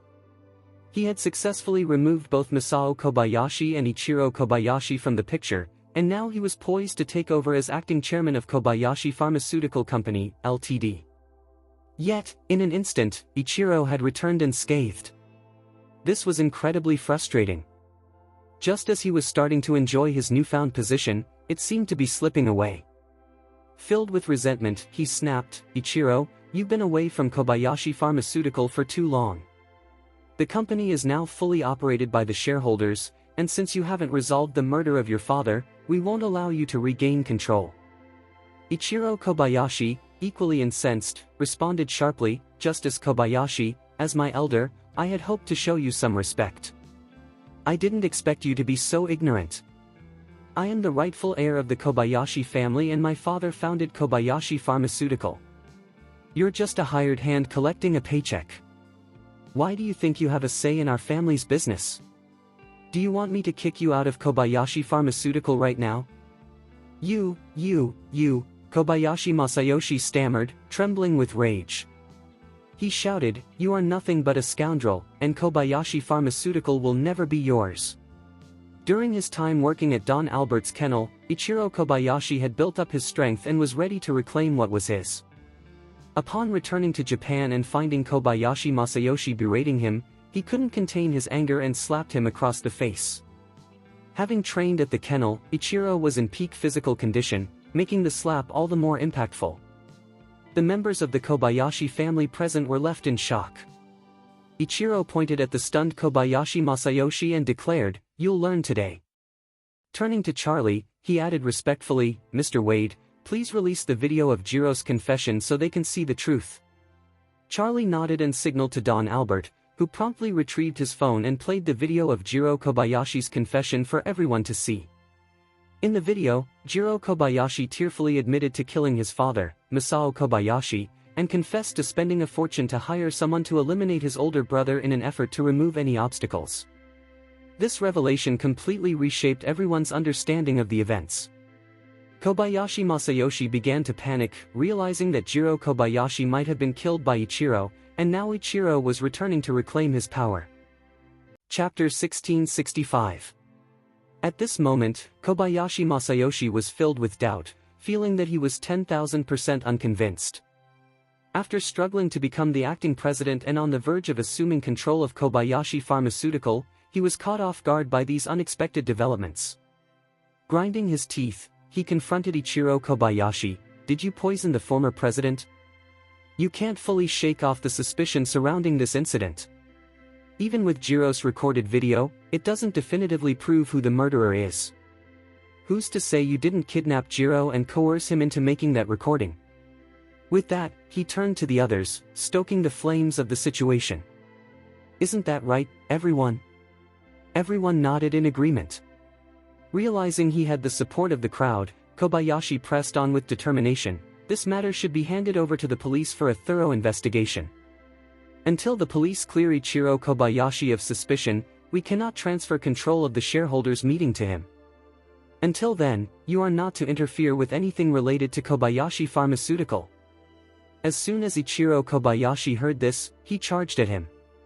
He kicked Masayoshi Kobayashi in the abdomen and shouted, "Masayoshi Kobayashi, how can you be so shameless?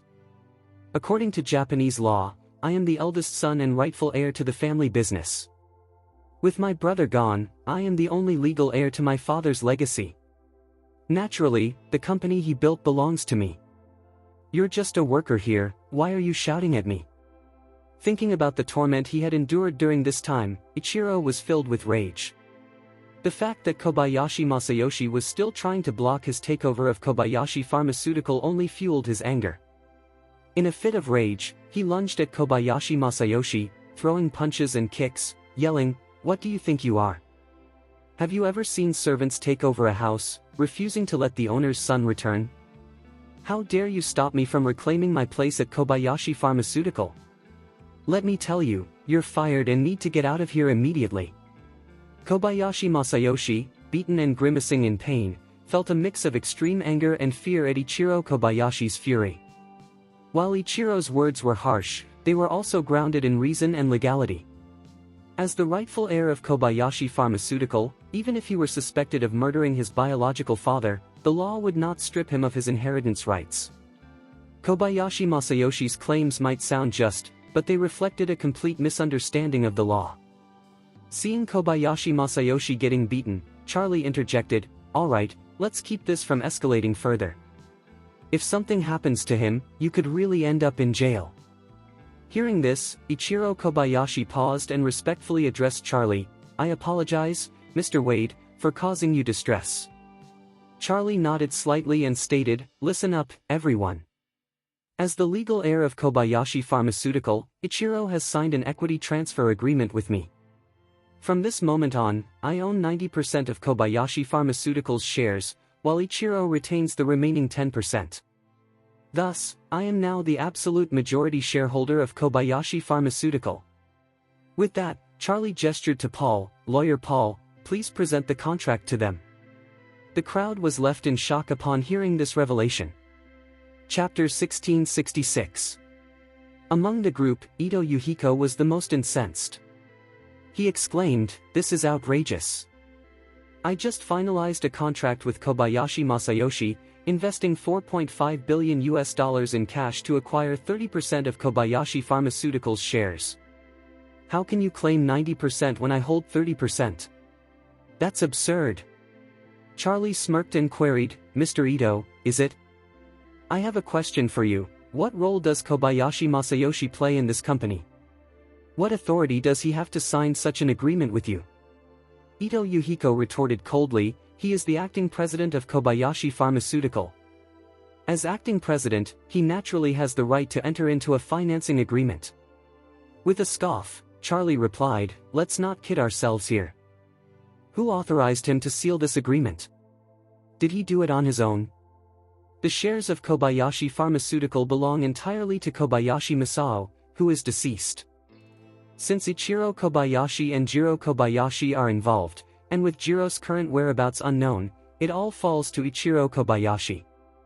Why would Masayoshi Kobayashi unilaterally decide to sell you 30% of the shares?" Furious, Takehiko Ito held up the recently signed contract and shouted, "Read it for yourself. This contract clearly states in black and white that my family, the Ito family, owns 30% of Kobayashi Pharmaceutical. I've already made the payment." "Oh, my apologies," Charlie said blankly. "The individual who signed this contract with you lacks the authority to do so, making this contract null and void.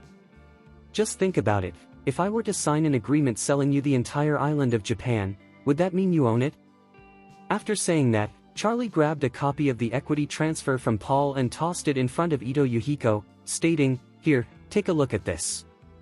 It clearly states that Ichiro Kobayashi has voluntarily transferred 90% of the shares to my company, Oracle Pharmaceutical, in black and white. And you need to understand one crucial thing. Ichiro Kobayashi is the legal heir of Kobayashi Pharmaceutical, so this agreement I hold is both valid and binding. As for your shares, I'm afraid they're just worthless paper. Even if you consult your Japanese lawyers and judges, I doubt they would regard your worthless document as having any real significance. You bastard." Ito Yuhiko was beside himself with anger. Having been a strong figure all his life, he had never shown weakness even to the Yakuza, yet here he was, confronted by someone as shameless as Charlie. Realizing that his two bodyguards were of no use, he understood he could not confront Charlie directly. Instead, he chose to bide his time, seeking an opportunity to retaliate and figure out another way to secure the shares of Kobayashi Pharmaceutical. With indignation, he protested, "Fine, since you insist that Ichiro Kobayashi is the legal heir, let's assume that's true. Regardless, I've already paid $4.5 billion. If you claim the contract is invalid, then you must return my $4.5 billion immediately." Feigning surprise, Charlie asked, "Mr. Ito, could you repeat that? I didn't quite catch what you said." Ito Yuhiko replied furiously, "I said you need to refund me the $4.5 billion from Kobayashi Pharmaceuticals account right now." "Refund?" Charlie scoffed dismissively. "I'm afraid you may not know much about me, Charlie Wade. I have a strict rule when dealing with matters like this. I'm curious if you've heard of it." Grinding his teeth, Yuhiko Ito asked, "What's that rule?" With a grin, Charlie explained, "The rule is simple, never refund." Chapter 1667. Never refund? When Yuhiko Ito heard this, his large, polished head seemed ready to explode. Clutching his chest, he pointed an accusatory finger at Charlie and exclaimed, "Wade. You keep insisting on following the law, but is this how you do it? I transferred $4.5 billion to Kobayashi Pharmaceutical, and now you either need to give me shares or refund my money. Do you really expect to keep my funds without returning anything?" Charlie simply nodded, a blank expression on his face. "Yes. I do plan to keep your money. Once it's in my possession, it's mine to decide what to do with it. If you want me to return it, I would have to come up with some cash to pay you back. Do you think I would risk my reputation for that? You bastard." Yuhiko Ito felt a sharp pang in his heart.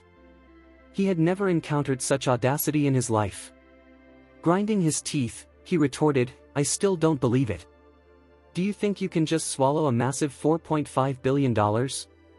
Charlie grinned and replied, "Haven't I already done that? You practically fed it to me." Yuhiko Ito felt like he might be sick. At that moment, Charlie turned to Isaac Cameron and instructed, "Isaac, please show Mr. Ito out." Isaac Cameron nodded and approached Yuhiko Ito with a few of his men, casually stating, "Mr. Ito, you might want to reconsider your approach. Don't make me take action, otherwise, you could end up in a position where you can't get up for 5 months. You dare to threaten me?" Isaac smiled and replied, "I'm just being straightforward. Master Wade has a reputation for a short temper. If you don't leave, he might just take matters into his own hands." Yuhiko Ito's teeth were clenched in frustration. Though anger boiled within him, he dared not retaliate in that moment. He managed to contain his rage and said coldly, "Fine. Very well. Wade, I will make sure you pay for this.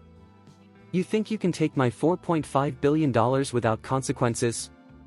This is far from over." With that, Yuhiko Ito stormed out of the meeting room, his face dark with anger. Charlie watched him leave with a faint smile. He knew that Yuhiko Ito had always wanted to invest in Kobayashi Pharmaceutical and had even intended to arrange for his daughter, Ninako Ito, to marry Jiro Kobayashi. This thought made Charlie feel a twinge of displeasure. Ninako Ito was incredibly beautiful, embodying the essence of a Yamato Nadeshiko. Marrying her off to Jiro Kobayashi seemed like a grave mistake on Yuhiko's part. In Charlie's eyes, Yuhiko Ito and his mother-in-law, Elaine, were quite similar. Both were willing to jeopardize their daughter's happiness for personal gain. Thus, Charlie harbored little fondness for Yuhiko Ito. The whole $4.5 billion situation was a chance for him to teach him a lesson. At that moment, Koichi Tanaka approached Charlie and spoke respectfully, "Mr. Wade, I sincerely apologize for this incident. I had no idea you were now a major shareholder of Kobayashi Pharmaceutical. If anything was inappropriate today, please forgive me." Having witnessed Charlie's abilities firsthand, Tanaka held him in high regard. He had seen Charlie effortlessly defeat Yamamoto Kazuki and render Yuhiko Ito's bodyguards ineffective. Such power was awe-inspiring to Tanaka. Even though the Ito family wielded significant influence in Japan, Koichi Tanaka felt it was wise for them to avoid provoking Charlie. The consequences for the entire Ito family could be unpredictable. Chapter 1668. Seeing that Tanaka Koichi was already on his way out, Charlie felt a wave of relief wash over him. He said, "Tanaka, please leave me your contact information. I may need to reach you in the future." Without hesitation, Koichi Tanaka retrieved his business card and handed it to Charlie with respect, saying, "Mr. Wade, here is my business card. I hope you'll accept it." Charlie nodded, took the card, and placed it in his pocket. Tanaka then bowed slightly and said, "Mr. Wade, I will take my leave now." With that, he exited the meeting room. Meanwhile, Ito Yuhiko's 2 personal bodyguards hurriedly fled, clutching their broken arms like heroes in a tragic tale. The meeting room fell into a heavy silence. Everyone's eyes shifted anxiously between Charlie and Ichiro Kobayashi, unsure of what fate awaited them next. Ichiro Kobayashi cleared his throat and announced, "As the legal heir of Kobayashi Pharmaceutical, I possess 100% decision-making authority over the company. The equity transfer agreement I signed is fully legally binding. Therefore, Kobayashi Pharmaceutical is now a subsidiary of Oracle Pharmaceutical. If you wish to continue earning here to support your families, you'll need to adapt." At that moment, someone spoke up with skepticism. Previously, the old president allocated 30% of the shares to the family executives. Now, you're giving away 90% of the shares to outsiders. How will our interests be protected? Ichiro Kobayashi responded coldly, "In the future, you can expect to receive 3% of the income from my 10% shares. I assure you of this. 30% has now shrunk to 3%. Another voice rose in indignation. "How are we supposed to support our families with such a drastic reduction?" "Exactly. This will ruin us. Yes. If this continues, we'll be starving in no time." Ichiro Kobayashi hadn't anticipated such strong opposition after dealing with Kobayashi Masayoshi. Deep down, he thought, this situation is more complicated than I imagined. I sacrificed 90% to Charlie, forced to use those shares for my freedom. Otherwise, I might have faced house arrest in that kennel indefinitely. Yet, these individuals are unwilling to relinquish their 90% of interests. Charlie then spoke in a chilling tone, if you cannot accept Kobayashi's proposal, you should immediately head to the Human Resources Department to process your resignation. You want us to resign? Someone scoffed. We handle all the R&D, production, promotion, and sales at Kobayashi Pharmaceuticals. If we leave, the company will be paralyzed. All our production bases nationwide will descend into chaos, leading to bankruptcy. Charlie smiled and asked, what role do you play at Kobayashi Pharmaceutical? The man puffed out his chest proudly, I am in charge of R&D. I lead the R&D department. Kobayashi's Nyranex was developed by me and Mr. Jiro Kobayashi.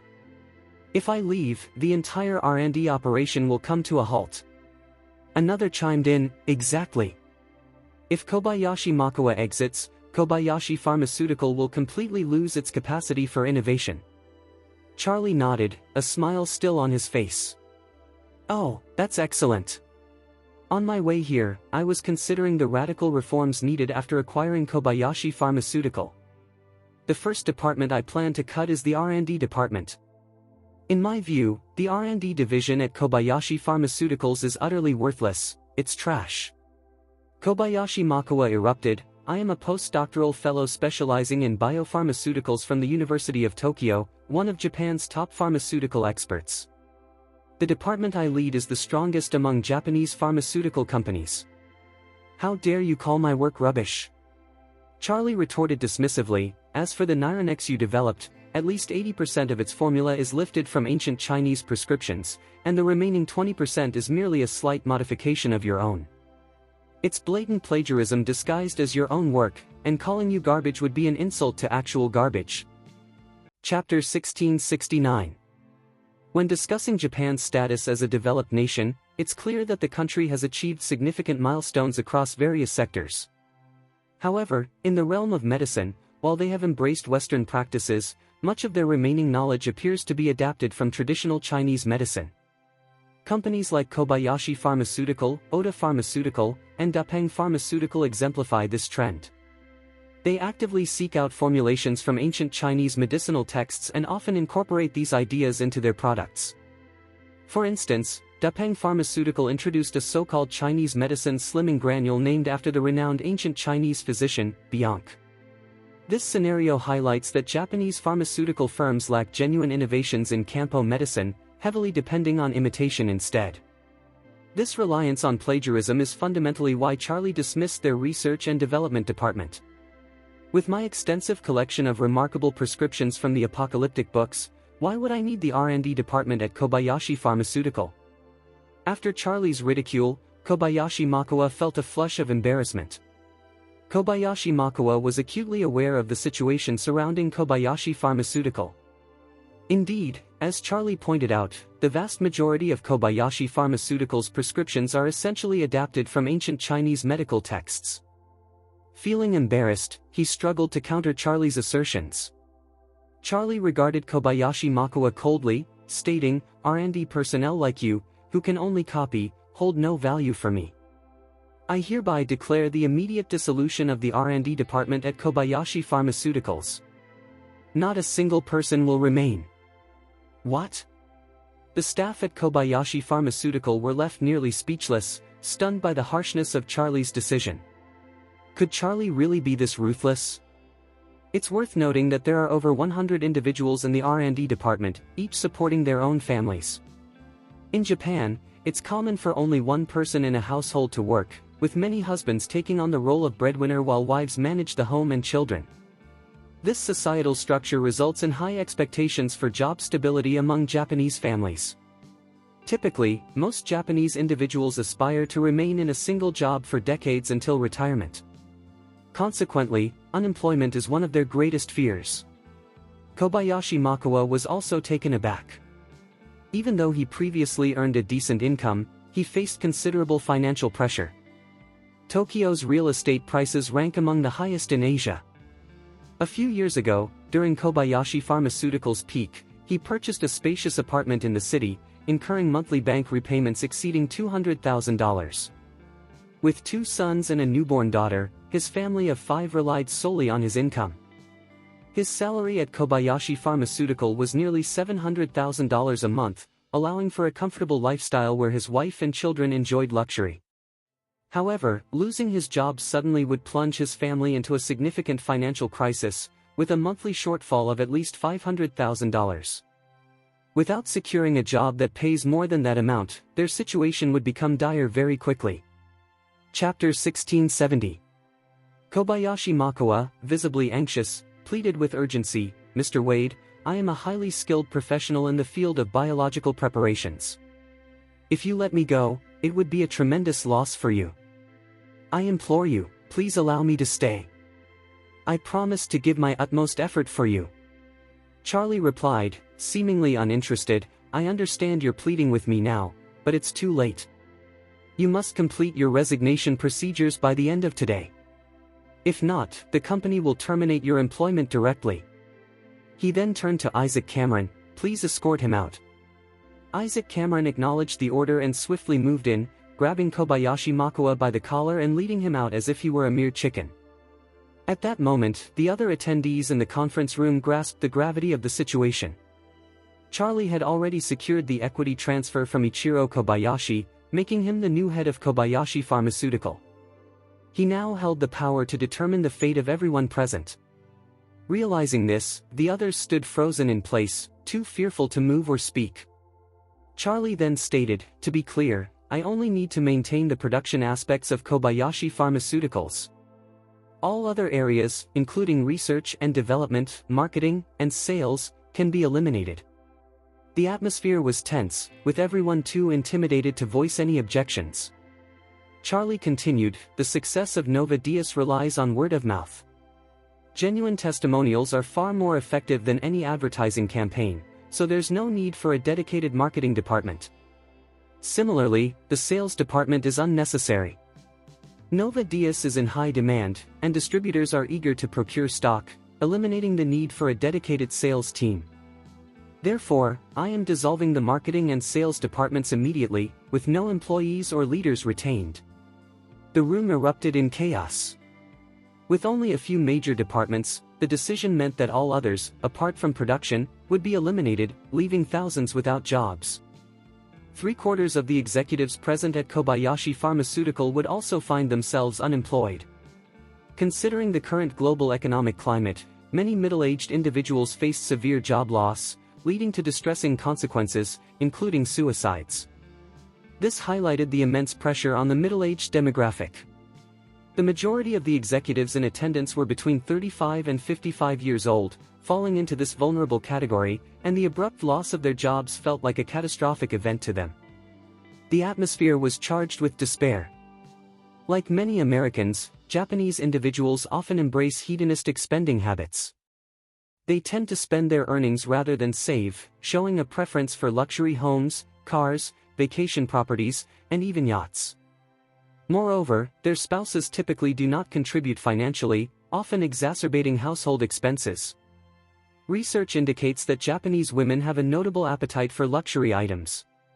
For brands like Chanel, Louis Vuitton, or Gucci, 90% of Japanese women own at least one item, not to mention other luxury goods. This consumer behavior works well under stable circumstances, but when a family's income collapses, they can quickly find themselves on the brink of bankruptcy.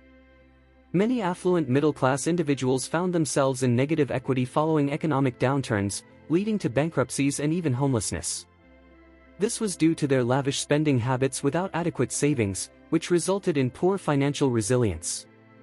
This situation reflected the reality for most Kobayashi Pharmaceutical executives. Thus, Charlie's announcement of their termination was tantamount to declaring their financial ruin. Charlie felt no sympathy for the distressed middle-aged individuals. Kobayashi would soon be his company, and he had no intention of keeping idle or ineffective employees. Hence, these individuals had to be let go, without delay. Chapter 1671. At that moment, Ito Yuhiko found himself sitting in his car, seething with frustration. Hiroshi Tanaka, visibly anxious and distressed, covered his face and spoke up, "Mr. Ito, you need to understand that Mr. Wade is incredibly powerful and remarkably nonchalant. Just the other day, Yamamoto Kazuki casually referred to him as the sick man of East Asia, and look where that got him, he was beaten up. If you're seriously considering taking him on, he might unleash a kind of fury that you can't even imagine. So, even if you're angry with me, I implore you, don't engage with this man." Ito Yuhiko's face darkened with displeasure. He knew Hiroshi Tanaka well. This young man was fiercely loyal. He would probably comply without hesitation even if asked to perform a risky procedure right then and there.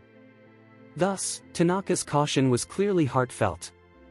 As Ito pondered this, he couldn't help but reflect, is this kid really that formidable? So much so that Hiroshi Tanaka, of all people, feels the need to warn me, the esteemed head of the Ito family, against him? Frowning, Ito Yuhiko turned to Tanaka and inquired, "So, what do you suggest I do? Am I truly expected to just hand over $4.5 billion without a fight? Go to court?"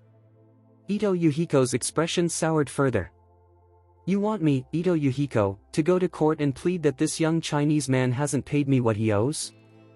Mr. Ito, this is the safest and most effective way to handle the situation," Tanaka insisted, maintaining his serious demeanor. "Absolutely not." Ito Yuhiko snapped back, his anger palpable.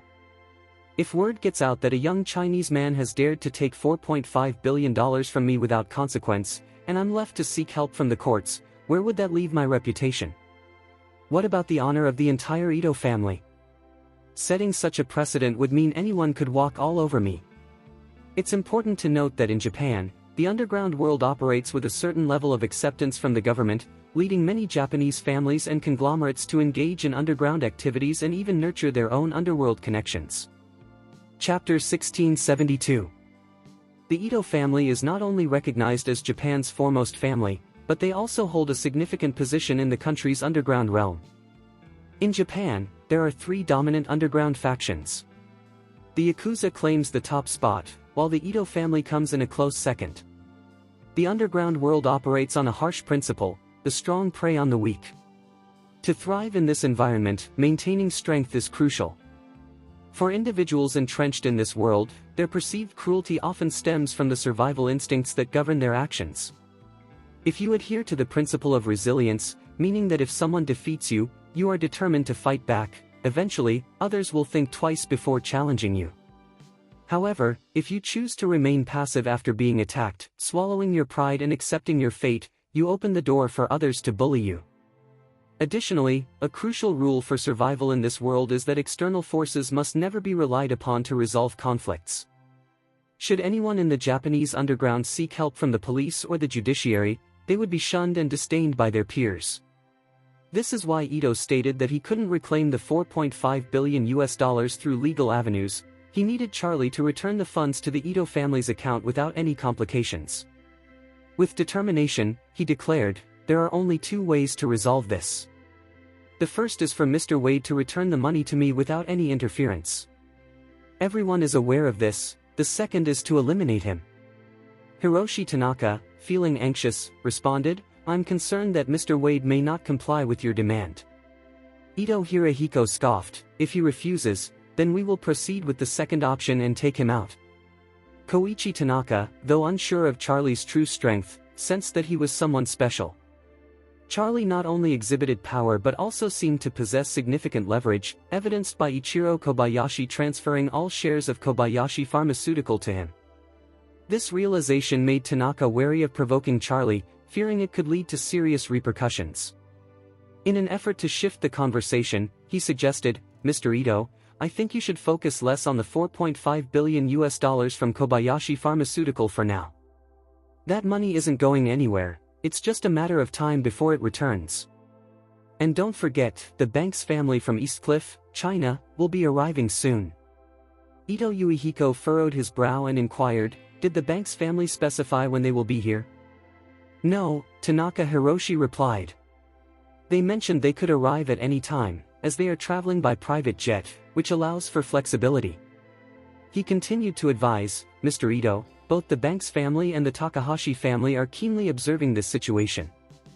I've heard that the Banks family intends to partner with the Takahashi family during their visit. It's crucial to avoid any unnecessary extravagance right now. Yuhiko Ito clenched his teeth and nodded, stating, in that case, I will endure the situation with the kid named Wade for the moment. You keep an eye on him.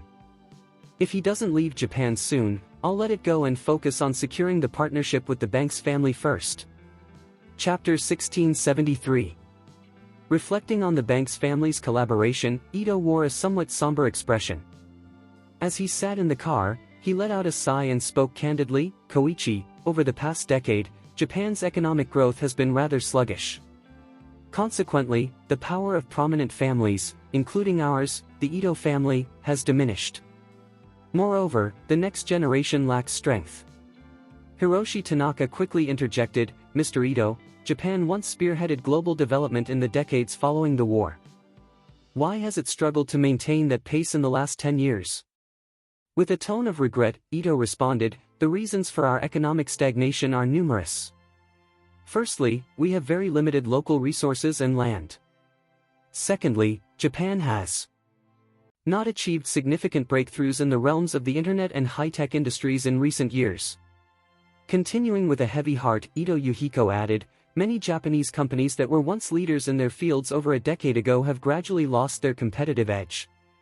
Consider companies like Sony, Panasonic, Hitachi, and Toshiba. They were once global frontrunners. Sony's color televisions were unmatched and sold everywhere, while Sony Ericsson's mobile phones gained worldwide acclaim. Panasonic and Hitachi produced top-tier home appliances, and Toshiba excelled in semiconductors. But what's the situation now? They are all on a downward trajectory. Today, most televisions are manufactured in China, known for being affordable and cost-effective. The mobile phone market is dominated by Apple's substantial share in the US, while Chinese brands like Huawei, Xiaomi, and OnePlus hold significant portions. Where does that leave Japanese mobile phones? Even South Korea's Samsung is struggling, resulting in a notable decline. Feeling disheartened, Koichi Tanaka admitted, Mr. Ito, you are absolutely correct. Japan has indeed lost many of its traditional advantages, especially in electronics. Ito sighed, it's not just electronics. Japan's steel industry was once at the forefront globally.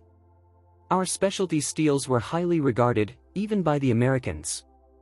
However, due to the long-standing fraud scandal involving Kobe Steel, our standing has plummeted. Initially, Japan's Shinkansen technology was unparalleled. We pioneered high-speed rail technology, establishing a unique strength globally. However, it's surprising that China has now taken the lead in high-speed rail, relegating our Shinkansen technology, along with that of Germany and France, to a second-tier status. As a result, Japan has lost significant overseas market opportunities. Koichi Tanaka sighed again, we, the Ito family, have varying shares in the companies you mentioned. They are struggling, and our assets are dwindling. This is indeed a pressing concern. Yuhiko Ito lamented, moreover, the most critical issue is that our youth in Japan are seriously lacking in creativity. Look at China over the past few years.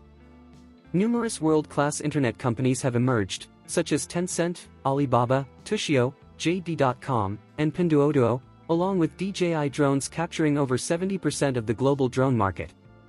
In contrast, Japan has failed to produce any influential internet companies in recent years.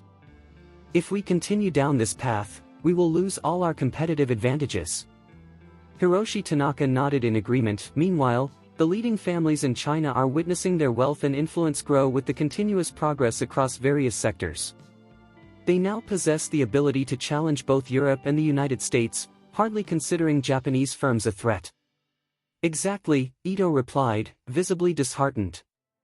Previously, they were in pursuit of us. Yet, in a blink, they have surpassed us and are now chasing the US, leaving us behind. To make any business breakthroughs now, we find ourselves needing to align with Chinese families. This truly echoes the old Chinese saying, 30 years in Hedong, 30 years in Heshi. As he said this, Ito Takehiko emphasized, our stagnation, coupled with China's rapid growth, necessitates a firm alliance with China's top families. Our collaboration with the Banks family is crucial. It holds significant importance and should not be overlooked.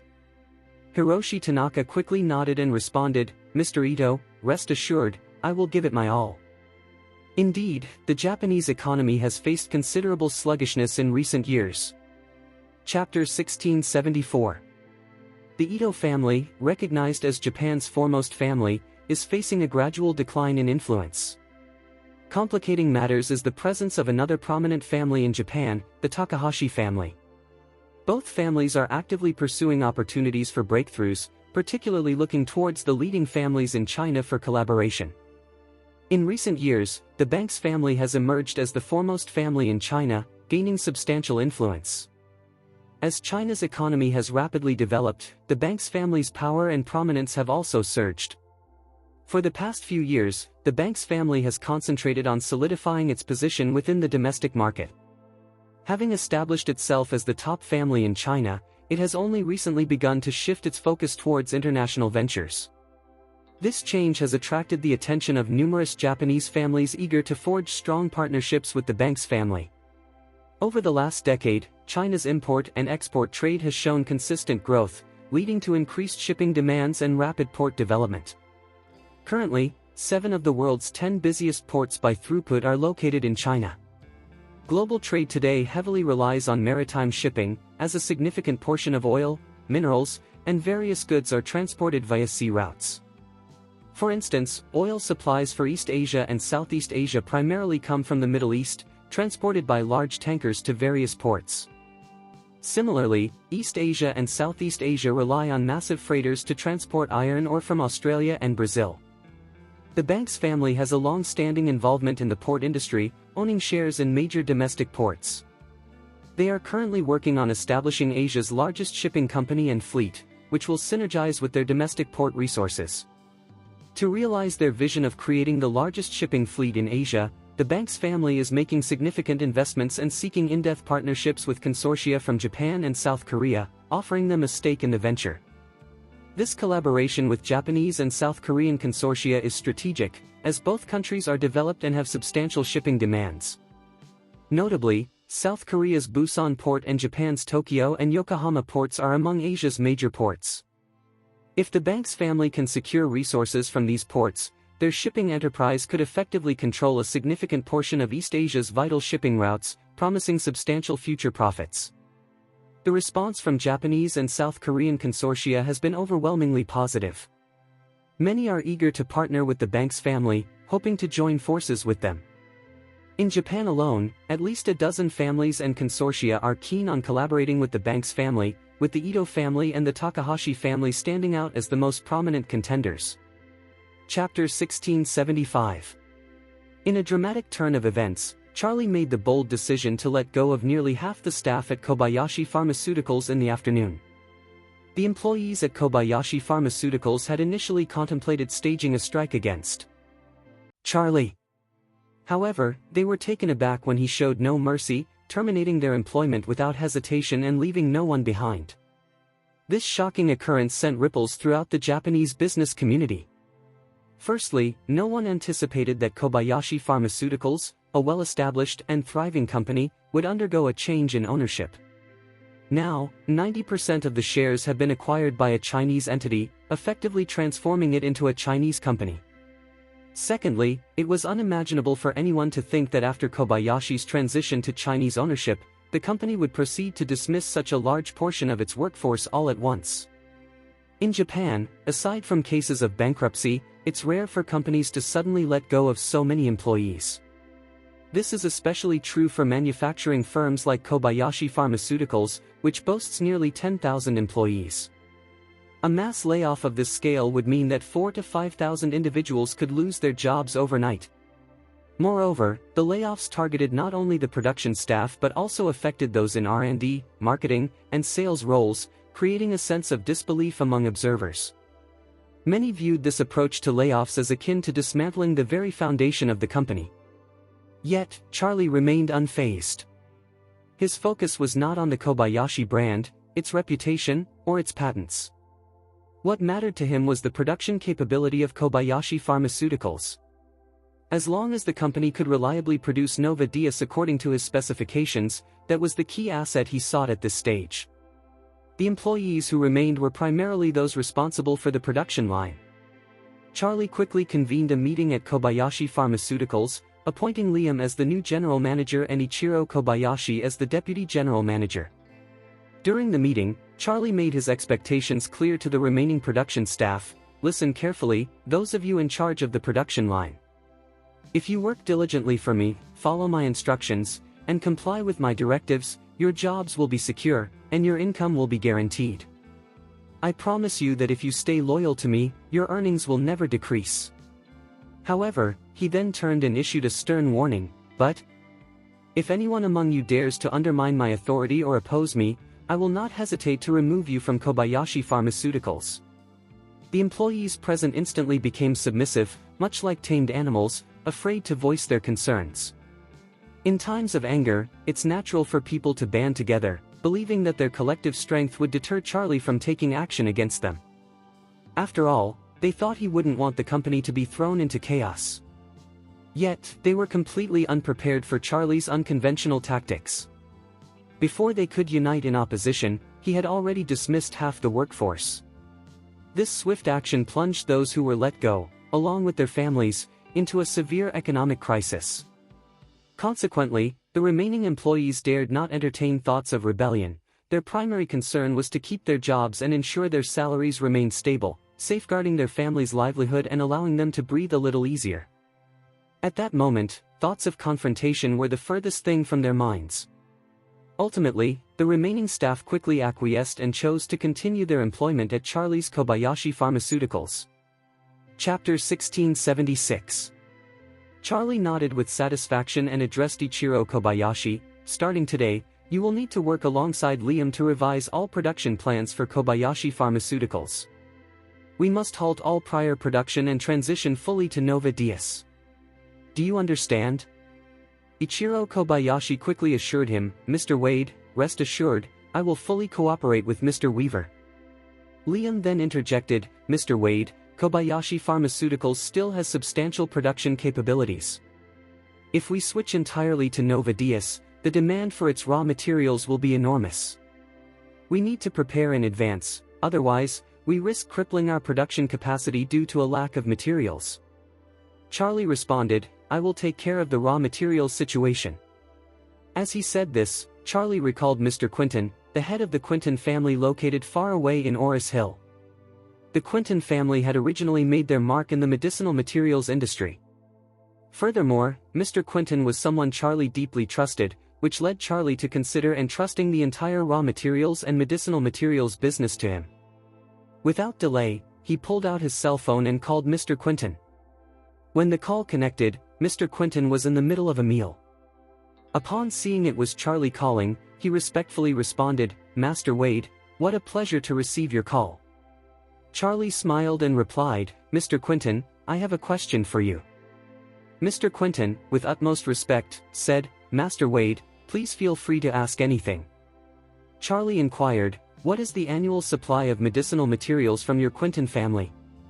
After a moment of thought, Mr. Quinton responded, last year, our family supplied over 200,000 tons of various medicinal materials to more than 30 pharmaceutical companies nationwide. Charlie raised an eyebrow and asked, is it possible for you to supply 1 million tons annually? Mr. Quinton exclaimed, 1 million tons? Master Wade, that's nearly the total annual output of botanical medicinal materials from the 3 eastern provinces. Our country's total output is over 5 million tons, and the largest medicinal materials company can only produce around 700,000 to 800,000 tons a year. Charlie pressed further, do you believe you could manage to supply 1 million tons a year? Mr. Quinton replied, Master Wade, all medicinal materials are sourced from pharmaceutical farmers nationwide. If I can secure the purchases, then 1 million tons is certainly feasible. However, I lack the channels to manage such a large volume. Personally, I'm eager to sell more, but I need a reliable buyer. Charlie smiled and revealed, truth be told, I've taken over Kobayashi Pharmaceuticals in Japan. In the near future, all production capacity will be directed towards my needs, and I plan to expand the production line. This year, consuming 1 million tons of medicinal materials is very realistic.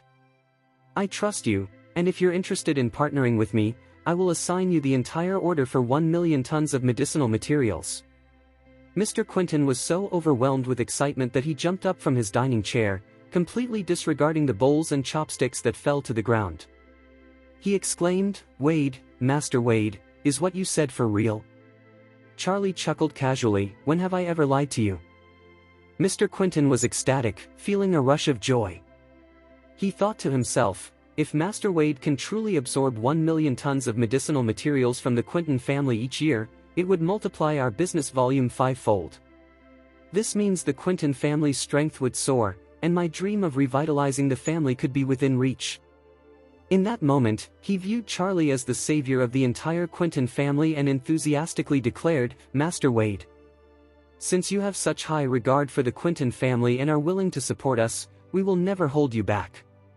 Rest assured, no matter how many medicinal materials you need, I will do everything in my power to provide them for you. I will ensure you receive the highest quality at the lowest prices." Chapter 1677. Once Mr. Quentin ended the call, Aurora, who was sitting beside him, eagerly inquired, "Dad, what did Master Wade say during your conversation?" Still buzzing with excitement, Mr. Quentin took a moment to compose himself before responding enthusiastically, "Aurora, our Quentin family is about to seize a tremendous opportunity." Aurora, taken aback, asked, "What kind of opportunity, Dad?" Mr. Quentin, his voice trembling with excitement, revealed, "Master Wade has acquired Japan's Kobayashi Pharmaceutical and wants us to supply him with raw and medicinal materials. The annual demand is nearly 1 million tons. "Oh my goodness!" Aurora gasped, astonished. 1 million tons? Our family's current supply is around 200,000 tons a year, right? Exactly. Mr. Quentin replied, brimming with enthusiasm. Master Wade is asking us for 1 million tons annually, which means our family's revenue will instantly double. Isn't that an incredible opportunity? Aurora nodded vigorously, expressing her gratitude. "Master Wade has truly looked after our family. He's so considerate and has helped us immensely. I'm not sure how we can ever repay his kindness." Mr. Quentin wholeheartedly agreed, stating, "Master Wade is like a second parent to our family. The future success of the Quentin family hinges on him." After saying this, he glanced at Aurora and sighed, "Aurora, Master Wade has shown us such great kindness, and he will always look out for you. You need to be proactive." Aurora understood her father's intentions. He wanted her to form a closer bond with Master Wade.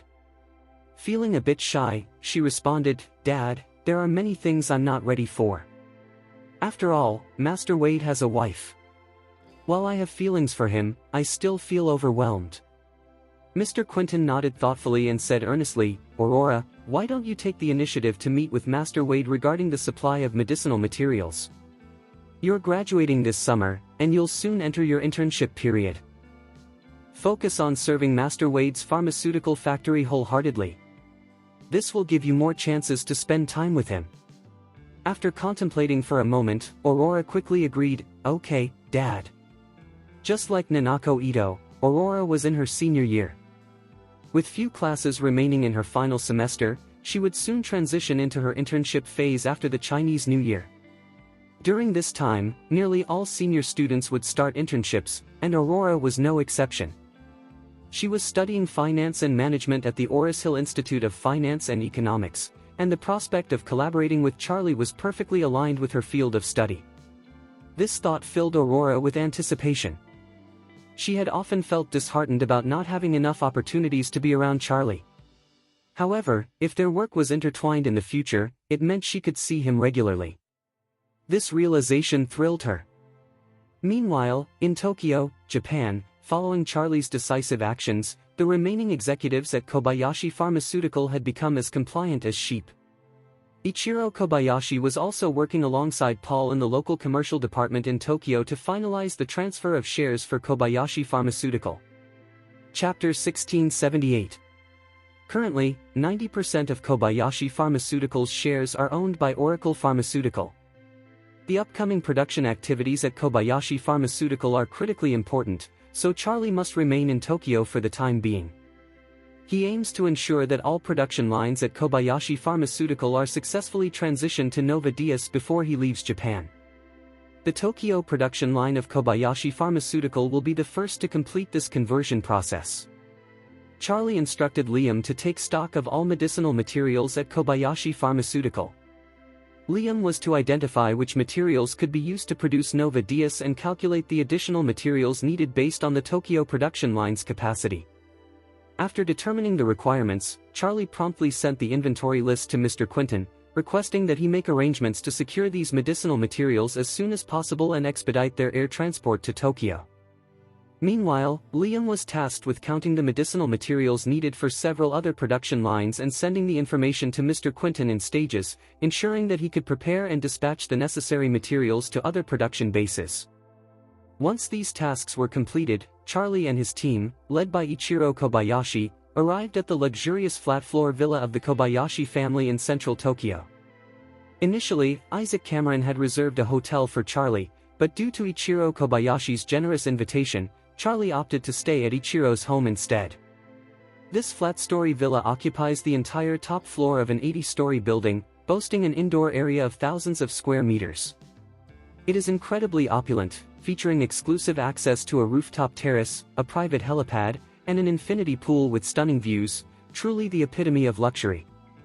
As night fell, Charlie took a refreshing bath and called his wife, Claire, to let her know he was safe. Afterwards, he stood alone on the expansive terrace, gazing at the vibrant Tokyo skyline, lost in thought. Kobayashi Pharmaceutical plays a pivotal role in his energy accumulation strategy. If Kobayashi Pharmaceutical successfully transitions all production to Oracle Nova Dias, the product can be launched globally in record time. Additionally, Charlie understood that while the domestic price of Nova Dias would remain stable to provide value for the local market, prices overseas would be significantly higher. The retail price should be set at least 2 to 3 times the base cost, translating to around $60 per box. This pricing structure would yield a net profit of at least $30 per box. Given that Oracle Nova Dias effectively alleviates various stomach ailments and discomforts, it is destined to become a household essential. Consequently, Charlie anticipates a rapid increase in Oracle's revenue, potentially reaching tens of billions of dollars annually. If he can expand into additional product categories, the profits could be substantial. Charlie is not driven by greed, rather, his urgency to generate wealth stems from a desire to enhance his overall strength as quickly as possible. The grievances against his parents have yet to be avenged, and the families in Eastcliff that formed the Anti-Leaf Alliance, led by the Banks family, must be held accountable for the loss of his parents. Even the Wade family shares a significant responsibility in this matter. Charlie is acutely aware that to confront the entire Eastcliff family and compel their submission, he must first bolster his own strength. One day, he envisions returning to Eastcliff like a powerful raptor soaring over the river, instilling fear in all the families before him. Chapter 1679. Kyoto City is situated hundreds of kilometers from Tokyo. In the heart of Kyoto City stands the grand mansion of the Ito family, a residence steeped in a century of history. Adjacent to the Ito family home is Nijo Castle, the former residence of Oda Nobunaga, one of the 3 pivotal figures of Japan's Warring States period. While the Ito mansion is slightly smaller than Nijo Castle, its overall expanse surpasses that of the largest single-family villa in Eastcliff by a significant margin. Surrounding the mansion is a moat, remnants of wartime defenses that continue to protect the estate today. On the city walls, a comprehensive 360-degree surveillance system has been installed to ensure that this mansion remains secure from any intruders. Behind the imposing city walls, armed bodyguards stand ready to defend the property. The structures within the mansion embody traditional Japanese wooden architecture, with each building boasting a history of at least a century. The courtyard is home to dozens of century-old trees, alongside numerous ancient stone sculptures that exude an antique charm. In the expansive courtyard, a lovely young woman sits alone in a wheelchair, gazing up at the overcast sky. This enchanting figure is Ninako Ito, the eldest daughter of the Ito family. She is eagerly anticipating the first snowfall of the year in Kyoto. Traditionally, snowfall in Kyoto would arrive a bit earlier, but this winter seems to be an exception. Despite the biting cold of this winter, which has brought frigid temperatures day after day, no snow has yet fallen. Earlier today, the Kinki Regional Meteorological Department issued a heavy snow warning, predicting significant snowfall for Kyoto tonight. Knowing this, Ninako Ito decided to wait in the yard, her heart set on experiencing the snow. However, as the hours passed and night deepened, no sign of the anticipated heavy snow appeared. The sky remained heavily clouded, obscuring both the stars and the moon. The housekeeper of the Ito mansion observed Ninako from a distance for a considerable time. Noticing how late it had become, he approached her with respect and said, "Miss, it's getting late. It seems the snow won't arrive tonight, the cold is too severe. You should return to your room and rest." Ninako Ito gazed at the hazy moon above and replied softly, "Since the weather forecast has said this, there is still a glimmer of hope. Watanabe-san, please return to rest, I wish to be alone for a while." The housekeeper sighed, concern etched on his face. "Miss, please consider going back to rest. I'll arrange for someone else to keep watch, and if it snows, they will notify you immediately." With a gentle smile, Ninako Ito responded, "I want to be here to witness the first snowflake as it falls from the sky. I long to feel that first snowflake land on my face. If I step away now, I might miss the magic of the moment." "But the temperature is dropping rapidly," the housekeeper urged. "Staying outside too long could make you sick." "I'll be fine," Ninako Ito reassured him, smiling. "I plan to stay until midnight. Regardless of whether it snows, I'll return to my room afterward to enjoy a hot spring bath. You needn't worry, Watanabe-san, even though I am injured, my health is relatively robust. The cold won't affect me much." The housekeeper nodded, albeit reluctantly, and respectfully replied, "I'll be nearby. Miss, please call for me if you need anything." "Thank you, Watanabe-san," Ninako Ito said with a gentle chuckle. As the butler stepped back into the shadows, Ninako Ito continued to gaze up at the sky. Unexpectedly, the image of Charlie flickered in her mind, as if he were present in the cloudy night sky. A warmth spread through her heart, and she pondered, "Charlie, I wonder if it's snowing in Orus Hill. Are you looking up at the same sky right now? Do you think of me?" Chapter 1680. Lost in her thoughts, she suddenly felt her phone vibrate in her pocket. As she pulled out her mobile, she saw it was Hiroshi Tanaka calling. Quickly shaking off her distractions, she answered with a smile, "Tanaka-san, what's up? Why are you calling me so late?" With a sigh, Hiroshi Tanaka replied, "Miss, there's been an incident today. The president is extremely upset and has smashed several antiques at home." Feeling a sense of urgency, Ninako Ito asked, "Tanaka-san, what happened? Is my father in trouble?" Koichi Tanaka explained, "Today, the president took me to Kobayashi Pharmaceutical to finalize a share agreement with their board. After signing, the president along with the financial team transferred $4.5 billion into Kobayashi Pharmaceutical's account." Confused, Ninako Ito responded, "But isn't my father always eager to invest in Kobayashi Pharmaceuticals? If today's deal was what he wanted, then why is he angry?" With a helpless tone, Hiroshi Tanaka continued, "Before the president made the payment, I had no idea that Kobayashi Pharmaceutical had changed ownership." "Changed ownership?" Ninako Ito exclaimed in surprise. "What do you mean? Isn't Jiro Kobayashi missing? Has he returned?" "No," Koichi Tanaka clarified. "It's not Jiro Kobayashi who has returned, but rather his brother, who was thought to be dead, has suddenly come back to life." "What?" Ninako Ito responded, feeling increasingly perplexed. "I'm getting more and more confused here." "Well," Hiroshi Tanaka sighed, "the main issue is that Ichiro Kobayashi, as the sole heir of Kobayashi Pharmaceuticals, transferred 90% of the company's shares to a Chinese firm called Oracle Pharmaceutical."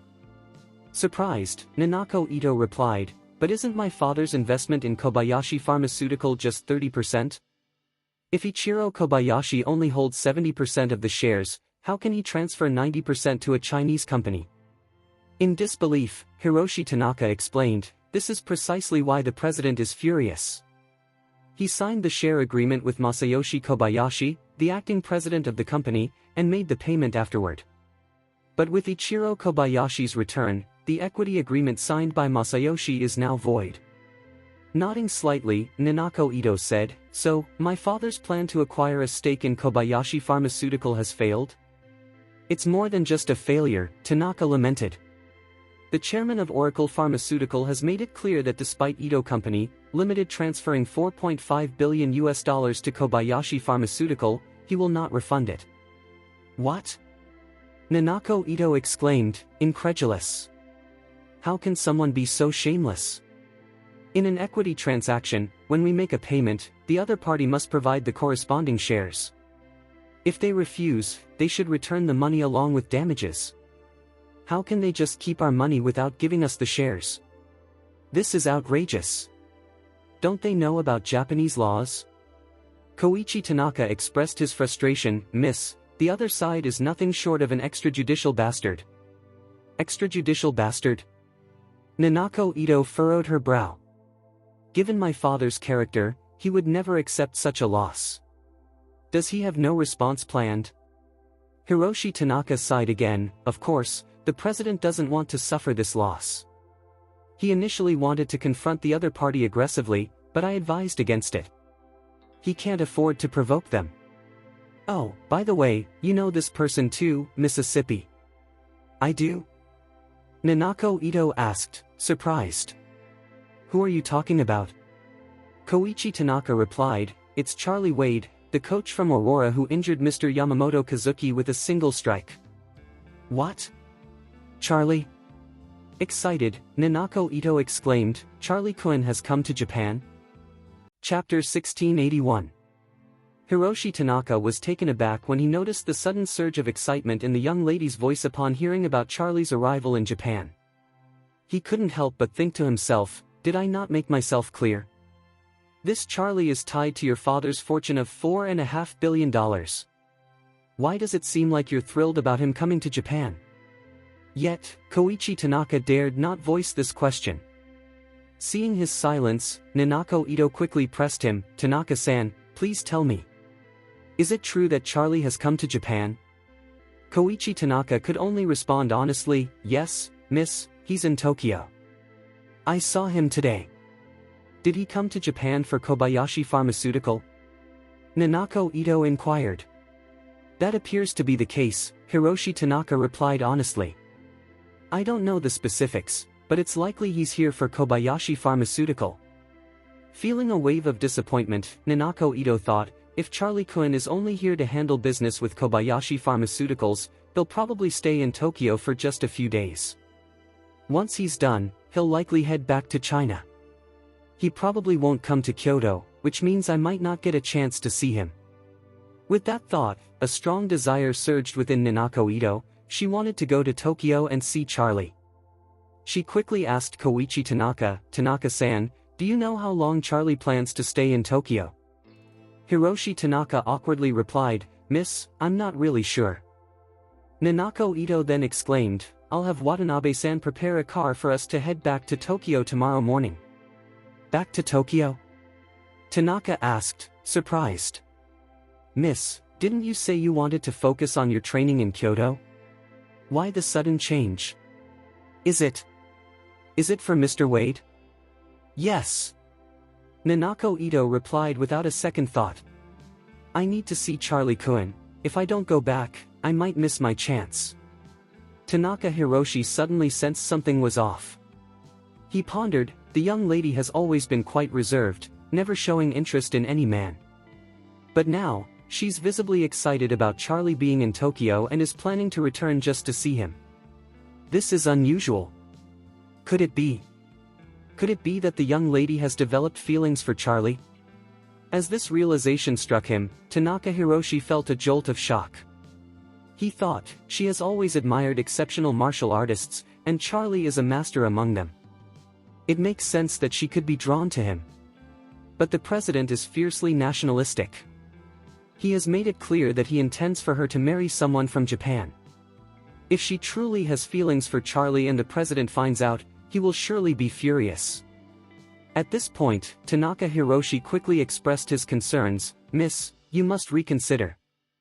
Ninako Ito looked at him in surprise. Why, Tanaka-san? Hiroshi Tanaka replied, if the president learns about your affection for Mr. Wade, he will undoubtedly be very angry. Not only will you be prevented from seeing Mr. Wade, but he may also accelerate your arranged marriage plans. Chapter 1682. Even though Ninako Ito and Koichi Tanaka were separated by the distance of a phone call, both felt a rush of warmth at his words. She hesitantly replied, Tanaka-san, you seem to have misunderstood. I didn't mean to imply anything about Mr. Wade. My heart, it's complicated, love. Hiroshi Tanaka let out a sigh. Miss, I have been dedicated to serving the Ito family for many years and have been close to you for quite some time. I know you well enough to say that you don't need to conceal your feelings from me. I have no intention of prying into your personal life. However, if your true feelings are laid bare, the president will surely see through your facade. It's not that you will openly meet Mr. Wade, rather, it's a matter of your thoughts inadvertently revealing themselves in front of the president. This, Ninako Ito found herself at a loss for words. Understanding that Koichi Tanaka meant well, she appreciated his concern. She also recognized that her father, Ito Yuhiko, would never approve of her pursuing any relationship with a foreign man. He had made his stance clear on numerous occasions: she must marry a Japanese, and only someone of pure Japanese descent. To him, even those who immigrated from China or the Korean peninsula 100 or 200 years ago, or those who had lived in Japan for generations, were not considered purely Japanese.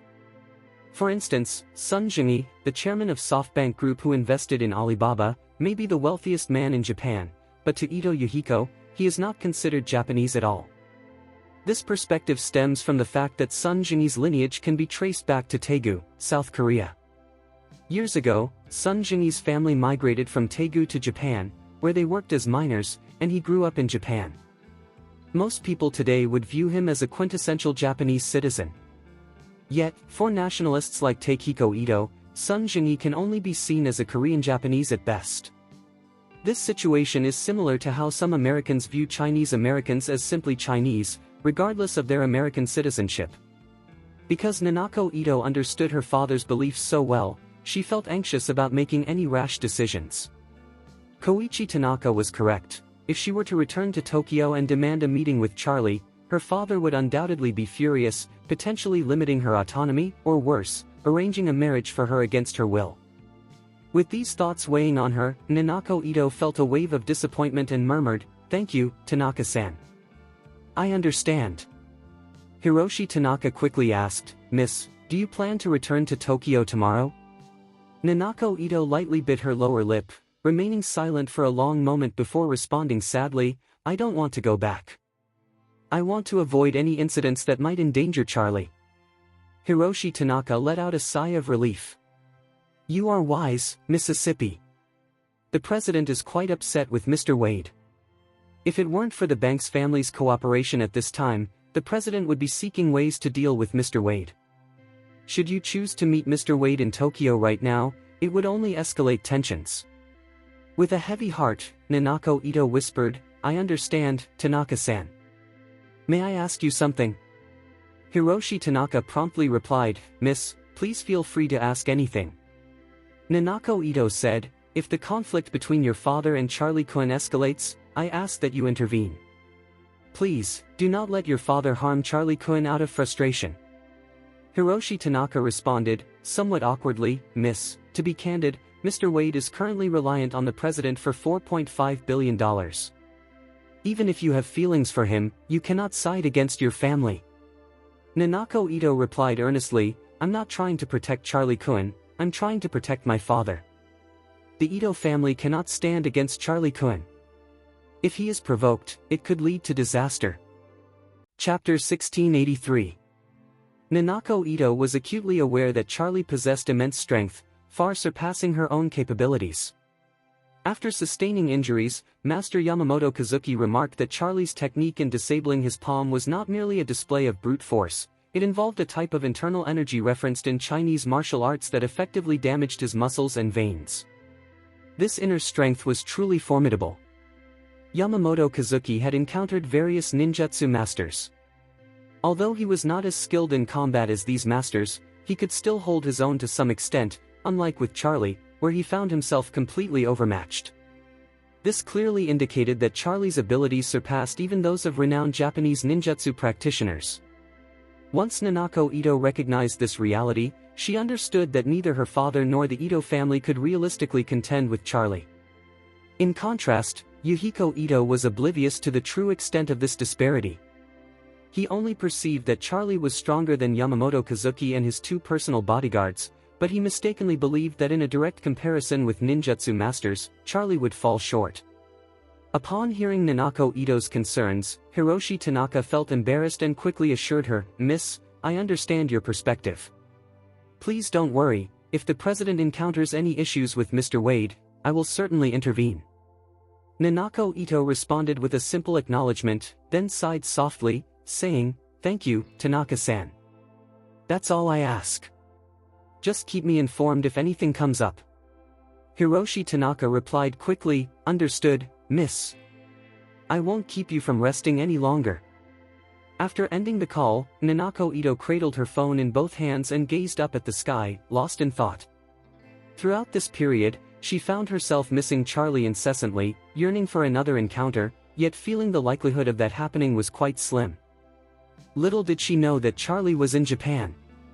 Previously, an ocean had separated them, with her on one side and him on the other. Now, they were on the same land, merely 400 kilometers apart. A drive would take about 4 to 5 hours, while a trip on the Shinkansen would be just over 2 hours. The thought of Charlie, whom she had been longing for, being just a few hours away only intensified her desire to see him. However, considering her current situation, she knew that if she traveled to Tokyo to meet him, her father would inevitably find out, leading her to reluctantly abandon the idea. At that moment, the thick dark clouds overhead gradually parted, revealing twinkling stars that began to dot the night sky. With a sigh, Ninako Ito murmured to herself, "It seems we won't have snow tonight." She then put away her phone, maneuvered her wheelchair with both hands, and left the quiet yard to return to her room. With the maid's assistance, Ninako Ito enjoyed a soak in the hot spring for a while. Despite the soothing warmth, the pain in her body remained intense, tormenting her almost continuously for 24 hours. The doctor had suggested she use an analgesic pump, a device designed to deliver a steady flow of pain medication directly into her bloodstream. This pump is typically recommended for individuals who have suffered severe injuries or undergone surgery, as it greatly alleviates pain. However, Ninako Ito had adamantly refused to use it. Her reasoning was that painkillers could inflict damage on her nerves, and prolonged use could hinder her recovery, potentially leaving her unable to practice martial arts ever again. Thus, she persevered, relying on her iron will to endure the physical suffering. The natural hot spring at her mansion, sourced from an underground spring, is rich in minerals and selenium, providing some relief to her body. Yet, due to her injuries, she could only soak for a limited duration, no more than an hour each day, making this time in the hot spring the highlight of her day. As she relaxed in the warm water, thoughts of Charlie flooded her mind once more. She reminisced about the time she had searched for him in the villa area where he lived, feeling the bashfulness typical of a young girl. Chapter 1684. In that moment, she felt as nervous as a quail standing before Charlie. When he seemed unsure, she handed Charlie a cup of milk tea, pretending she was about to drink it herself. To her surprise, he took a sip of the milk tea. Just moments before Charlie drank from it, Ninako Ito had used the straw, making this indirect kiss the most intimate gesture she had ever shared with a man throughout her life.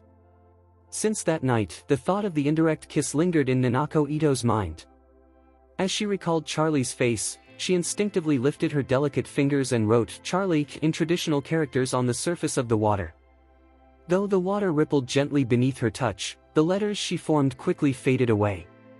This ephemeral act inspired Ninako Ito to feel bold, allowing her to write Charlie's name repeatedly on the water without leaving a trace behind. This night, sleep eluded Ninako Ito for quite some time. Meanwhile, the sky over Kyoto gradually brightened. Despite forecasts of heavy snow, it had not arrived. The morning weather update indicated that due to shifting air currents, the anticipated snowfall from the previous night would be postponed for 2 to 3 days. Feeling a sense of regret over the delay, Ninako Ito mused that it might be a sign of nature's unkindness. As she thought of Charlie, who was just a few hundred kilometers away, a wave of melancholy washed over her. Perhaps, I am not meant to be with Charlie. The next day, in Orus Hill, Mr. Quinton arrived early at the Quinton warehouse, overseeing the preparation of Chinese herbal medicines destined for Charlie. The workers were bustling about, and he urged them, every medicinal material must be checked manually before packing to ensure accuracy, quality, and sufficiency. Is that clear? Yes, Mr. Quinton, they all replied quickly. Mr. Quinton nodded in approval and added, we need to have the first batch ready to send to the airport by this afternoon. I've already contacted the air cargo company, and the shipment is scheduled to take off at 10 o'clock tonight for Tokyo. Meanwhile, at the Banks family residence in Eastcliff. For the past 20 years, the head of the Banks family had conducted a morning meeting in the mansion's main hall each day. This meeting resembled an ancient emperor's court, with the family members reporting on the progress of various business ventures. If the patriarch had any directives, he would announce them during this gathering. The Banks family was flourishing, with over 30 children and relatives participating in the morning assembly. The meeting was conducted with strict decorum. The elders sat on a half-meter-high step, facing the attendees, exuding authority. Children, grandchildren, and relatives were arranged in rows according to their status and lineage. At this moment, Mr. Banks sat like a regal figure, surveying the family gathered below him, and declared in a commanding voice, the current international crude oil market remains volatile, and the global economic downturn is impacting trade. Many shipping companies are facing difficulties. This presents an excellent opportunity for the Banks family to make strategic acquisitions and defy the trend. Our collaboration with the Japanese must be expedited. Chapter 1685. The Banks family, a prominent lineage originally from Huizhou, has established its roots in Eastcliff for over a century. During the tumultuous Quintong dynasty, amidst the Taiping Heavenly Kingdom uprising that swept across China, the Banks family took a bold step. They followed a daring red-top businessman, risking their lives to transport arms and supplies for the Quintong army, earning the gratitude of the Quintong government in the process. Following this pivotal moment, the Banks family relocated to Eastcliff, bringing with them considerable wealth and resources. Since then, they have thrived in business, solidifying their status as one of the most influential families in the country. Over the last few decades, the Banks family has had a fierce rivalry with the Wade family. Although they were slightly worn down by the efforts of Charlie's father, Bruce, the tide shifted after Bruce's passing. The Banks family seized the opportunity, quickly surpassing the Wade family to become the leading family in the nation. The patriarch of the Banks family is Alfred Banks. At 70 this year, Lord Banks is not exceptionally old, yet he feels he is past his prime. While many would consider his life a success, he remains unsatisfied. His aspiration is to leave a solid foundation for the Banks family before his retirement, ultimately realizing his long-held vision of 1 being greater than 2 plus 3. Historically, no family in the business realm has truly dominated the landscape. The phrase, 1 is greater than 2 plus 3, signifies that the overall strength of the family ranked first surpasses that of the families ranked second and third combined. In clearer terms, it means that the Banks family's comprehensive strength exceeds that of the Wade family and the Sun family together. This way, even if the second and third ranked families join forces against them, the Banks family can remain untroubled. Achieving this status would allow the Banks family to genuinely relax and enjoy their success. Currently, the gap between the Banks family and the Wade family is indeed widening. However, to truly achieve the goal of 1 being greater than 2 plus 3, the Banks family still needs to amass several hundred billion in additional assets. As a result, they are actively pursuing breakthroughs in overseas markets, hoping to realize this ambition swiftly. Once this goal is achieved, the concept of the 3 big families in Eastcliff will fade, giving way to a new era dominated by the Banks family. Thus, Lord Banks places significant emphasis on the shipping business. Upon hearing about his keen interest in maritime transport, one of his heirs felt compelled to voice his opinion. Grandpa, I believe that the global economy is currently facing serious challenges, with major contractions in import and export trades. It's uncertain when foreign trade will fully recover. In such a climate, investing in ocean shipping carries substantial risk, and you could end up facing severe losses. I advise you to reconsider before proceeding. Reconsider? Lord Banks retorted with a scoff, dismissing the comment. Instead, he turned to the middle-aged man beside him and sternly admonished, "Fifth, how could you let your son speak like this? Is he not well brought up? Does he think I'm too old to make sound decisions?" The fifth son is Jordan Banks, the fifth child of Lord Banks. The Banks family consists of 5 sons and 2 daughters. Jordan is the youngest of the 5 sons, making him the last of Lord Banks' 7 children. The young man who just expressed his concerns is Austin, the youngest son of Jordan. Austin is just 18 years old and is recognized as an academic prodigy, having gained admission to Harvard University on his own merit last year. Chapter 1686. Due to his youth and the special treatment he receives at home, Austin is eager to express himself. In the past, he would hold back around his parents and had never had the chance to voice his thoughts in front of his grandfather. Today, however, he decided to take his chance, reflecting on the old man's perspectives and engaging in debate to showcase his remarkable talents and wisdom. Unfortunately, a single comment from him ended up angering Lord Banks. Just as he was about to clarify his intentions, his father, Jordan, unexpectedly intervened. With a flurry of furious slaps, Jordan left Austin with blood at the corners of his mouth, shouting in rage, "Have you lost your mind? How dare you question your grandfather's decisions here?" Austin covered his face, feeling utterly humiliated, wishing he could disappear. Having never faced such punishment before, Austin was bewildered as to why his usually doting father had reacted so violently after a mere comment that upset his grandfather. To make matters worse, this was happening in front of the entire family. At that moment, Jordan felt a deep frustration towards his son for not maturing. He understood the old man's authority all too well. Even his elder brother Zane would never dare to defy Lord Banks. What chance did his seemingly inept son have? Such behavior was certainly not acceptable. There was a real possibility that Austin's words could lead to severe repercussions from the old man. After graduating from university, he might even find himself unable to return to the Banks family home for work. Lord Banks's domineering nature is deeply rooted in his upbringing. In his youth, he was one of many siblings. His father had a main wife along with 6 concubines, resulting in over 30 children, including 23 sons. Lord Banks was just one of those 23 sons. Much like a prince vying for the throne, Lord Banks had to contend with his 22 brothers throughout his childhood.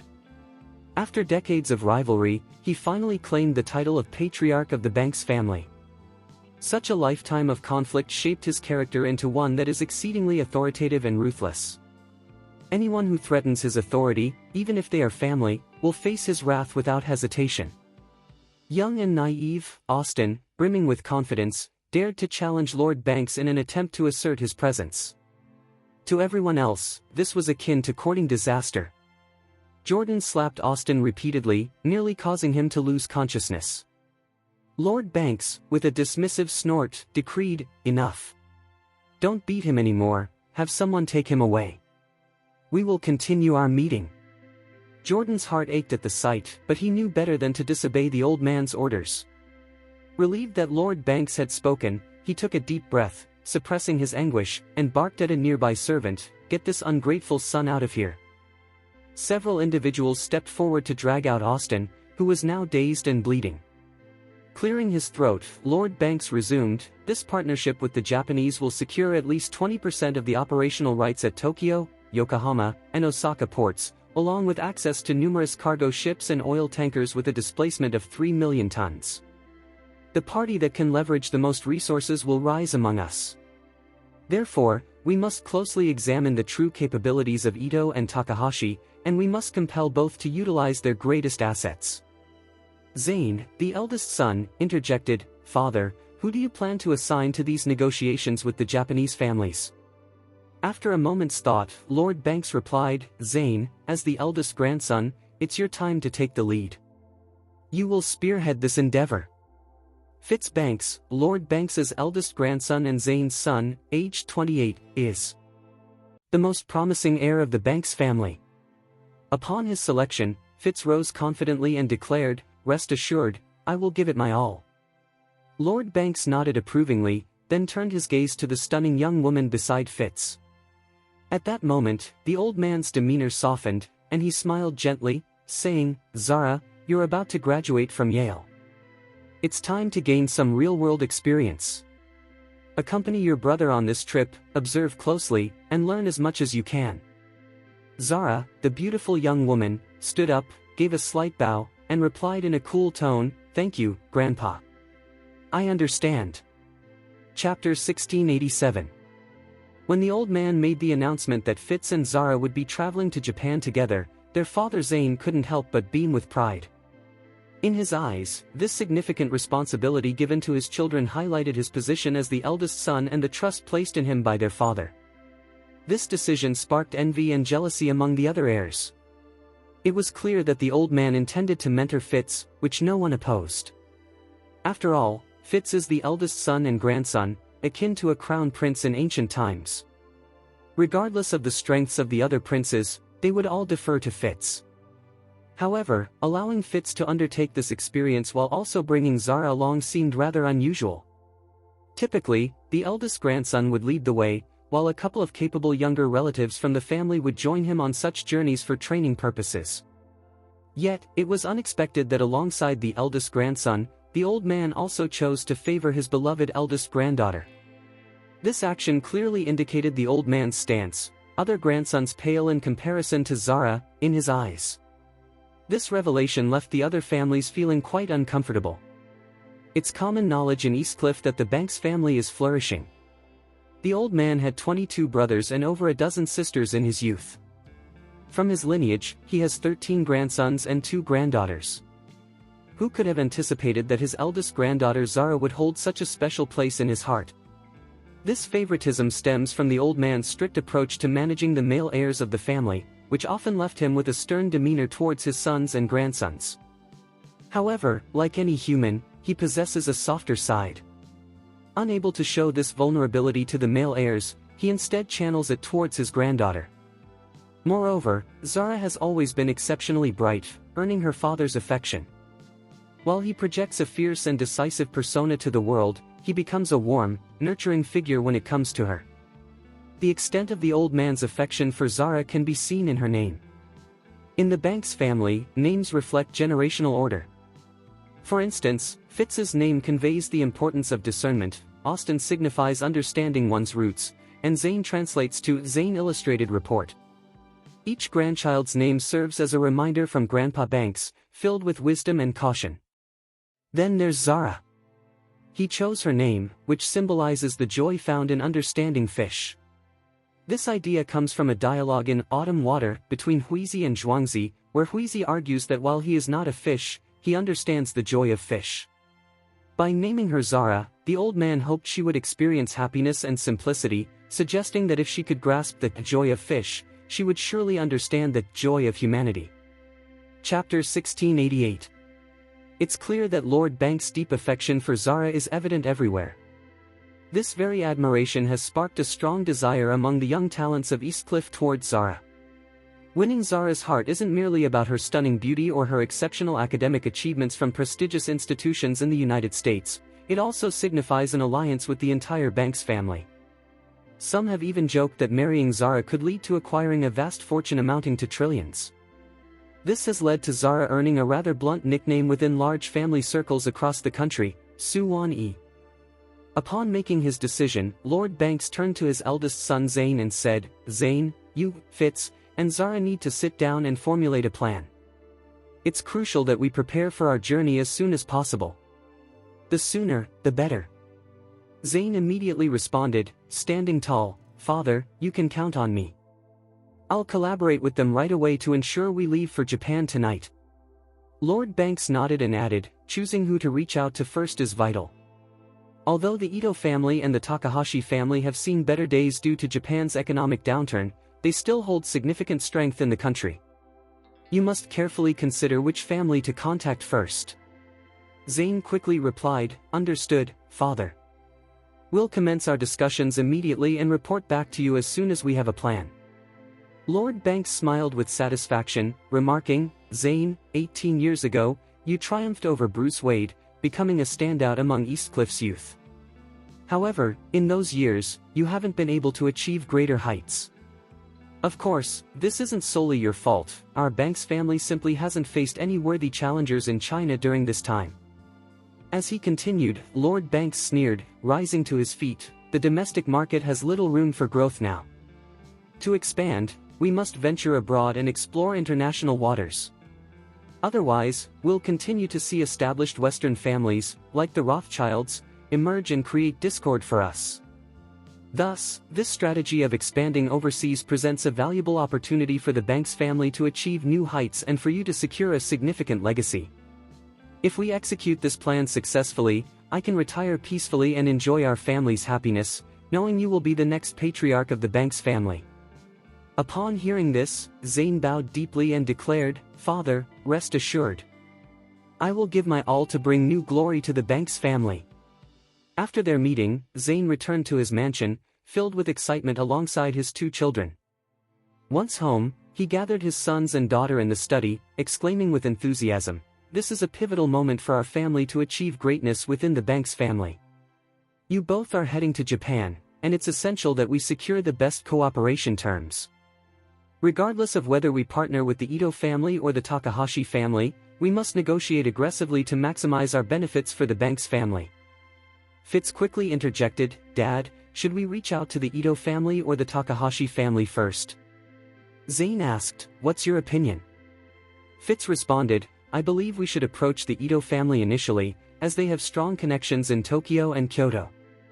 With Tokyo being home to the port of Tokyo and Osaka and Nagoya ports nearby, the Ito family holds substantial potential in shipping and logistics." "Exactly," Zane agreed, nodding thoughtfully. "Your perspective is sound, and I also lean towards contacting the Ito family first." However, Zara interjected with a frown, "Dad, brother, I think we should prioritize the Takahashi family instead." "Oh?" Both Zane and Fitz turned to Zara, with Zane asking, "Zara, what's your reasoning?" Chapter 1689. When confronted by her father and brother, Zara responded with composure, "To begin with, while the Ito family boasts significant resources in Tokyo and a solid presence in Osaka and Nagoya, the true super seaport of Japan lies right next to Tokyo, the port of Yokohama. Even though the Takahashi family is not as strong as the Ito family in Tokyo, they hold considerable influence in Yokohama. It is essentially the stronghold of the Takahashi family. Additionally, the Ito family is currently facing some challenges. Ito Yuhiko's daughter suffered a serious injury during an international sanda competition in Orus Hill not long ago and is now in recovery. Ito is very attached to his daughter, and her health will undoubtedly divert some of his attention. Even a slight distraction, say, 1%, can impact our collaboration significantly." Zane furrowed his brow. "Ito Yuhiko's daughter was injured? I hadn't heard anything about that." Zara replied nonchalantly, "I had someone look into the situation of both families and their children." Fitz, the eldest brother, couldn't help but commend her. "Zara, you truly think things through comprehensively." Zara shrugged, "Brother, no need to flatter me. You'll be the one on your own in the future, I'm just lending you a hand for now." Fitz smiled, "With such a wonderful sister, I have no doubt I'll be well taken care of." Zara rolled her eyes, continuing, "Moreover, I've heard that the Ito family previously considered investing in a Japanese pharmaceutical company called Kobayashi Pharmaceuticals, which will also occupy some of his focus." Fitz nodded, "I'm familiar with that company, they produce Nyronex, which I've used before. It's quite effective." "That was in the past," Zara remarked lightly. "Now, there's a company in China called Nova Dias that has surpassed them in terms of product effectiveness." "Oh," Fitz said with a grin, "I have a feeling Oracle Pharmaceutical is on the verge of rising quickly. They might outpace Kobayashi Pharmaceuticals sooner rather than later." He then added seriously, "If the chance arises, investing in Oracle Pharmaceutical now seems like a golden opportunity. We could see returns exceeding tenfold in just a few years."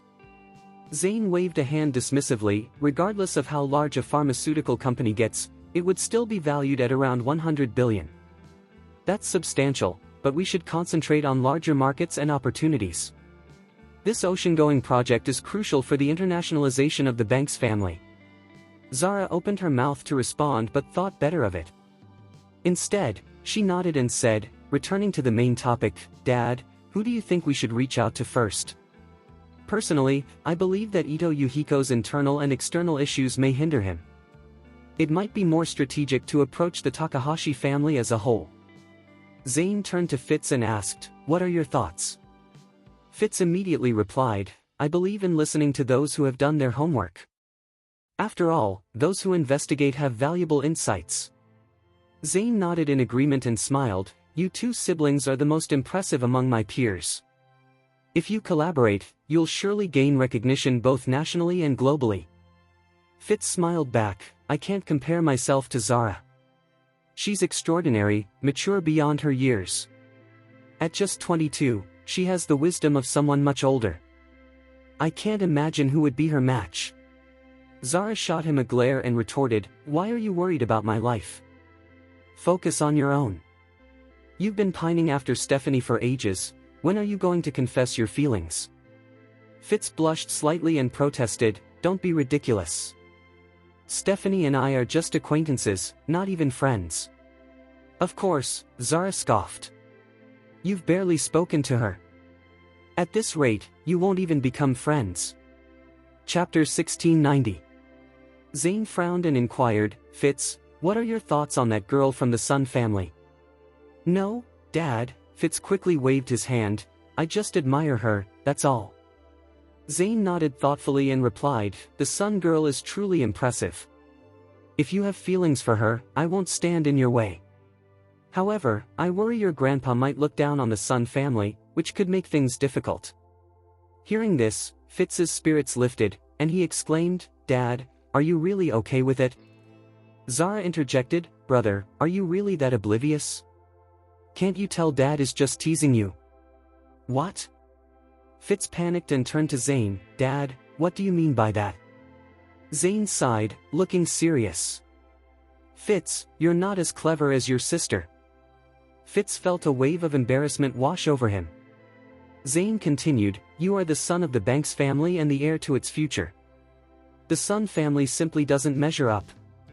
Your grandfather will definitely disapprove, and so will I. Don't forget, the Sun girl has been promised to Bruce's son since they were children. Since Bruce and I are at odds, I will never allow you to marry someone from the Sun family. Fitz sighed, Dad, when did this even happen? That promise is ancient history. Besides, didn't Bruce's son go missing years ago? Zane looked at him solemnly, that aside, your grandfather has talked to me about your marriage. He hopes that after we expand the Banks family internationally, you can marry the eldest daughter of a prominent American family. This would be advantageous for our global growth. Domestically, you truly deserve someone of higher standing. Fitz, feeling anxious, retorted, Dad, I'm not interested in American women. Zane replied gravely, such matters aren't about personal preference. It's all about strategic matches, understand? Fitz felt a wave of frustration wash over him. At this moment, Zara chimed in, Dad, I'll make it clear, I don't care how you arrange my brother's future, but my own marriage will not be influenced by anyone. Fitz exclaimed, Hey, Zara. Are you really throwing your brother under the bus like that? No, Zara replied calmly. Our situations are different. If I meet a man who makes my heart race, I'll marry him, regardless of his background. The Banks family legacy won't dictate my choices. I'll raise my kids without the Banks surname, but you are expected to uphold the family name. Fitz was left speechless, clearly feeling downcast. Zane looked at Zara with a hint of exasperation and reminded her, the condition for you to find someone is that they must be the right choice. Zara waved her hand dismissively, what even is the right choice? It doesn't exist. Whoever catches my eye, whether they are a prince or a commoner, is my business. That's nonsense. Zane responded, annoyed. What if you end up with someone who can't provide for you? What's guaranteed for your happiness then? Zara rolled her eyes. I refuse to believe that my status as a bank's family member can't shield me from a bum's troubles. Chapter 1691. Zara's remarks really upset Zane.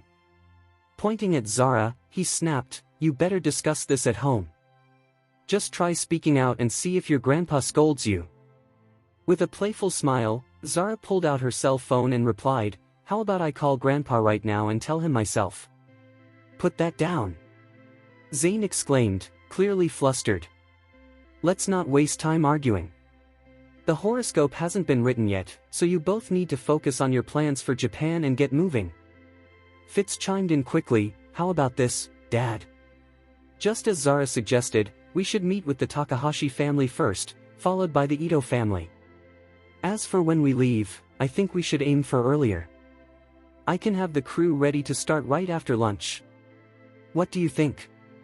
Zane nodded in agreement. "Alright, you two should make the most of your time. After lunch, don't rush off. Go report to your grandfather first. Share your plans and ideas with him. If he has no objections, you can get ready to depart." "Sounds good, Dad," Fitz replied, then quickly winked at Zara. "Come on, Zara." Zara nodded and followed Fitz out of Zane's study. Once outside, Fitz scolded her, "You really have a knack for getting on Dad's nerves. Why did you have to mention Stephanie?" Zara laughed and teased, "Why not? You've clearly been keeping it to yourself. Are you really going to just accept whatever the family decides for your future?" Fitz sighed, "We come from a certain background, and everything we have is set from the day we're born. The real issue is the lack of autonomy. Don't you realize that? Why do you keep pushing back against Dad?" "I'm just having fun," Zara said, her expression turning serious. With her short hair framing her determined face, she declared, "No one will dictate my future." Fitz shook his head in exasperation. "Alright, I won't engage you in these pointless discussions. We'll be in Japan for a few days, so start packing your things. We'll visit Grandpa after dinner, and then we can prepare to leave." Zara lazily stretched and replied, "Ugh, it's too early. I'll take a nap in my room. Just come wake me up." As she walked away, Fitz sighed heavily, "Sister, I really don't know what to do with you." Meanwhile, in Tokyo, Japan, Charlie had spent the entire morning lounging on the terrace of the Kobayashi house. Paul was busy handling extensive legal paperwork with the local business department. Liam and Ichiro Kobayashi had gone to visit the production facility of Kobayashi Pharmaceutical. Although Mr. Quinton's medicinal supplies wouldn't arrive until later that evening, Liam wanted to familiarize himself with the production base and prepare for the transfer of Nova Diaz ahead of time. This way, once the medicinal materials arrived, they could jump right into trial production without delay. As a result, Charlie found himself with nothing to do. He relaxed on a deck chair on the terrace, taking in the unique view and cool breeze from 100 meters above the bustling city of Tokyo. At that moment, Isaac Cameron approached him respectfully. "Master, since you have some free time, would you like to explore the city this afternoon? Ginza and Shinjuku are still vibrant and lively." Charlie waved his hand dismissively. "I'm not interested in shopping. If you want to go, take Don Albert with you." Isaac smiled, "I have plans to go shopping with him. I suspect he's been holding back his excitement and wants to check out some of the more entertaining spots in Japan." "Let him enjoy himself," Charlie said with a slight smile. "That kind of entertainment is legal here, so why not?" Chapter 1692. Isaac Cameron nodded and said, "If everything is fine in the evening, let him go over and see." By noon, Charlie chose to stay put. He was unfamiliar with Tokyo and didn't particularly enjoy this bustling modern metropolis. In fact, he had a strong preference for Eastcliff. This city not only boasted impressive modern skyscrapers but also housed historical landmarks that spanned hundreds, if not thousands, of years. The cultural heritage felt much richer, and the city's foundation appeared far sturdier than that of Tokyo.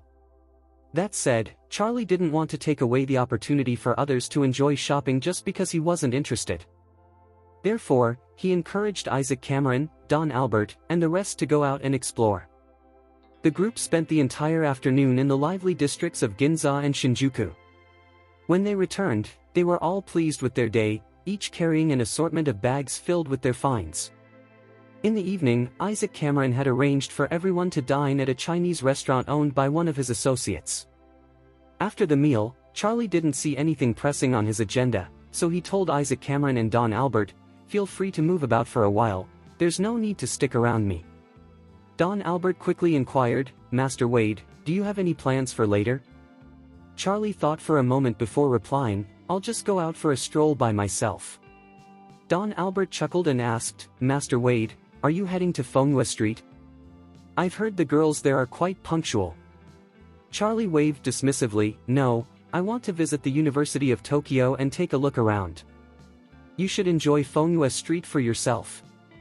"To the University of Tokyo?" Don Albert exclaimed in surprise.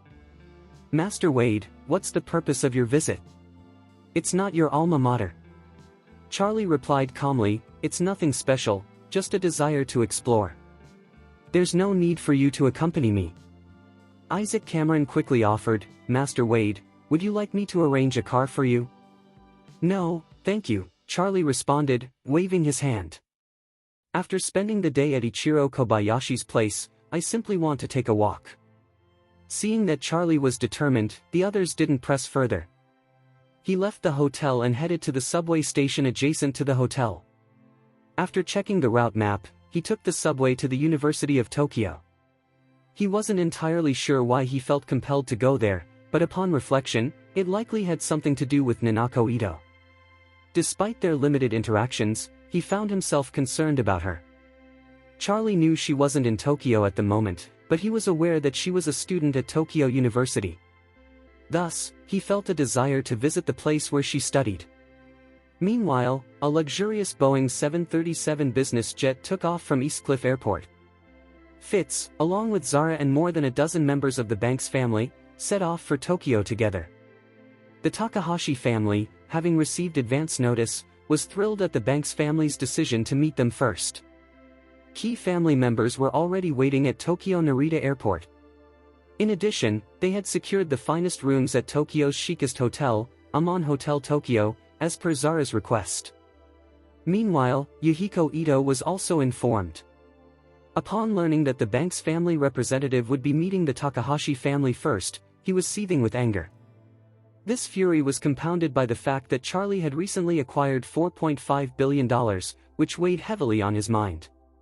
The combination of these two events fueled his rage even further.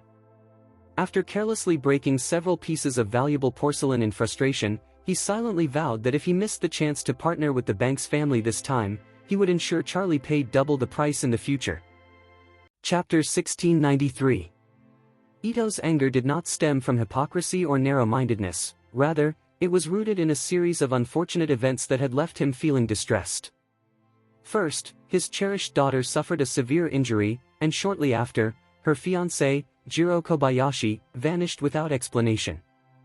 In the wake of these troubles, Ito invested a staggering $4.5 billion into Kobayashi Pharmaceutical. The contract was duly signed, and the payment was processed. However, Ichiro Kobayashi suddenly returned and unilaterally declared the investment contract null and void. To make matters worse, Charlie emphatically stated that there were no shares available and that the $4.5 billion would not be refunded. Ito Yuhiko was taken aback. He had never encountered someone so shameless before. If it weren't for the fact that this young man seemed genuinely formidable, coupled with the impending arrival of the Chinese Banks family to Japan for talks, Ito Yuhiko might have seriously considered harming Charlie. Despite his anger, Ito chose to exercise restraint in light of the Banks family's visit. However, he was dismayed to learn that their first stop in Tokyo was not to hold discussions with him, but rather to engage with his rival, the Takahashi family. At this point, Ito Yuhiko felt utterly defeated. What was happening? Why had he been beset by so many problems lately? Perhaps he should have gone to the temple to pray, burn incense, and eat vegetarian meals for a few days. As his frustration boiled over, Tanaka hesitated to approach him for quite some time. Eventually, when Ito had vented enough of his anger, Tanaka Koichi stepped forward and said, "Chairman, you really don't need to be this upset. Even if the Banks family chose to meet with the Takahashi family first, it doesn't change anything. I've received word that they will be visiting us the day after tomorrow morning. We still have a chance. With a scowl, Yuhiko Ito replied, the order in which the Banks family chooses to meet is crucial. It's like having a girlfriend in Osaka while also needing to attend to work matters there.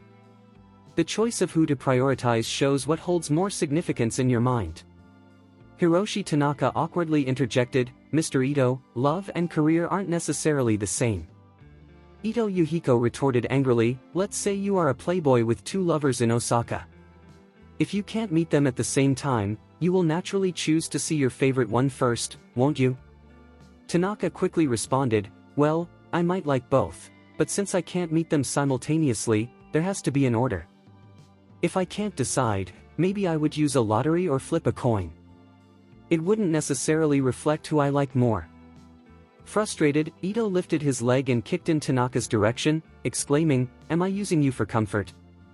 Why should I even listen to this? Tanaka quickly stepped back a few paces and said, Mr. Ito, I'm just outside the door. If you need anything, please feel free to call me. Meanwhile, Charlie was walking around the campus of the University of Tokyo. Though the vibe of each city differs, the University of Tokyo, much like Eastcliff University, stands as one of Asia's leading institutions, exuding a strong academic atmosphere and a sense of reverence. Charlie is quite knowledgeable, yet he has always regretted missing out on a complete higher education experience. His parents were both graduates of prestigious universities, one from Eastcliff University and the other from Hillshire University. As a child, he often accompanied them on visits to these campuses or attended various events at their alma maters. Back then, he envisioned that he would choose Eastcliff University for his undergraduate studies and then pursue an advanced degree in business management at a top business school globally. This is the path most heirs from prominent families tend to follow. Members of these families understand that being born into wealth necessitates a commitment to enhancing their skills, otherwise, they risk being sidelined or cast aside. Among the top 10 families in Eastcliff, it is virtually unheard of for a young heir of the appropriate age to have never attended university. Charlie stands out as the sole exception. If we exclude Charlie, the ratio of those who attended undergraduate programs is a perfect 100%, and the same applies to those who pursued postgraduate studies. Even individuals who dive straight into the family business upon graduating still make time to pursue a master's degree in their spare time. Unfortunately, at 26 years old, Charlie knows that returning to school for a degree or a master's is an impossibility, leaving him with a lingering sense of regret. As he walked through the University of Tokyo, he noticed students of various backgrounds, dressed in simple, unassuming outfits, some carrying backpacks and others clutching textbooks, many of whom appeared to be in a hurry. Initially surprised, he mused that with the Chinese New Year just over 2 weeks away, it was curious that Japanese universities weren't on break. Chapter 1694. Upon reflection, I recognized that although Japanese culture has been significantly shaped by China and the Japanese once celebrated the Lunar New Year in earlier times, following the Meiji Restoration, Japan sought to distance itself from Asia and align more with Europe. This shift led to the transition from the lunar calendar to the Gregorian calendar for the new year. As a result, in the eyes of the Chinese, Japan's most significant and revered festival is actually New Year's Day. Currently, the University of Tokyo appears to be on the eve of winter vacation, with students busily preparing for their upcoming exams. While wandering around the University of Tokyo's campus, Charlie couldn't help but think of Ninako Ito, a student there. It's hard to believe that a girl who appears so delicate is not only a top scholar at the University of Tokyo but also an accomplished Sanda fighter. Ninako Ito embodies a striking array of contradictions. As Charlie approached the library, he noticed a support poster for Ninako Ito on a nearby light pole. The poster features a photograph of Ninako Ito in her school uniform. Her smile truly stands out. The message encourages fellow students at the University of Tokyo to support her participation in the Orus Hill International College Sanda competition. She is even labeled as Japan's #1, pride of Japanese women, and a strong contender for Olympic gold medals. Charlie shook his head as he read the poster. Such labels reflect the high hopes her classmates have for Ninako Ito, but they also impose a certain moral pressure on her. It's as if they are constantly reminding her that she must win, otherwise, she would be letting down those strong expectations.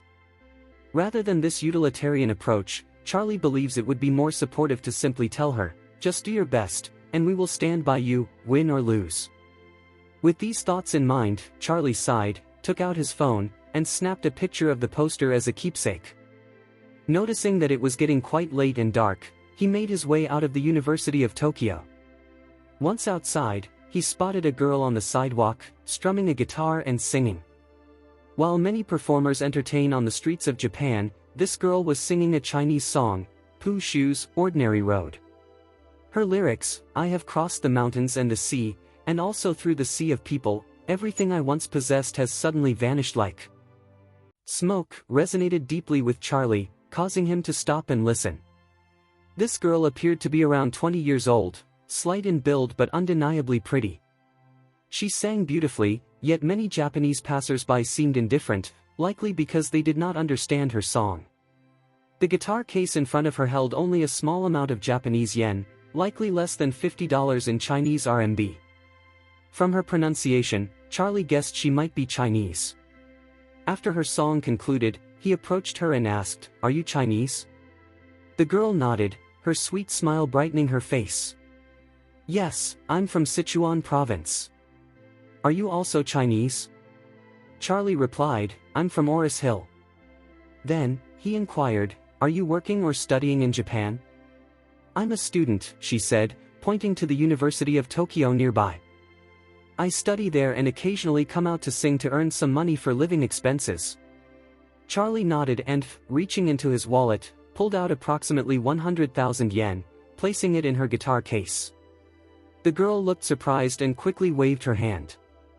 "Sir, you don't need to give me so much." Charlie smiled gently. "It's a pleasure to meet a fellow countryman in a foreign land." To avoid her returning the money, he turned and walked away. At that moment, a group of young Japanese men approached the girl. One of them snatched her guitar and shouted, "Who told you to sing here? Did you check in with the Bunkyo Yakuza? Why are you singing a Chinese song in Japan? Are you trying to get into trouble?" Chapter 1695. Japan is a unique country where gang organizations operate legally within its society. The renowned movie star Jackie Chan once featured in a film titled Shinjuku Incident, which delves into the world of Japanese gangsters. In the hierarchy of organized crime in Japan, the Yakuza and Inagawa are recognized as the dominant players at the top. However, it's important to note that not all gangsters are affiliated with the Yakuza or Inagawa. In fact, many smaller gang factions exist in various cities and neighborhoods. These groups often refer to themselves as rogues. These so-called tough guys enjoy riding loud motorcycles, brandishing an array of weapons, and engaging in fierce street brawls. More often than not, though, their behavior reflects a tendency to bully the vulnerable while avoiding confrontation with the strong. A Chinese girl, who was singing and playing her guitar, found herself in a troubling situation with some local thugs. In a panic, she pleaded, "I'm sorry. I didn't realize this was your turf. I promise I won't come back again, please let me go this time." "Not coming back," one of the gangsters, who had snatched her guitar, retorted harshly, "if every troublemaker could just walk away with a promise, what would that say about us, the Bunkyo gang?" The frightened girl asked, "What do I have to do to be let go?" The gangster's eyes fell on the cash in the guitar case, noting it contained at least 100,000 yen. To these idle thugs, this was a significant sum, enough for a couple of days of leisure. With a mocking grin, he replied, "It's simple to let you go, just leave your guitar and the money." With tears in her eyes, the Chinese girl hesitated briefly before saying, "Okay. I'll give you the guitar and the money." A member of the gang quickly reached out, snatching the cash greedily and stuffing it into his pocket. He then winked at his companions and declared, "Brothers, we've hit the jackpot tonight. Let's head to the bar for a good time." Choking back her emotions, the Chinese girl asked, "Can I leave now?" The gangster holding her guitar looked her up and down and said with a smirk, "Not so fast. You've got a nice voice. Let's hear you sing a Japanese song for the brothers, and then you can join us at the bar." "No," she exclaimed, instinctively stepping back and attempting to flee. But the man lunged forward, gripping her wrist tightly and sneering, "Thinking of running? You really don't want to know who Anosuka Ruji is.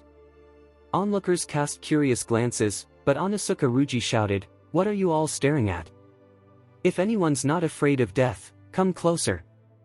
At his words, the crowd quickly dispersed. While Japanese society may seem polite, there exists a deep-seated indifference beneath the surface. People tend to avoid causing trouble for themselves or others, resulting in a reluctance to intervene in situations like this. Just as Anosuka Ruji reveled in the crowd's retreat, a stern voice interrupted, "Let her go." Ruji turned to see a man who had previously given the girl 100,000 yen. With a sneer, he said, "You think you can play the hero? Do you even know I'm with the Bunkyo gang?" Charlie replied coolly, "I couldn't care less about your gang affiliation. If you don't let her go, I'll take matters into my own hands." Chapter 1696. Anosuka Ruji let out a boisterous laugh, his teeth clenched in defiance. "You haven't even considered the Bunkyo gang, boy. Today is your last day." The girl gasped in shock and quickly warned, "Sir, you must leave. They're all part of the gang. The Bunkyo gang is the largest violent organization in the entire Bunkyo district. You can't take them on." Charlie casually touched his nose, glancing at Anosuka Ruji with a smirk. "I've heard there are 23 districts in Tokyo. So, doesn't that imply there are at least 23 gangs just like your Bunkyo gang?" Fuming, Anosuka Ruji shot back, "So what? Our Bunkyo gang ranks among the top 5 in Tokyo. Do you think you can handle that?" Charlie scoffed, "You'll find out soon enough whether or not you should provoke them." "You arrogant brat," one of the thugs yelled in anger. "You're too full of yourself." Anosuka Ruji signaled to his crew, barking orders, "Take him out."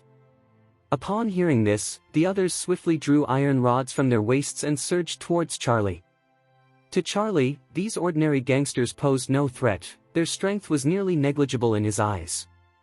Therefore, Charlie felt no fear as the mob charged at him en masse. At that moment, the girl, still held tightly by Anosuka Ruji, cried out, "Sir, be careful. Please run. Run." Charlie replied with a grin, "As a proud Chinese boy, I won't back down." His expression suddenly turned icy. In the blink of an eye, the 4 attackers rushing at him were taken by surprise. Charlie's right leg moved with astonishing speed, delivering 4 swift kicks in an instant. Before they could even process what had happened, they were struck hard in the abdomen by Charlie's powerful kicks, causing them to fly backwards uncontrollably, landing in a parabolic arc into the nearby greenery. Although Charlie had deliberately held back most of his strength to avoid causing fatal injuries, the 4 men were nonetheless severely wounded, sprawled in the bushes and unable to rise, as if they had been dealt a life-altering blow. Anosuka Ruji and the girl he was holding stared in disbelief. Especially Anosuka Ruji. He could hardly believe Charlie possessed such immense strength, and witnessing the 4 men being so easily dispatched felt like a kick to his own pride. In a panic, he pulled out a small dagger from his pocket and pressed it against the girl's neck, stammering, You. Stay back. Or I swear I'll kill her." Charlie replied coldly, "Let her go now, and I won't harm or insult you." Anosuka Ruji's eyes lit up with a glimmer of hope in the midst of his panic. Just as he was about to ask if Charlie's words were genuine, Charlie continued, "All I require is your right arm as punishment. That way, you'll still have at least one arm left for the future." "What?" Anosuka Ruji nearly lost his composure. "Not hitting or scolding me, just wanting my right arm. Is this guy a devil?" Charlie, maintaining his serious demeanor, added, "I'm offering you a chance, however, if you resist further, I'll take both your arms, leaving you unable to even use the toilet properly. I'll count to 3, think it over." Chapter 1697. Anosuka Ruji experienced a chilling sensation that surged from the soles of his feet all the way to his head. He had never encountered someone as ruthless as Charlie before. Not only was Charlie incredibly strong, but his words dripped with a cruelty far surpassing that of the typical gangster. Gangsters often threaten others, but it's usually just empty bravado, they rarely follow through. Even when they shout until they're hoarse, there's ultimately no real fight to be had. Isn't that the way of the street? 3 parts rely on intimidation, 3 parts on reputation, and the remaining 4 parts depend on the tactics used in combat. Yet this guy casually mentioned wanting his right arm, as if it were as easy to remove as a motorcycle tire. Can you just take one off nonchalantly? Seeing Anosuka Ruji's stubbornness, Charlie lost his cool and coldly remarked, I was willing to spare your arm, but since you've chosen this path, don't expect me to be courteous. Anosuka Ruji felt guilt rise within him but shouted hoarsely, you bastard. You'd better keep a low profile. This is Japan, Tokyo. Are you afraid my brothers will cut you to pieces? Charlie replied with a nonchalant smile, your brothers. Aren't they all lying in the bushes? Anosuka Ruji shouted defiantly, we have 500 members in the Bunkyo gang. One punch from each of us could turn you into pulp. Just wait for our Bunkyo team to take you down. Charlie scoffed, loud and obnoxious. Don't even think that a mere Bunkyo gang, or even the legendary Yakuza, intimidates me. Anosuka Ruji's legs trembled at Charlie's words. Who is this guy? He dares to belittle the Yakuza. Is he truly not afraid of death? He felt on the verge of collapse. All he wanted was for this menace to leave. He pressed the tip of his knife against the Chinese girl's neck and nervously shouted, if you don't get lost now, I swear I'll kill this woman. Charlie's expression darkened, if you dare harm her today, I'll make sure every member of the Bunkyo gang pays for it. Anosuka Ruji felt utterly defeated. Why won't this guy back down? The way he spoke made it clear that if he harmed the girl, he would indeed eradicate the entire Bunkyo gang. What kind of madness is this? At that moment, Charlie reached for the zipper of his jacket, lightly twisting his fingertips as he removed the metal slider. Anosuka Ruji, not noticing the swift movements, thought Charlie was merely adjusting his clothing. Then, with a flick of his wrist, Charlie struck. Before Anosuka Ruji could react, he felt a sharp pain in his right hand. The sudden pain made him lose grip, and the dagger clattered to the ground. Stunned, he glanced at his right hand only to find a piece of the metal zipper pull embedded in the back of it. In that moment, the girl seized the opportunity, breaking free from his grasp and sprinting towards Charlie. Anosuka Ruji hesitated to pursue her, staring at Charlie in disbelief. After a brief moment of indecision, he clutched his right hand and turned to flee. With the Chinese girl positioned on the sidewalk, Anosuka Ruji dashed in the opposite direction, running straight into the street. Chapter 1698.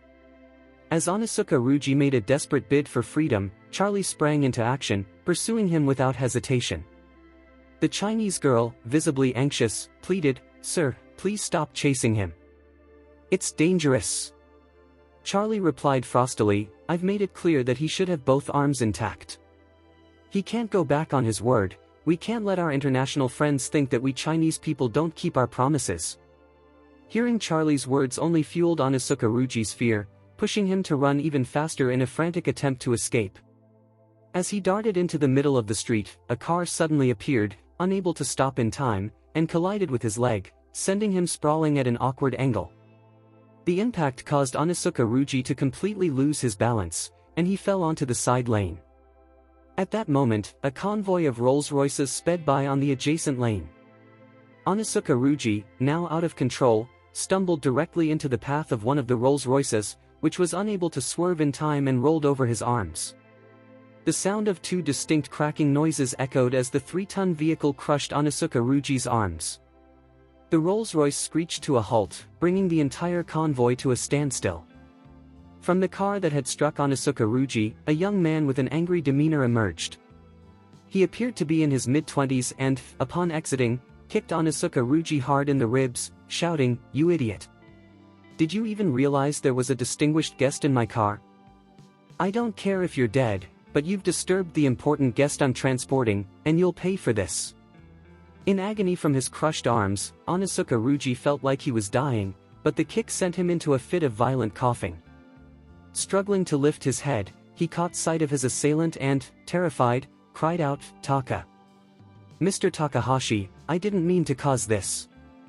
I was being chased from behind and fell under your wheels. Please forgive me.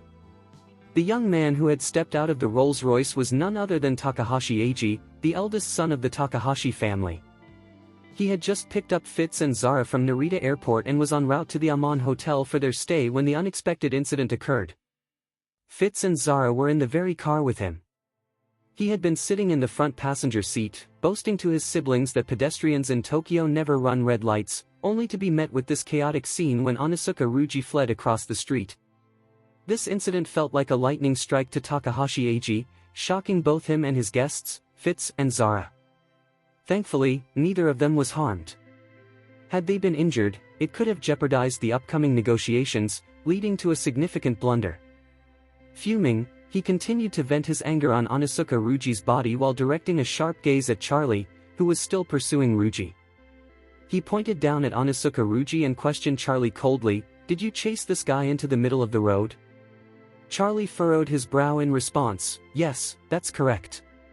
"Do you have a problem with that?"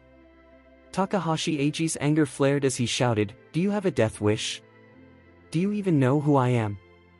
Charlie narrowed his eyes and replied dismissively, "I don't care who you are, and frankly, I don't want to know. What matters is that I was expecting that man under your feet to keep both his arms intact. Now that you've broken them, you owe me an explanation." Takahashi Ai was taken aback, his expression one of disbelief. "What did you just say?" Charlie met his gaze with disdain and retorted, "What? Didn't you catch what I just said? Given your flashy attire, it seems like you might be suffering from selective hearing." Chapter 1699. At this moment, Takahashi Ai was on the brink of exploding with rage. As the eldest son of the Takahashi family, he is not just a prominent figure in Tokyo, he is a rising star whose name resonates throughout Japan. His status is akin to that of a national heartthrob who captured the public's attention in recent years. This prominence has shaped Eiji Takahashi's character, making him rebellious. In his world, there is no room for tolerance or submission to bullying. When he noticed a young man around his age disregarding his status and authority, he could barely contain himself, questioning whether he was experiencing intermittent deafness. To him, this was an affront. In a fit of rage, he signaled to the vehicles behind him, and within moments, a dozen well-built men in black suits emerged from several Rolls-Royces. These individuals were not just any bodyguards, they were the elite protectors of the Takahashi family. As they surrounded Charlie, their eyes were fixed on him, awaiting a command from Takahashi Ai to unleash their wrath. Meanwhile, inside the car, Fitz and Zara exchanged knowing glances. Fitz asked, "Do you think this is a setup?" Zara shook her head, "I don't think so. If someone intended to cause harm, they wouldn't do it in the heart of downtown Tokyo. Surely, the viaduct from the airport would be a more appropriate place." Feeling reassured, Fitz smiled and said, "Takahashi Ai must be feeling humiliated right now. Just after declaring that no one runs red lights, he seems to have encountered someone who did." Then, Fitz raised an eyebrow at Zara, teasingly adding, "It seems like Takahashi Ai has taken a liking to you. He's quite handsome, you know. Would you consider him?" Zara firmly replied, "I would never consider dating a Japanese man." "Why's that?" Fitz pressed.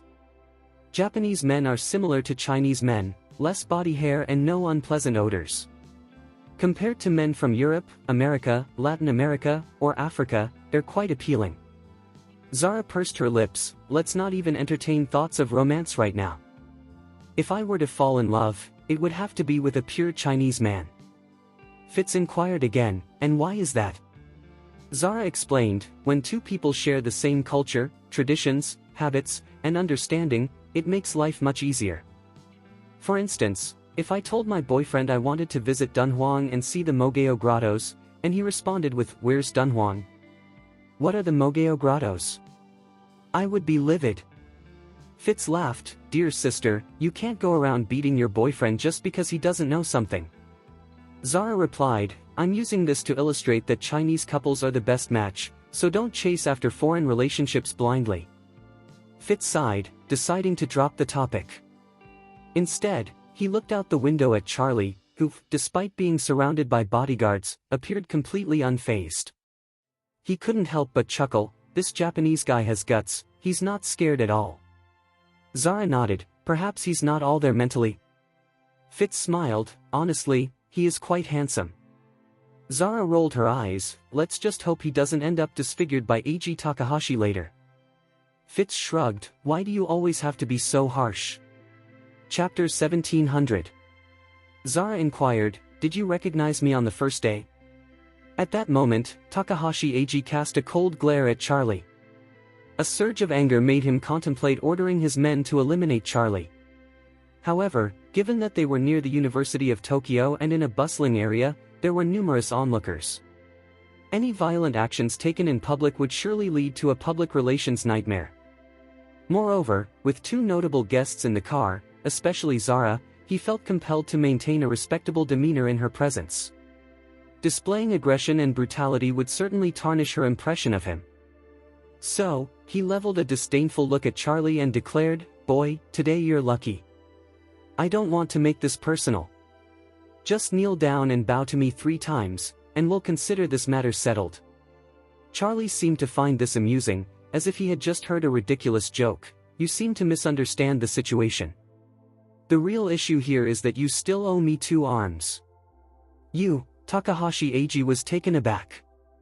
He thought to himself, I was being merciful by giving this kid a chance to back down, yet he chooses to provoke me.